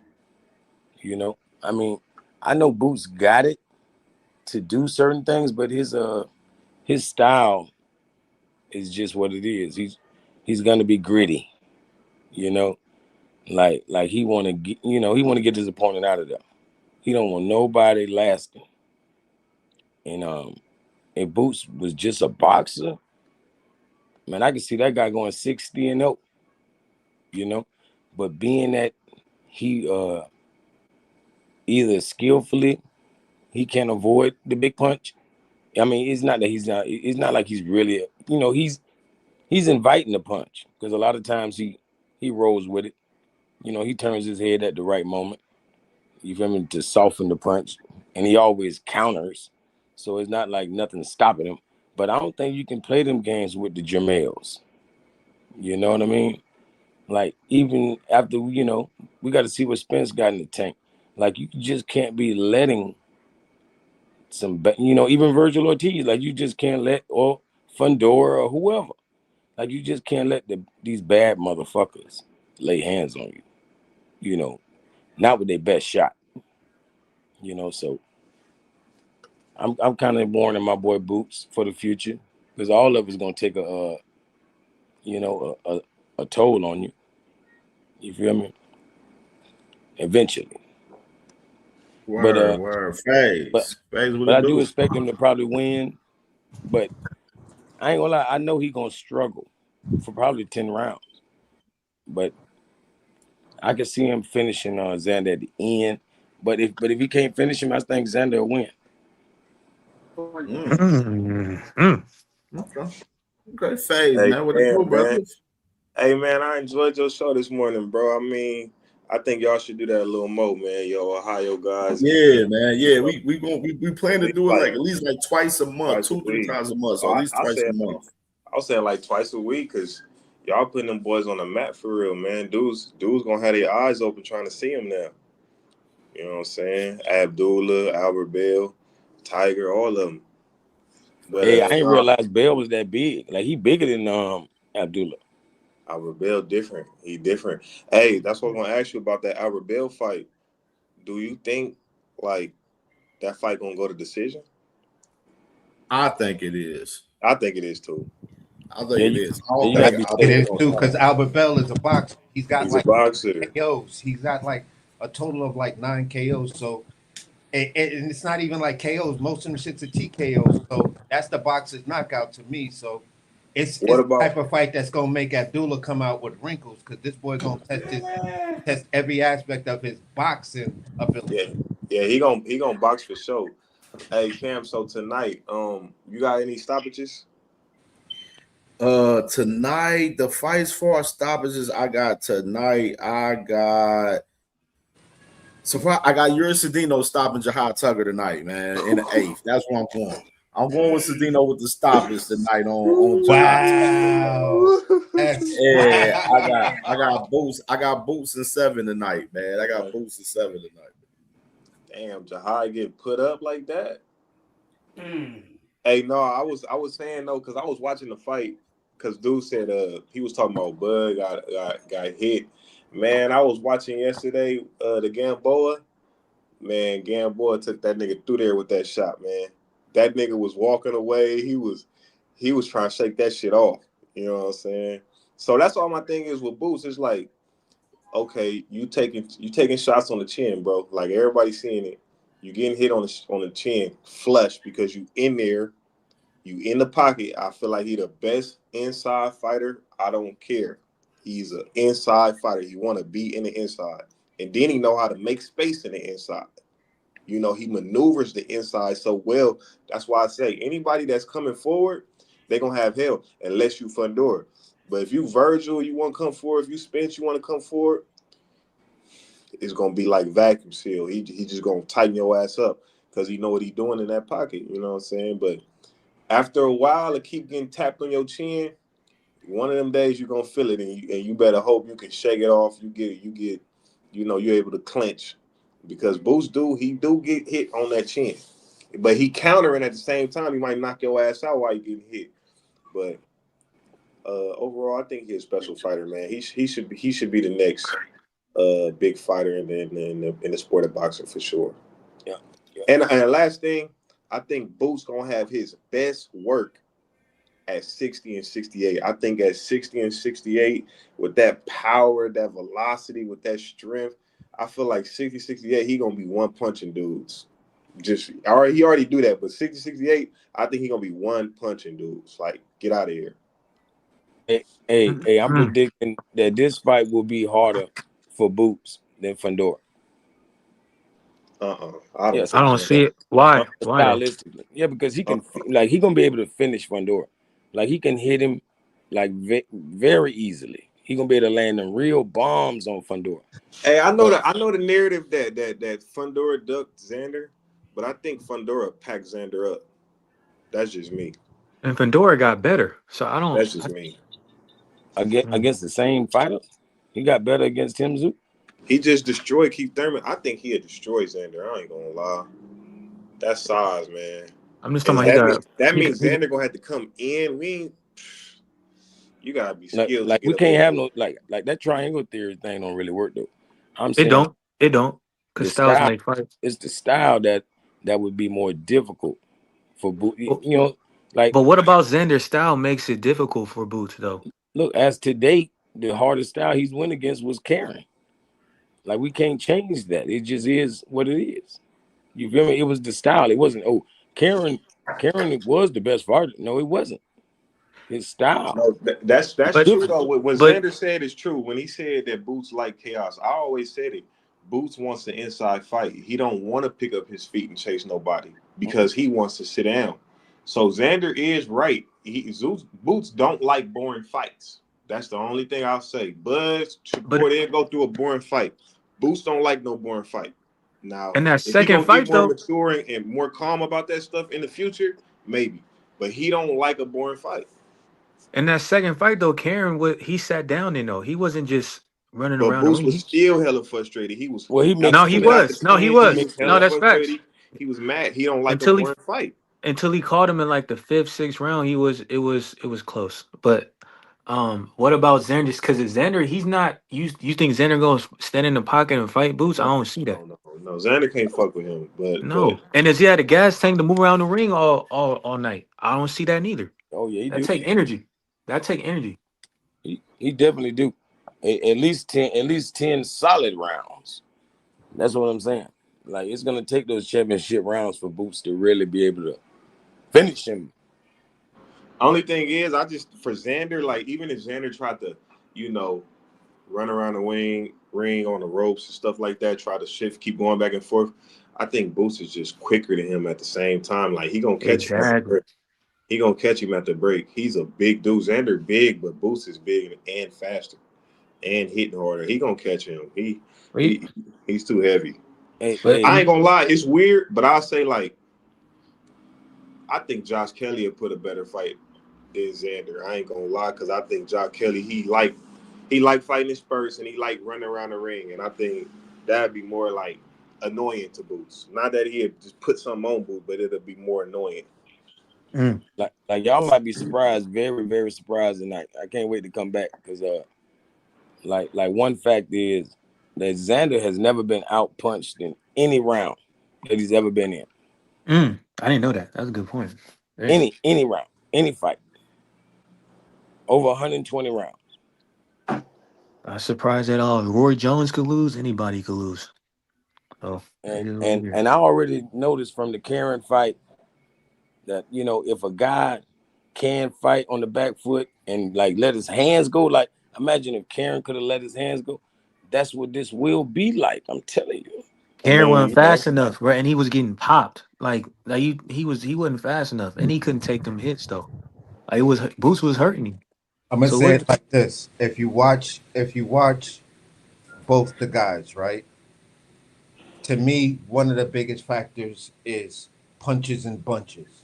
The punches and bunches in this type of stylistic matchup is going to be the thing that really, really attracts the judges.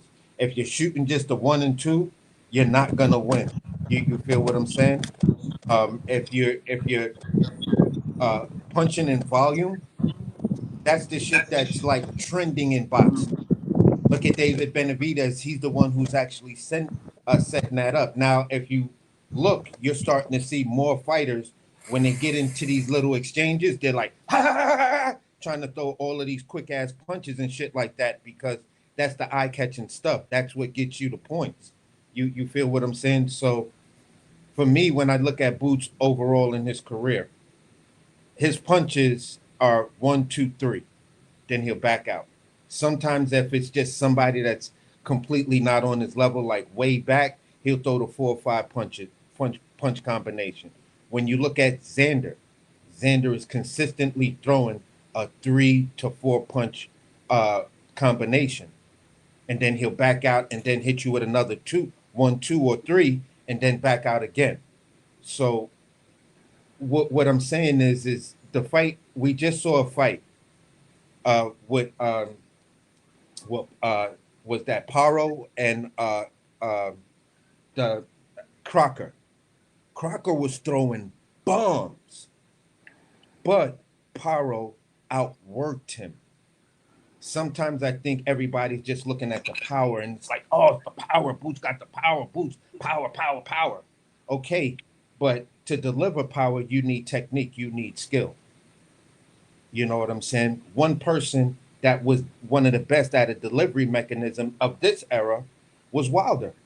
Wilder had that timing that he can be down under Mark Breland's tutelage. Now, let me correct that. Under Mark Breland's tutelage, he had that it factor. He see that split second, he know to shoot that 1, boom, 2, you done. Unless you walk into one of his hooks. And he could drop you with the right or left hook. But the point I'm making is when I'm assessing this fight, when I'm looking at this fight, I'm looking at who throws punches and bunches. And I think a person can beat Boots if they throw in punches and bunches. You beat Xander by throwing accurate punches and bunches, taking him off his game, making him unsure to throw the punches he wants to throw or to step in the way he wants to step in. So these are the little dynamics of the questions that I'm looking at. Like, yeah, both of you guys or whatever, but to me, it's no foregone conclusion on who actually wins this fight because it's too fucking close with the numbers and everything else. And I think some people are just relying heavy on an eye test with Boots and not giving Xander his just due for being a boxer, coming up as a pro since 16. That's a different look. You're growing into the sport. Mm-hmm. For a chef would love to take a young 16-year-old, put him in his kitchen, and then run him through the shit. That nigga gonna be a Michelin star, world's 50 best motherfucker, James Beard award-winning ass little nigga by the time he 20-something. And look at what's happened with Xander. So we're looking at 2 different pedigrees and 2 different upbringings. And then we're looking at several different dynamics. Who throws the punches and bunches? There are so many different dynamics that affect these guys that are somewhat outside of the purview of the fight, but they make absolute sense when you talk about the outcome of this fight. It's what you put in is exactly what you're gonna get out. And if Bozy telling y'all we didn't change nothing, nothing is different. We did the same thing because nobody is showing us that Boots needs to go into that next speed. Okay, but your son says he doesn't watch tape. So what metrics are you making these judgments on? So this is some of the things I'm listening to, and I'm like, I said it before. In the beginning, I was like, yeah, I want Boots to win, but I don't know. Where it is right now, I'm like, I think Xander takes this fight. Everything is kind of inching towards him. Some dudes just like, nah, Morataya gonna get destroyed by Andy Cruz. I said, watch, bro. Morataya believes something. He sees something, and he's got something inside.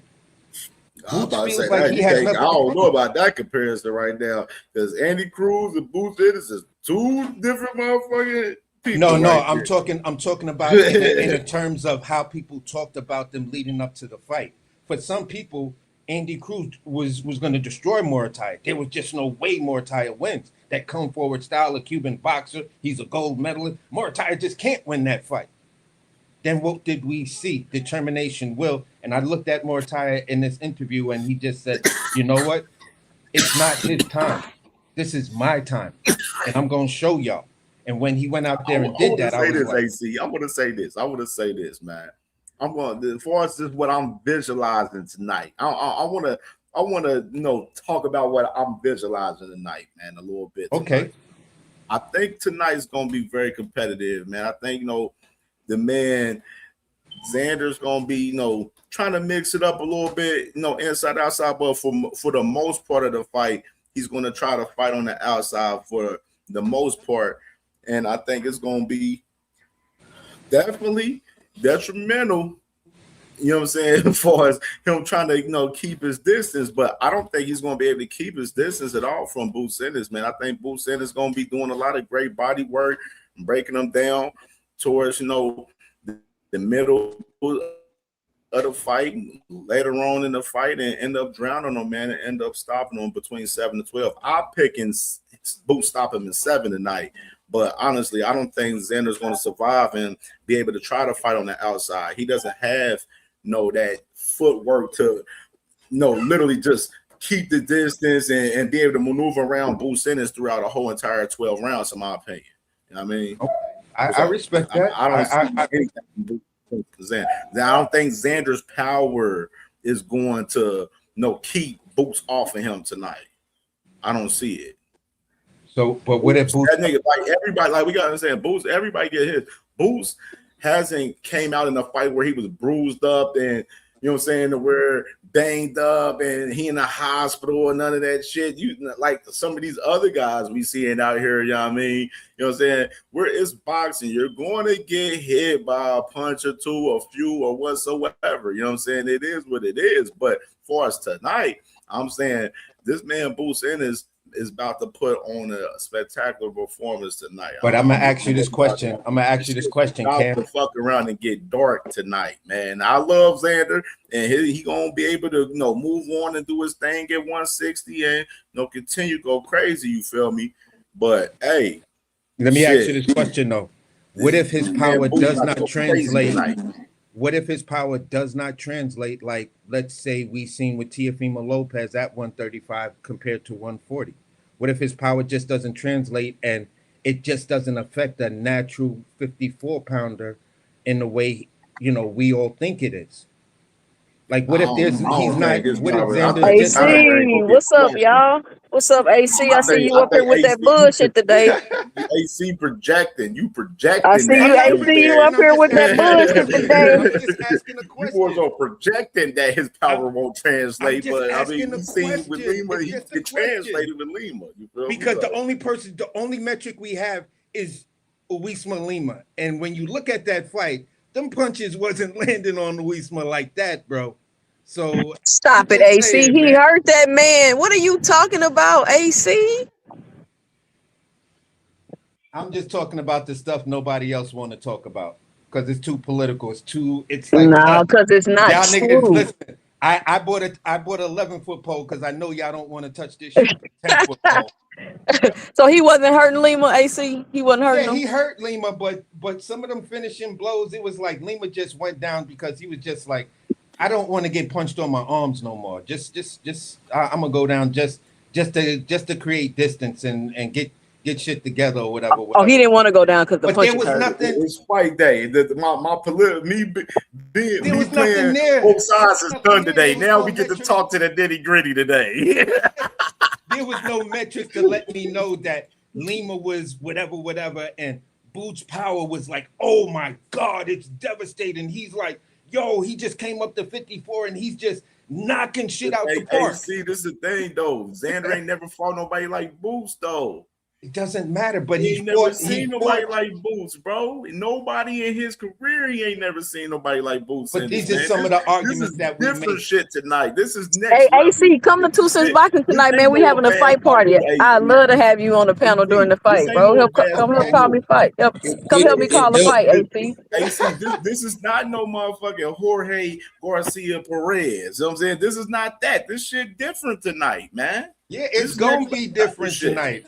Nobody's denying that. All I'm saying is that okay, it's fight night now. All the different tangibles, all the different, stats and all of that stuff. We're gonna nitpick through that shit, like I said the last time, because this fight is that close, it's that good. So now you start nitpicking when you watch people in judging shows. When it comes down to the last two guys or the two best guys, you nitpick the shit out of that shit. And that's all I'm saying. I'm nitpicking because I'm So voting let's for my nitpick guy. Xander. Let's nitpick Xander, AC. I've been nitpicking him. Oh, I missed it. I missed it again. Damn it. No, all I'm saying too, Sen, is basically this. If I was going to bet money on what round I think Boots is going to stop Xander, if I was on that type of time, I would say sometime in the middle of the 11th or late in the 11th round. That's when I think he'll be right. I think Xander's going to control and be ahead going into those championship rounds. Boots is going to have to make up that distance. If it doesn't happen like that and Boots starts out fast and he controls the tempo and he's throwing punches and bunches and they're accurate bombs, I don't see Xander lasting that long. I could see the scenario of what CamJ's talking about, 7th, 8th round and stuff like that. But I've seen Xander get clocked. So it's like, look, I'm looking for answers. I'm only talking about this. I personally, as a person who's looking at this fight, I'm looking for answers so I can like now look at, okay, you had this fight. Moving forward, let's look at the runs you guys make or continue, and that's how I'm gonna like make my final assessment after you make your run. You're in the middle. Xander's in the middle of his run. You feel what I'm saying? Boots is just starting his run. And let me bring up a point real quick, man. And I shout out to your assessment. I ain't got nothing wrong with that. It could be a fair assessment. But Xander is left hand. He relies on that left hand a lot. He's left hand dominant. When you fight in a southpaw, that southpaw can negate that left hand. Xander's right hand ain't got too much on it. It's decent. Xander has respectable power. I'm not saying he's a pillow fisted, but he has respectable power. You don't want to get hit with it, punch after punch. But if Boost comes out in that southpaw stance, that jab is going to get that cut in half. I think we're going to see a very low punch output from Xander. Xander had a high punch output when he's punching guys who ain't really punching back. You feel me? And somebody like Boots can cut your punch output in half because I think Boots is going to be making him pay. And those wide shots that Xander like to throw, leaning down to the body, leaving his head right there. Boots has a tremendous uppercut. It's one of his best punches, actually, his uppercut. It's fast, it's short, and it's sharp. The kid's going to get caught, man. And the body work. Go ahead. Coach Eddie, you think Xander is overmatched, Coach Eddie? No, I think it's a good fight. I mean, in boxing, somebody's always going to have an edge. It's rare that you get two guys that are just versus Ford, or a Camaro versus a Mustang. That's rare. Sugar Ray Leonard and Thomas Hearn, those guys were equally matched. So yeah, some guys are always going to have the edge. It's up to the other guy, like Xander being the underdog, to prove everybody wrong. So Xander is the underdog. Can he go out and win this fight? Absolutely. He has the chance to win this fight. Do I think he's going to win the fight? I don't think he's going to win it, but he can. That's boxing. But I think that it's a good matchup. Xander's a champion. He got the belts.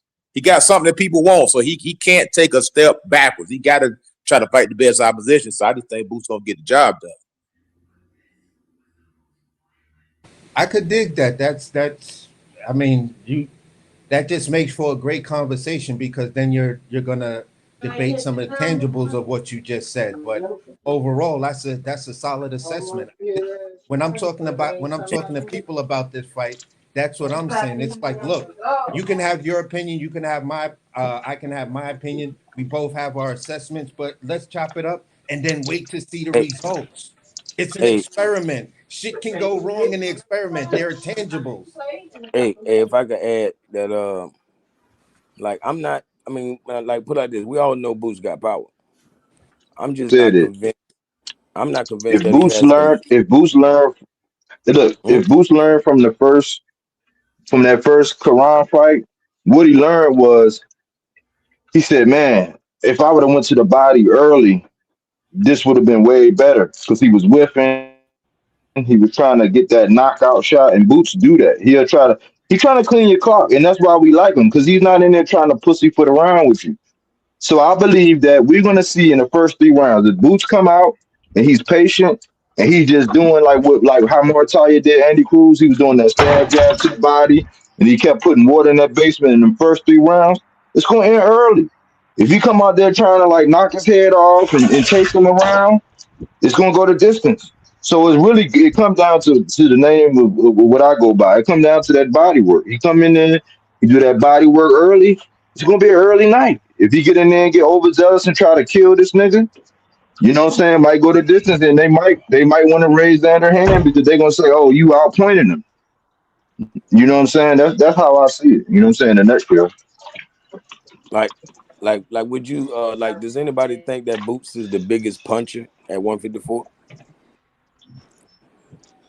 Now he's not the biggest puncher, but like, what do you mean by biggest puncher? I'm saying like when it comes to 154-pound fighters, traditionally, does his power match up? I mean, we got to see him in more 54 fights, but I would say so considering the way his first fight went at 154. I'm saying like being that You talking he's so about, you talking about talented. the current guys or guys Well, in the previous, in the different generations? Like period. Like what does he measure up? Is he like average 154? He punching above average. He's not a Julian Jackson or Gerald McCullen. We know I'm with saying, that is one he a punch. Charlo? He's a good puncher. Boost is a you can hear it in the shots, man. They're thumping shots, and you can see it That even in the overhand camera. right, that overhand right from Charlo, he got that overhand right, that one hitter overhand I right. think it's similar. I think it's similar. See, Boots is a volume puncher. Like if he can't just consistently lay hands on you, I don't think he can get you out of there.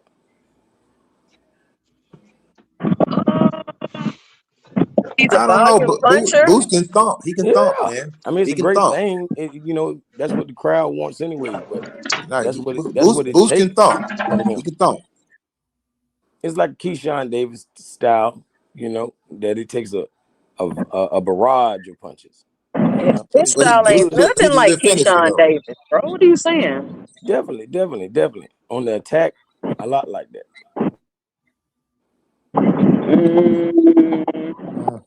I don't know about that, but I think he got punishing power. Like when you see in the ring and you start seeing how those opponents start shelling up and reacting to his punches, you can tell like that's this trigger for him to start going in and trying to get him out of there once he starts seeing how they negatively responding to his shots.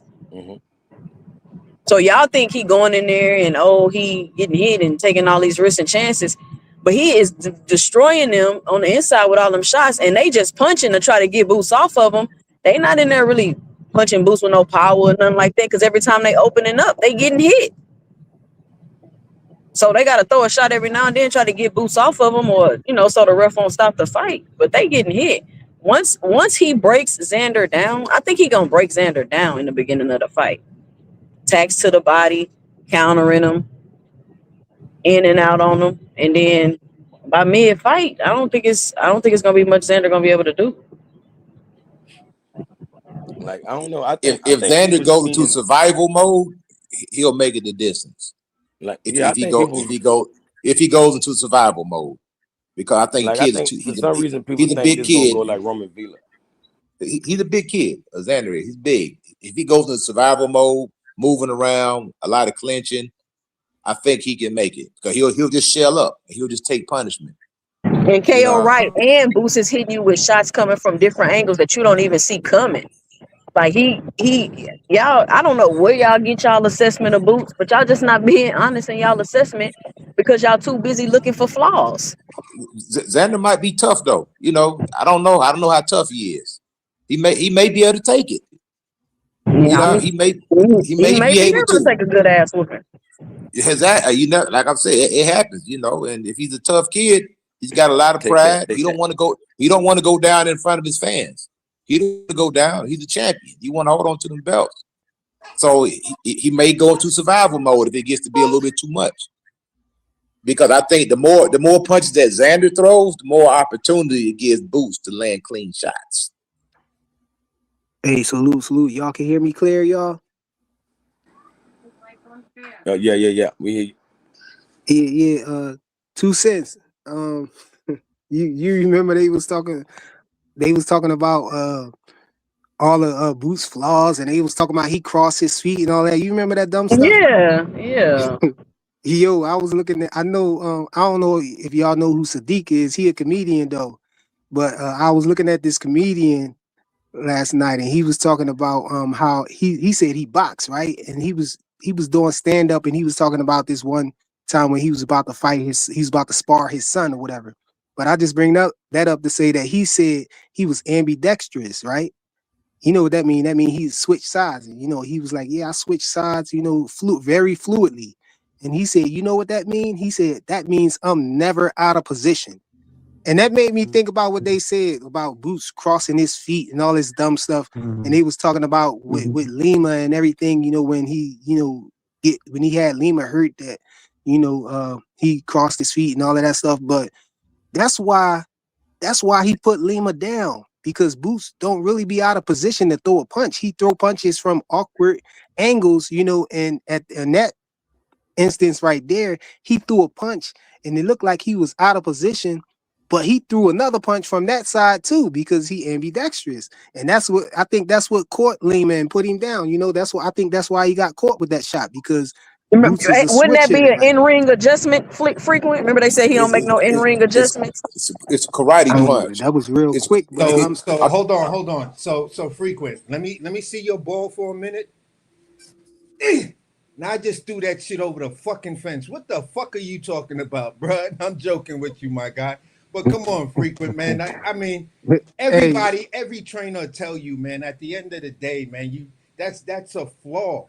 We saw No, it isn't. No, it is not. Go watch. Nah, but sometimes. Wait. Go watch Hector Camacho used to walk in the ring all the time. Actually, it's a good way to save freaking energy if you crossing walk your in the feet ring. like that. But no, you're not listening, bro. You're not listening.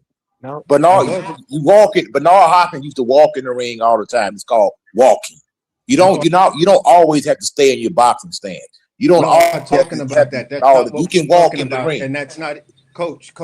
And if you can punch from either side, from either foot position, what difference do it make, bro? Because it's not a flaw at that point. At the end of the day, the proper way, one of the proper ways to do it, if you're going to be a switch hitter like that, and every really, really good switch hitter, you always see those signs of Willie Pep and that W step. At the end of the day, look at Marvin Hagler. Marvin Hagler had a freaking gazelle. He will switch stances in it when he's throwing the freaking punch at you. That's something that he developed. If you look at his footwork, it was always an even transition. Sometimes he would throw a leaping, and in between the leaping, it looks like he's switching. It looked like he leaping to throw a left, but he'll catch you with a straight right. Marvin Hagler had athleticism. All the great fighters are unconventional. Hear me out. All the great fighters most of the time are unconventional. You saying Boots not athletic though, bro? What you talking about? Because Boots does. You're saying Boots not athletic? I don't get that. No, nobody's saying that. What's up, Kadir?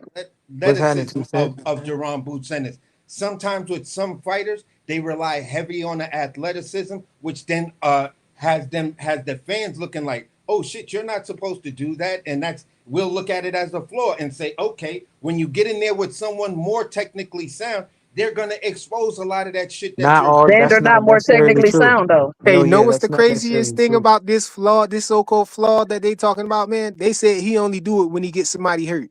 Now picture that, man. That sound like nitpicking, if anything. You know what I'm saying? If you talking about something that somebody only do when they get somebody hurt, that's the only time y'all can point out when he so-called cross his feet is when he hurt somebody and he going in for the kill. Take a guy like Joe Kawasaki, unconventional. They said he slapped with his punches. Most guys if you're gonna be a good fighter, a lot of times you're gonna be unconventional. You're gonna do things that go against the quote unquote textbook way of doing things. Coach, I was just Because about once to you say hold on, hear me out. Because once you become textbook and so conventional, you become predictable.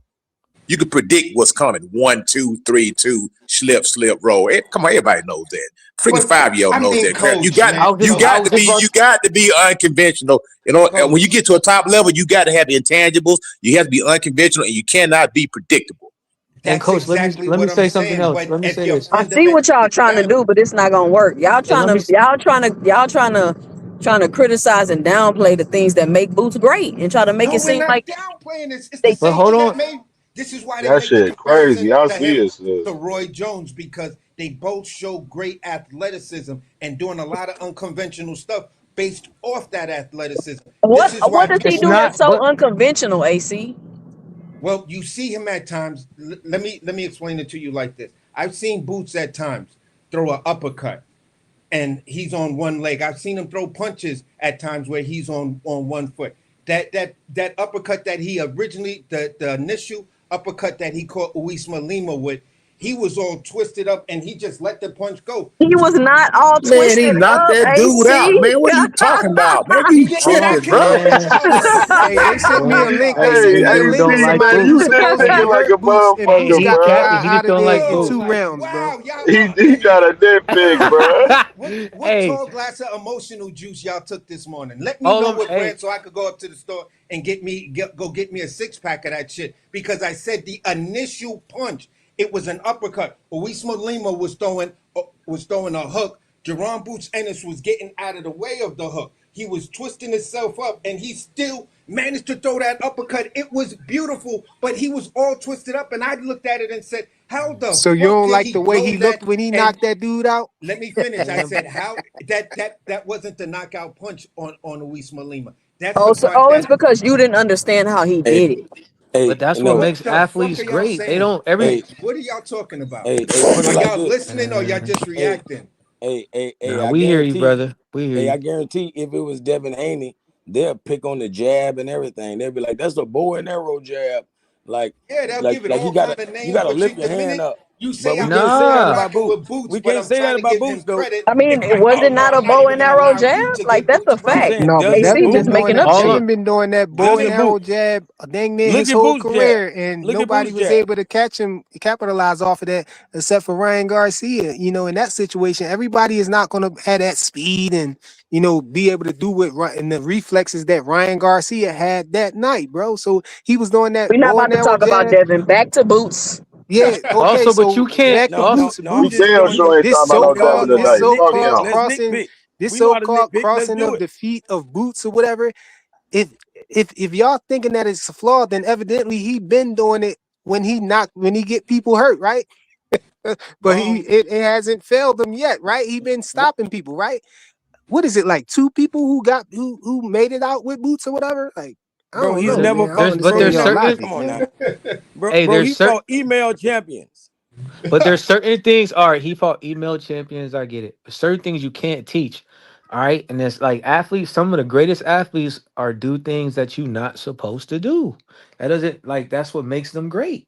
But Deion, Doug Hey, showed with No, I'm Abdullah gonna tell you hey, what with make flaws. you Bud, great. Your with competition. Bud, we were saying it's the eye test a lot of times. We might see a fighter and we see all of that talent, but it's just from the eye test, and people y'all like to say, y'all criticize it and say, yo, they ain't really fighting nobody who is in front of him while he's doing that. And we were saying that about Bud for years.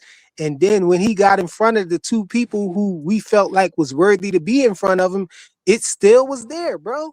So I don't understand when he got in front of Errol. I know, and Canelo, he still had those same attributes and still was looking good at doing them. You know what I'm saying? They still was What at the same flaws? When level. he fought Errol, he was damn near flawless. When he fought Canelo, he was damn near flawless.